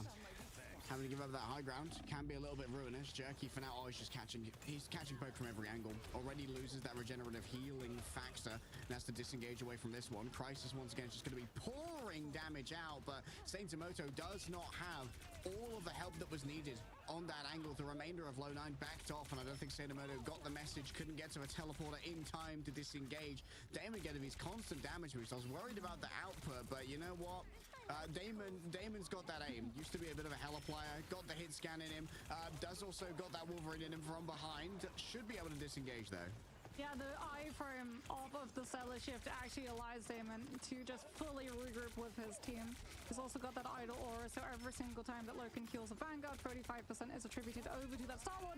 And speaking about percentages, 100% of Galactic Legend has been brought up, and Wolver does not have Mirror M. It's Eternal Bond instead from Gonski, so that Low9 can hold that space. Yeah, with the Eternal Bond down though, could be troublesome later on. Although, admittedly, there aren't really that many big offensive ultimates for Insomnia are going to have to bring forth against Low9. Instead, they're going to be much more about the control and the survivability. Speaking of control, that's going to be the Sonic Seduction already coming on out forever. Super low. And it's Pineclone just making it happen with a shift there. A Sonic Vortex. Uh-oh. Welcome to the jungle, boys and girls. It's going to be reset after reset here. Off the back of those resurrections, of course, Crisis just going to try and hold on to this reset for as long as possible, knowing that everyone is getting that additional HP. Soul Bond should be reasonably easy to try and survive through the Meteor M into the back now. Pineclone under siege. Pasiwo finally has found the soft, juicy underbelly. And well, that's where sinks in his claws and gets some real value. Yet another Eternal Bond coming through. Gonski shut down here. Crisis is going to be able to TP everyone from Low9 back into this fight though, and that Eternal Bond's still up. Coming back through. A brand new shield to try and deal with. A Sonic Seduction in the air, floating down gracefully. Luckily, there's a little bit of cover to try and work with Pineclone once again. It just having in and out of the spawn. Unfortunately, Pineclone's having an absolute mare of it today. A big grab coming through from the Wolverine, but Pasiwo, what value out of a Captain America right now. He can do this all day. I mean, Demon as well gets so much value just from the terrain, the map geometry, just affording so many spaces for the Star-Lord to be able to hide and hold over after Low9 try and go for that teleport recontest. Now it's going to be on cooldown though. Crisis now moves back over towards that Hela. Could potentially utilize those Soul Drainers to grab Demon back after the iframes have been burnt. As Demon sees it and decides that he's just going to play on off angle and look at the Vanguards instead. Yep, just try and farm that Galactic Legend off of the Vanguards. Use the shutdown Gonski later. Admittedly, Pineclone is getting very close to that invisible boundary. Wolver is building the Meteor M, but if you try and use it in reaction to that Galactic Legend, you don't have it to try and one-shot one of these strategists. Coming on first, Soul Bond aggressively sends the Star-Lord entirely into Low9's team, and that's an immediate reaction in this boundary. Oh, the Rage of Ultron. They sent Relaxing Sky elsewhere. Just gonna have to try and live off the back of self-inspiration. Natural anger from the Mantis. Oh, they're all behind the pillar. And that means it's going to be very hard to try and escape from this. The Meteor M must have been thrown elsewhere there by Wolver. It did not impact onto Damon. However, now in the back has full HP once again after picking that one up. Uh-oh. Has to move away from the incoming, the Strond Crows being thrown from on high. Crisis' ult finally over. And it's going to be Sonic Seduction coming over from the other side. Nocta has had a couple of resurrections. Pasiwo just giving everybody the additional HP off the back of that Freedom Charge. It's all about sustainability here for Insomnia GG. And now Low9, they've used most of their resources. They're going to be running on fumes and mechanics. But guess what? A fully charged Emma can do so much damage in the midst of all. Rage of Ultron. Oh, the Rage of Ultron is coming up so fast. Joke's going to have a second one in this fight. This could be overwhelming for Forever. The Aegis does not last long against the amount of damage that's being brought on through right now, and Nocta is overwhelmed. Yeah, Low9 have a composition that has been able to keep up with the endless brawl potential of the res comp. This Rage of Ultron comes up so incredibly quickly, and with how stacked all of these players are, it is incredibly dangerous at damaging enemies and healing allies. And Insomnia just have to bend the knee and full reset. They're going to be able to open up this fight with a Sonic Seduction, but Pineclone has the ultimate invis boundary to be able to heal everyone else from Low9 through it. Does mean that Demon could potentially come through with a free Galactic Legend afterwards, but if you wait for that, you also potentially run the risk of Meteor Amp coming up for Wolver. So bond already used here. It's going to be a sustainability option that isn't on the table now. Gonski has already used the Eternal Bond, so Insomnia GG kept at bay with 53 seconds remaining. I love this pivot onto the triple support, knowing that Insomnia, they just don't have the damage to try and break through the raw healing that is available. And Crisis on this Hela has pick potential outside of ults. There goes Psionic Seduction coming in from both sides, but Insomnia have the lead in terms of sustain. Maybe they finally got the damage to burst the triple strategist down with the 40% from Fate of Vocals, but no! Moonknight with another Rage of Ultron persevere! Alright, Jerky putting down so much healing here, just trying to keep Pine Clone in the midst of all of it. Yet another rebirth coming through from Nocta. However, are you going to be in range of the Hellas Nostron Crows? They can do so much damage to those weakened players. Oh, the Terror Cape. It left Hasuo blind for a second, but getting up close and personal, still could feel out where these strategists were. And it's just being an absolute nightmare in the back line. How do you deal with this one? Speed boost, extra health, all as a Soul Resurgence rolls on through. And still, the Flora Colossus is moving forward. Gonski has built up the Eternal Bond when it was needed the most, and now Crisis feels emboldened to roll on forward and just sword down, stabbing into the hearts of Insomnia. They want the Ultron, but there's no follow-up onto the Ultron. Forever just gonna have to wait elsewhere. The rage of Ultron once more will be known as the anguished yells echo over the plains of Morocco. Hell's heart stab at thee, Damon, and you cannot stand up to the danger that Crisis brings. That was a full-on exorcism from Low 9. They've finally been able to deal with the demon that is Insomnia. I just need you all to understand, by the way, that was Invis Boundary and Rage of Ultron, both charged up in the space of an entire Eternal Bond. Coming on through from Gonski. I mean, Invis primary does have Pierce. All of those players are stacked on top of each other, and Ultron is healing everybody too with the AoE effect of Imperative Patch. But to see both strategists rebuild their ultimates that quickly in a fight, just taking full advantage of how cramped that space truly is insane. They find a comp, Harry, which I can't believe I'm saying this, has more long-term sustain than res comp. 30 seconds before you attack. I mean, the problem is it really feels like the res comp is a little bit toothless at the moment. Yeah. They're just doing no damage, really. Like, Forever, second most damage on the Emma, of course. Have a quick look at the stats here. Yeah, Damon's pushing out the damage. But it's not that bursty. Yeah. 0 final blows, by the way. It's mostly just aesthetic damage. It's kind of just feeding strategist ultimates at the moment. It's Nocta either comes on through and one-clips someone as Adam, or potentially you get a pick from a Galactic Legend before it gets absorbed either by Wolver's Meteor Amp or just the triple strategists who heal everybody up through it.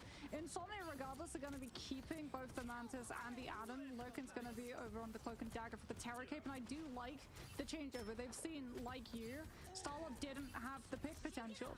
They're going to go for the Torch instead. Okay, more excess damage. But a little bit more potential to find those final blows off the back of some devious dives. Jerky is not going to lose their passive off the back of this, thankfully, but Wolf is just getting continuously harassed by Damon. Still, this is where the res comp can really try and get its legs under it. Like you said, sustainability, it's a lot more valuable on the defense when you just want to stay in place during the midst of all this. Jerky, a big grab onto the Human Torch could be everything. The Soul Bond is going to make sure that it's easy to survive for the Vanguards, even faced with the Berserk phase Wolverine. Yeah, but that Soul Bond now on cooldown. Lurkin's gonna have Eternal Bond, but Crisis on the Winter Soldier can hook him out of the AoE of his ultimate. As I think someone almost went over the map. In fact, yeah, it is indeed. Pineclone gets just sent packing thanks to the kick coming on through from Saint Tomoto Shu. All right, Jerky choosing to disengage here. My work is done, so I will be leaving. And seeing that Eternal Bond, we're like, yep, well, we're good. Nocta should be able to get Soul Bond back online though. And as long as they're stacked, they will be able to mitigate the Winter Soldier's Kraken impact, but that leaves them vulnerable to the last stand, especially fed up with Saint Tomoto's ultimate, which they're going to use to open up no access to abilities, no Soul Bond. Insomnia are denied and deprived of a potential point A hold. Nocta's still got a self-res here. I don't think they're going to try and invest it, though. Pasuo caught on the on the journey in. If they started contesting, maybe Nocta thinks better of that one, but this has been brutal so far. Nocta can't invest the self-revive now because you actually still revive people through Karmic Revival if you've gone down, but you have your self-revive state available. So they need to keep it for when Karmic Revival's in play, and he just wasn't in a position to set it up. Crisis just pushing out so much damage here. You've really got to worry about the resets onto those low HP resurrection members when you're going with a Karmic Revival instrument like a Kraken Impact. Especially because Gonski's going to have Eternal Bond. If Luna really want to get aggressive, they can absolutely invade the space of that Karmic Revival and apply Eternal Bond. It doesn't do all that much damage, but 30 damage per second is still plenty. A Supernova is going to shut down the space that Crisis can see. They know that Kraken Impact's on board, and they don't want to deal with it. Oh, what a triple fist from Crisis. Just identifies the target of Damon. It's going to get mind controlled here. Don't know if a follow-up's really going to be there, though. With that primary damage dealer down in the form of the Human Torch. Password is getting aggressive. It's a good Terror Cape coming forward onto the group. Allows for an easy follow-up. And now you've managed to find the hostage of Gonski. Finally, some stability. That's the split too. Strangling Prison was utilized in the fray. Crisis wasn't able to find the angle nor the space for the Kraken Impact follow through. Although Nocta did get Karmic Revival forced as well, as Demon now off of the torch goes on to the Bucky themselves. The Wolverine and the group both being good targets for that Bionic Hook. Any of them grabbed could prove fatal. You can hear it. Already being charged up there by Nocta. No one wants to get one out to my little 5 here. From the right click. Invisible Boundary already used. That isolates the Emma Frost. Has to use her Carbon Crush simply to escape. And the same for Password. They have to give up the space. But now Low 9, they are in one fight territory at this moment. The Carling Aura takes down Nocta. Don't know if it's going to be a quick reset coming on through. Falling Apologies, I had to do some stuff to be back. Jerky doesn't get anything off the back of that Berserk though. Damon comes back on the Winter Soldier, already has built themselves up an ultimate, but Jerky says, nah, that's our hero, mate. That's not for you. Saintamoto falling absolutely supreme. Saintamoto just getting an absolute field day with how close all of these walls are for the guaranteed damage onto that kick. And Crisis now is just looking to grab people out of being able to contest. As a portal comes down from Demon, Forever does have Psionic Seduction, but one's already been grabbed by the Wolverine. Things are not over until like 5. Onto Gonski. All the healing is down at this point. They are just staggering Jerky. Yeah, I'm not sure with the drops. Already good to go. Low 9 now have a minute to try. They don't give me that much information. It's like, here's the drops. Kind of. No more portal, but they do still have the second chance provided by Karmic Revival. The problem is that if they're all being resurrected off of point, Low 9 can just put 3 players on objective and get it immediately. Needed a little boost. Thanks. That's a worry that's going to need to be addressed. The last stand can force the positioning here of Insomnia, and you can see that they're already giving the Wolverine all the respect that he deserves. Sonic Seduction already used. You want to try and grab Jerky here. Disengagement comes on through, but everyone's inside of that invisible boundary until the follow-up's not going to be there for all of those who were seduced by the Emma Frost in the midst of all of the damage that was brought forth. Relaxing Sky with the Soul Resurgence. Speed boosts everybody forward, saying, hey, you know, you don't have a disengagement option right now, so we're going to roll straight into you. Even more is brought on forward. This is so much from Insomnia, and if they're shut down now by a Strangling Prism, that could be everything. Crisis takes out their counterpart in Damon, instantly resurrected by Nocta, and Crisis cannot find a reset off the back of this one. The Eternal Bond freed from behind the Ironwood wall of the Groot. Sustainability is going to be so hard to achieve here for the side of Insomnia, but for Low 9 it's not an issue at all. A Bionic Hook goes wide, in the midst of all of this. Yet another Sonic Seduction. Fro's been doing so much damage, really wants to find the Winter Soldier, and while they were hiding away, Lurker managed to get exactly what they needed off the back of the play. Passy were just doing their best to survive against all of this. A big kick. What is happening? Did I come back to?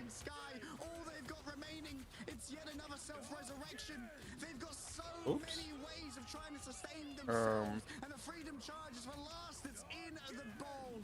And still, Relaxing Sky is going to be able to push out so much healing. Damon, frag, oh my god, potentially shuts down Wolver. There's only a little bit remaining. Jesus Christ. Forever Oh my god, he's on Iron Fist. Junction crisis with Trio when it comes to the final hits. And here's for Wow. Macabre, the last note that's sung. Low 9. What an insane final fight that I came back to. Insomnia. Low 9, take a bow. Wow. Cherokee gets to come on through with the strange swap for the teleport, which is Bard. Huge plays coming on out, building that Eye of Agamotto, and it almost looks like it's going the other way. We've got Freedom Charge, we've got Soul Resurgence, Demons, Kraken Impact is sounding off in the distance. He's even getting to utilize the CC immunity attached to the reset jump to dodge out of the Eye of Agamotto coming through from Jerky. But the same is not applied to his two teammates. And finally, Low 9 are able to finish off the fight, but oh my goodness, for both of those teams to be able to keep it coordinated for as long as it did, especially given the fact that Low 9, as we've talked about continuously, was a team that was put together at the last possible minute. It is a huge bow of applause that they should be accepting to be able to continue that overtime as long as they did without losing track of focus. Unreal. And well, now match point for Low 9. They could knock out Insomnia. I mean, all of us predicted that Insomnia would be winning this one. The stonks were high marks coming out of our group stage. We thought that Insomnia could be this dark horse that had this explosive DPS in Damon. But I've got my doubts about the Adam comp, I'm not gonna lie. I really think that they need to pivot into his Punisher. Yeah, I really want to see the Punisher protection come on through from the side of Insomnia. Like you, we're seeing that the Wolverine's not getting the value. The Adam comp as well, Low 9 have been able to figure out. Okay, without Magneto, that Star-Lord doesn't have the same level of pick potential, the threat attached to it. And also, as long as we make sure to play around natural terrain, the Atom also isn't getting any space to be able to try and one-tap squishies because no one is ego peeking either into Noctis, so he's not getting the value that This is you've guy seen Mog. in the past series as before. The fact that as well, Wolver has been playing the Groot really does necessitate, in my opinion, the Punisher coming on through, because one of Groot's biggest counters has been Punisher since the start of Marvel Rivals. Even before the game fully released, Groot players lived in fear of the test servers of Punisher, where he was even stronger than he currently is. Oh well, it seems like Low 9 might be stronger than any of our scanners detected. We'll see exactly where their power level sits right after this break.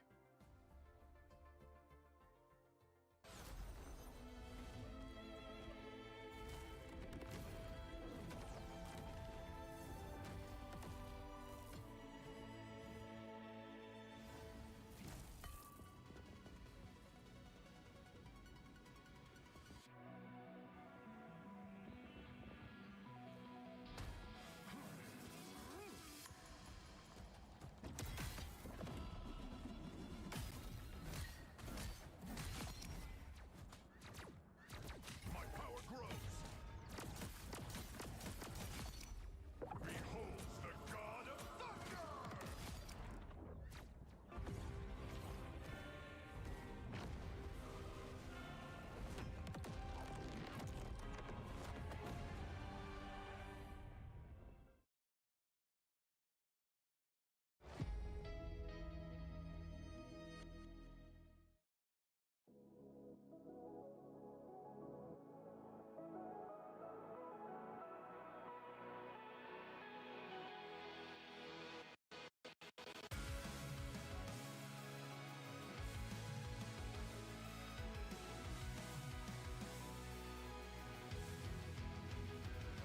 Remember the dust, the lights gripping tightly, trapping all those fighting souls. But yet, across the world, I see you standing in my way. And remember the time, the place we used to fight, like the sun and moon. And I wonder if ever there was a time that we were friends. The night has fallen, shadows looming, and yes, that time has come for me to seek you out. We are set now for our last reunion. Break the chains, find your way, come find me.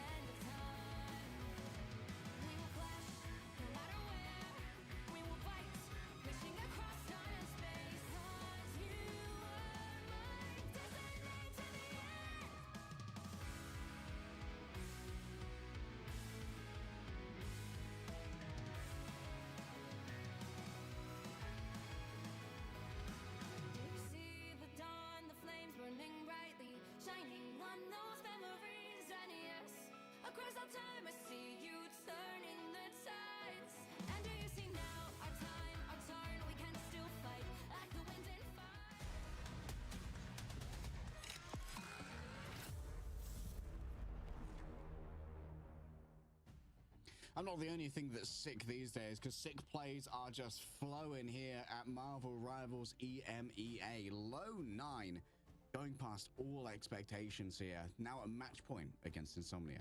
Yeah, after a crazy overtime, which Insomnia always, it feels like, find themselves embroiled into, are going to be looking at a potential match point coming on through for Low 9. But Insomnia do manage to pick the map type that they take us to, and it now having been 3 maps, you know what that means. Harry, map cycles are reset, symbiotic surface is potentially coming into play as Convergence gets to open up yet again. Yep, Convergence open again, and we know that generally Insomnia's cope map is going to be Symbiotic Surface. We have seen them play very well on Spider Islands as well, but I think there's not much room for risks here. It's going to be their map pick yet again, but then again, they chose to go to Araka. Now we locked it. And didn't do amazingly. Like, as I said, I wouldn't be too shocked to see a team get stopped on second. Araka is incredibly defensively favored, and that could have gone either way. That overtime was crazy, and either team could have made it work with a crazy clutch play. A big Eye of Agamotto as well. Big credit here, and here it is. Exactly as you killed. I was gonna say, where's that phone ringing? Someone needs to pick it up because we called it. As it is now going to be Insomnia taking us over to the side of Symbiotic Surface. However, I do worry. In the past, that Symbiotic Surface plays have all been around shutting down flyers with Fastball Wolverine. Low 9 have been shutting down the Wolverine. All right, pro gamer maneuver right there. Taking away the Loki and securing it for themselves. Gonski has been having a real impact on that Loki. And mixed results for the first ban when it comes to Insomnia and their ban phase here. Just making sure that Wolver does not have access to the Magneto, I think, is a good play. And they are going to make sure there's no Loki Luna. We've had enough of that meta backline. Yeah, the Magneto coming out means that the Cloak and Dagger is going to get much easier to maneuver successfully around the Eternal Bond. And ooh, Low 9. They've dealt with the Wolverine, but potentially they don't want to deal with it at all if they decide to ban it out. As Insomnia, it feels like, oh, no, they pivoted. You know, I think that's actually an assist. Me and Adam Warlock hater, thank you.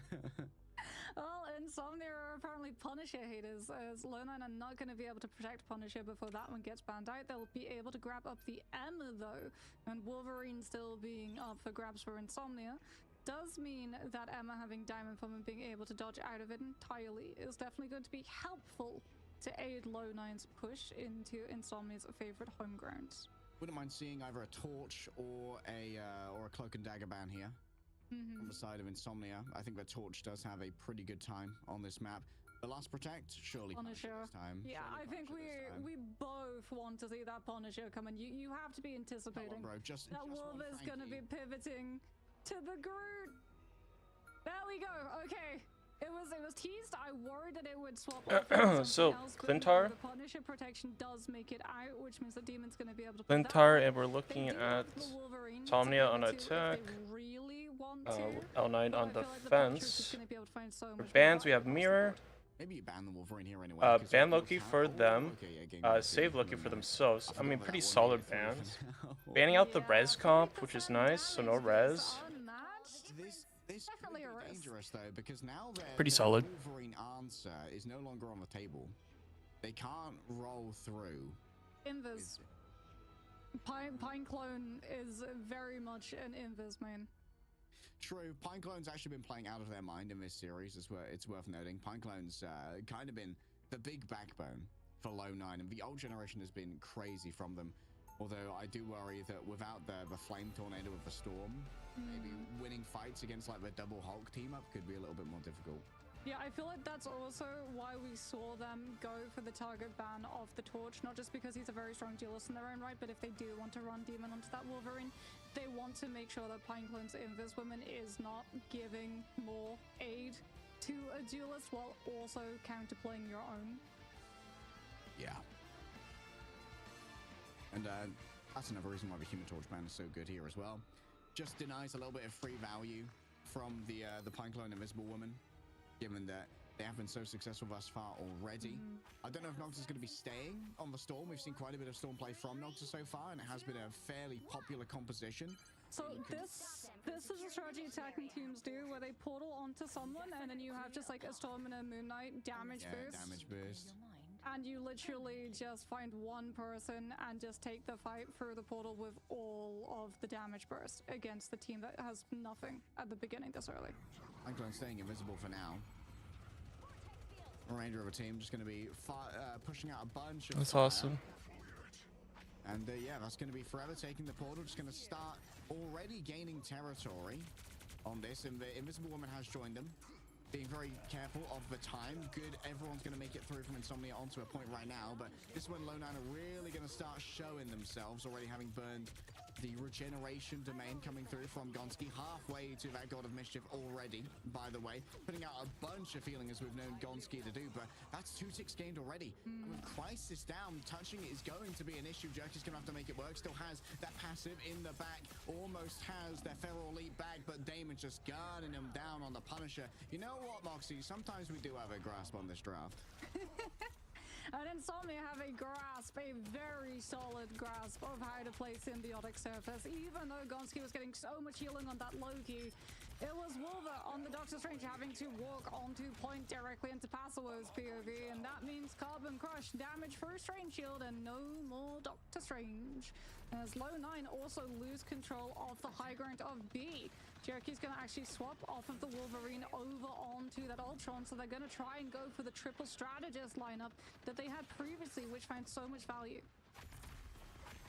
Crisis probing at the back line for now, but that means Wolver doesn't have too much help to try and get the Punisher off of their shield, losing a lot of HP over there. Moving forward with the Eternal Bond, Lone Nine decides to take initiative into their own hands. Gonski has to be careful though, not to be taken out too early. If you extend into that Punisher, the shotgun can be a real pain to deal with. And Insomnia, well, they looked at this and we said, okay, we're just gonna wait. Yeah, they're gonna wait, and then they're gonna come back with ultimates of their own. They've got an Eternal Bond. They can ferry that Punisher in safely off of the back of it, or they can just go in with the Omega Hurricane. Looks like Final Judgment is the call of choice into the Invis boundary. They invade, but it's Demon that goes down instead. Great target focus, even through the Eternal Bond. The Rage of Ultron, the knockback. Again, plenty. Good job there from Pineclone, shutting down. I probably have to cut the stream after this one because I have to go do stuff for a while. I don't want to just leave this on. Grabbed out of their own ultimate as well. So it's going to be the Storm of a Century in the backline. The Omega Hurricane gets a little bit of value, taking down Pinecone. You've got to worry about those respawners. They're going to find themselves an isolated Storm over there. Meanwhile, Gonski just has the output of the gods. The God of Mischief just gets so much done with 2 doppelgangers up. Demon is off of the Punisher onto the Wolverine this time around. We'll see how much time it's going to stick around for, though, as Paso swaps over to the Hulk, knocks her over to the Namor so they can take value of having both the team up for the Wolverine and the Namor, as well as utilizing the Namor to try and put pressure onto both Jerky and Crisis. So it definitely feels like Demon is going to be looking at taking Jerky out of the skies on the grab. That would be ideal. Crisis, for now, just holding up above, just going to do the homework on the Gamma Monstro. Of course, if they do go into a berserk state, they can be very troublesome to deal with. Crisis actually gets grabbed. Yet another excellent force physics coming through from Pineclone. It's been a lights-out game for the Invisible Woman today, and, well, there's the coup de grace as well coming through. The Carbon Crush on to Damon thereafter. Yeah, the lack of heal per second in Invis Boundary is made up for more than adequately with just the toolkit that the Invis woman has access to off of her cooldowns. Force physics is one of the most frustrating things for dive units and Wolverines to play into, and without a Magneto there, Demon's gonna have to start getting the Hulk bubble to make sure that he doesn't get grabbed out of his own grabs. Alright, Hulk earned by Pasuo. And yet another. There we go. It's going to be the Eternal Bond coming on through. Answered first by Pineclone. Already getting themselves up the Invisible Barrier. Multiple stuns coming through. Jerky actually grabbed out of the air. May well have had their ultimate interrupted there by the grab from the Hulk. Oh, unable to get the interrupt. Wolver just gets so much value off the back of the Eye of Agamotto. We saw Damon trying for the grab. But, well, sometimes Wolver's just better. He's that guy. He's that guy. Lurk and try to use Eternal Bond too, so that Insomnia won the heal-off situation into the Invis boundary. That's why they put so much stock into Paso counter-playing. and grabbing Jerky out of Rage of Ultron so that Lone couldn't stack the Rage with the Invis boundary and out heal Insomnia. They will have it back this fight around though, and they will be able to overlap that damage with the Dance of the Butterflies. The Snox has got the Horn of Proteus, but all eyes yet again fall to Demon. Insomnia have prized the Wolverine above all. Is it gonna work out for them? As that's the Dance of Butterflies fully mitigated. Too many dance partners. The Psylocke's damage doesn't stick. Good group up already. However, Damon has used their damage reduction. That Feral Rage has been expended, and now they will be vulnerable to poke. Password moves up onto the high ground, claiming that one away from Lone 9. And here we go. Actually, does not land, thankfully, inside the Horn of Proteus. Giganto does not get their man. Saint Tomoto on the other side, though, isolated by Damon. Healing coming through from the Ultron, using their rage to sustain the Psylocke, and Crisis gets scared away from the angle. Damon needs to look towards greener pastures, though. Easier target. Another missed Feral Leap onto the Doctor Strange, and it seems like they're not going to get anything off the back of this. I think the Damon bonked his little head. It's a little bit of a choke from our goat over here, and just thrown up towards the sky, maybe able to grab Jerky down. Lurkin has plenty of sustainability in the form of the Eternal Bond, and well, look at that, the Terror Cape is delivered when it was needed onto all of those vulnerable players. Out comes the invisible boundary. Crisis can't quite survive. The raw HPS output isn't there. Gonski's already used their ultimate here, and now there it is, the second invisible boundary. Yet another roll on through. Big damage coming through onto the Invisible Woman. It's been stalled long enough to bring back the Doctor Strange, portaling from on far. Passuo, though, if you come up close here, nobody's going to decimate you. Wolver never stood a chance. Yet another Exile, slap it on through. Crisis could be overwhelmed. However, instantly just brought in by the Sonic Seduction, and that's going to be the Dance of the Butterflies. The last little bit of showmanship from Lone 9. They've scuppered Insomnia when it seemed unlosable. And here we go, the portal back. Is it going to have the time? Is it going to have the moment? They don't quite have it. Damon can't survive. 0, 2, 1. Passuo is coming on through, has Monster Hulk, is world breaking, is breaking the entirety of Lone 9's back line, but at the same time, trades are going down. Lone 9 manages to sweep out Lurkin, who was having to play split off from the team. They were all tracking Eye of Agamotto, and he actually utilizes Dark Teleportation to put himself into a high ground position so that if Eye of Agamotto comes out onto the point, the Cloak and Dagger is outside of it. You can throw in your Dagger Dome, you can come in with your Veil of Light Force, everyone gets fully healed up and potentially survives the Maelstrom of Mantis coming on through. But that just puts him right into Jerky's 1v1, and Cloak and Dagger is many things, but unfortunately the damage that you do in Cloak form does not mirror the damage that an Ultron can deal out. Yeah, the Ultron just pushing out so much. 30 seconds before you attack. And well, Get ready. Insomnia, now they truly are up against the wall marks.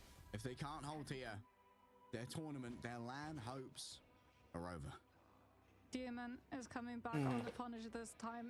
No Wolverine. Potentially we see the pivot over towards B. But right now, it's Storm, it's Cloak and Dagger, and Punisher, all to try and have that damage boost so that Demon can instantly drop one of these players from Lone 9. We hop up onto the culling turret to have that CC immunity in case Lone 9 try and jump onto us.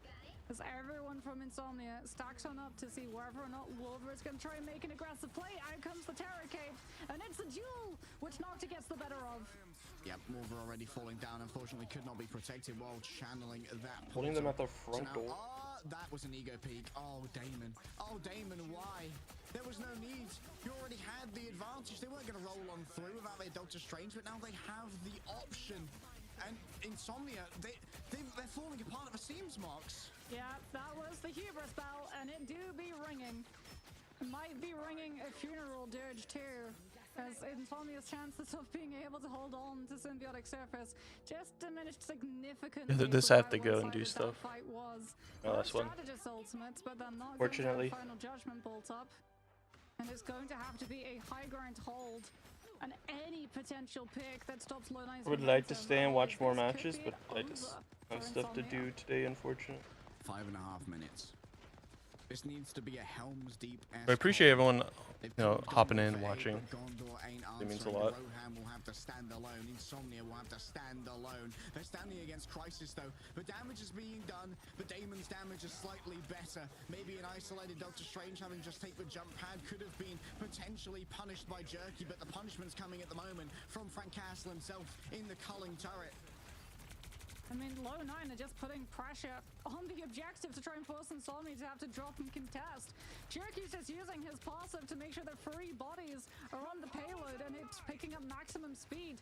Very early, God of Mischief comes on through. Everyone from the side of Insomnia can just back on off, understanding that Gonski's ult is going to run out in a matter of moments, but if they back out, they give up payload progression, and Crisis is already flanking all the way around the back to take advantage of the fight that's happening on the front. Lurkin doing their best to disengage after having to go deep, claiming all that territory with the Eternal Bond. Fair trade between Insomnia and Low 9. This is such a long con. Coming through from Crisis, does he just use Dance of the Butterflies when Demon tries to go for Final Judgment? And Insomnia don't know that the Psylocke's there. No, he uses it off of the Eye of Agamotto. It's unreal. It's Wolver season. And Pasuo throws in their own ultimate, but got absolutely nothing. Huge They're eye. going to be able to portal back, but Wolver, what an efficient play. They're going to be portaling directly back into Last Stand. Psionic Seduction. Dance of the Butterflies. Insomnia used Final Judgment in that fight as well. Oh no. Okay, they actually haven't portaled back. They are the instant attempt to try and take down Pasuo. Just settling for one. Now Jerky going up against the Storm. Inside the Dance of the Butterfly, so they have to try and fade away. Cinemoda fell low enough that maybe Damon could pick it up on the outside. Now an angle for the shotgun could be everything. Doesn't want to go inside the invisible boundary, just demanding that attention from Low 9. Cinemoda's going to take a moment to come on back here though, using that Psionic Seduction. Insomnia might have bought themselves a touch of stability, but they haven't been cleared out entirely yet. Pineclone and Gonski going down means that now they're out of time. Such a smart play from Nocta to use a Mega Hurricane onto Saint Moto. You can't silence the Storm. A Mega Hurricane, very worthwhile trade, because now Psionic Seduction can come on through, but like you said, Insomnia have buy themselves time. They've got a high ground hold. This was what Wolver was holding Teleport for, though. Out comes the contest. The Strange Shield blocks the Terror Cape from coming on through, and Forever gets grabbed up and sent packing. That means that there's no shield now to stop the Sonic Seduction from getting everything that it wants. Pasuo's going to have to run back quickly. Damon overwhelmed. You can see just how much of a public enemy he is. One last portal, one last chance. Lurkin does their best to solve it out on the other side. Pasuo is instantly ready to go. A Carbon Crush, I believe, is gone. Arrive for now. Multiple members of Low 9 are waiting on the cart. Damon's got the Final Judgment good to go. And still with Pasuo down, it's now or never. It's going to be the Eternal Bond, a little bit of additional safety, a little bit of additional healing. Nice. Take down Pineclone. Pineclone's gone missing in the midst of all of this. Sainamoto overwhelmed, and now the missiles, they're getting the pay dirt done. They're chasing down Wolver. The last dregs of Low 9 will be peeled off the cart, but every fight is last fight for Insomnia. There's still 2 minutes for Low 9. No TP recontest as well. Relaxing Sky is going to have Invis boundary, but Wolver's about to get Eye of Agamotto. And that's something that you have to be concerned about. So too do you have to concern yourself with Jerky's position.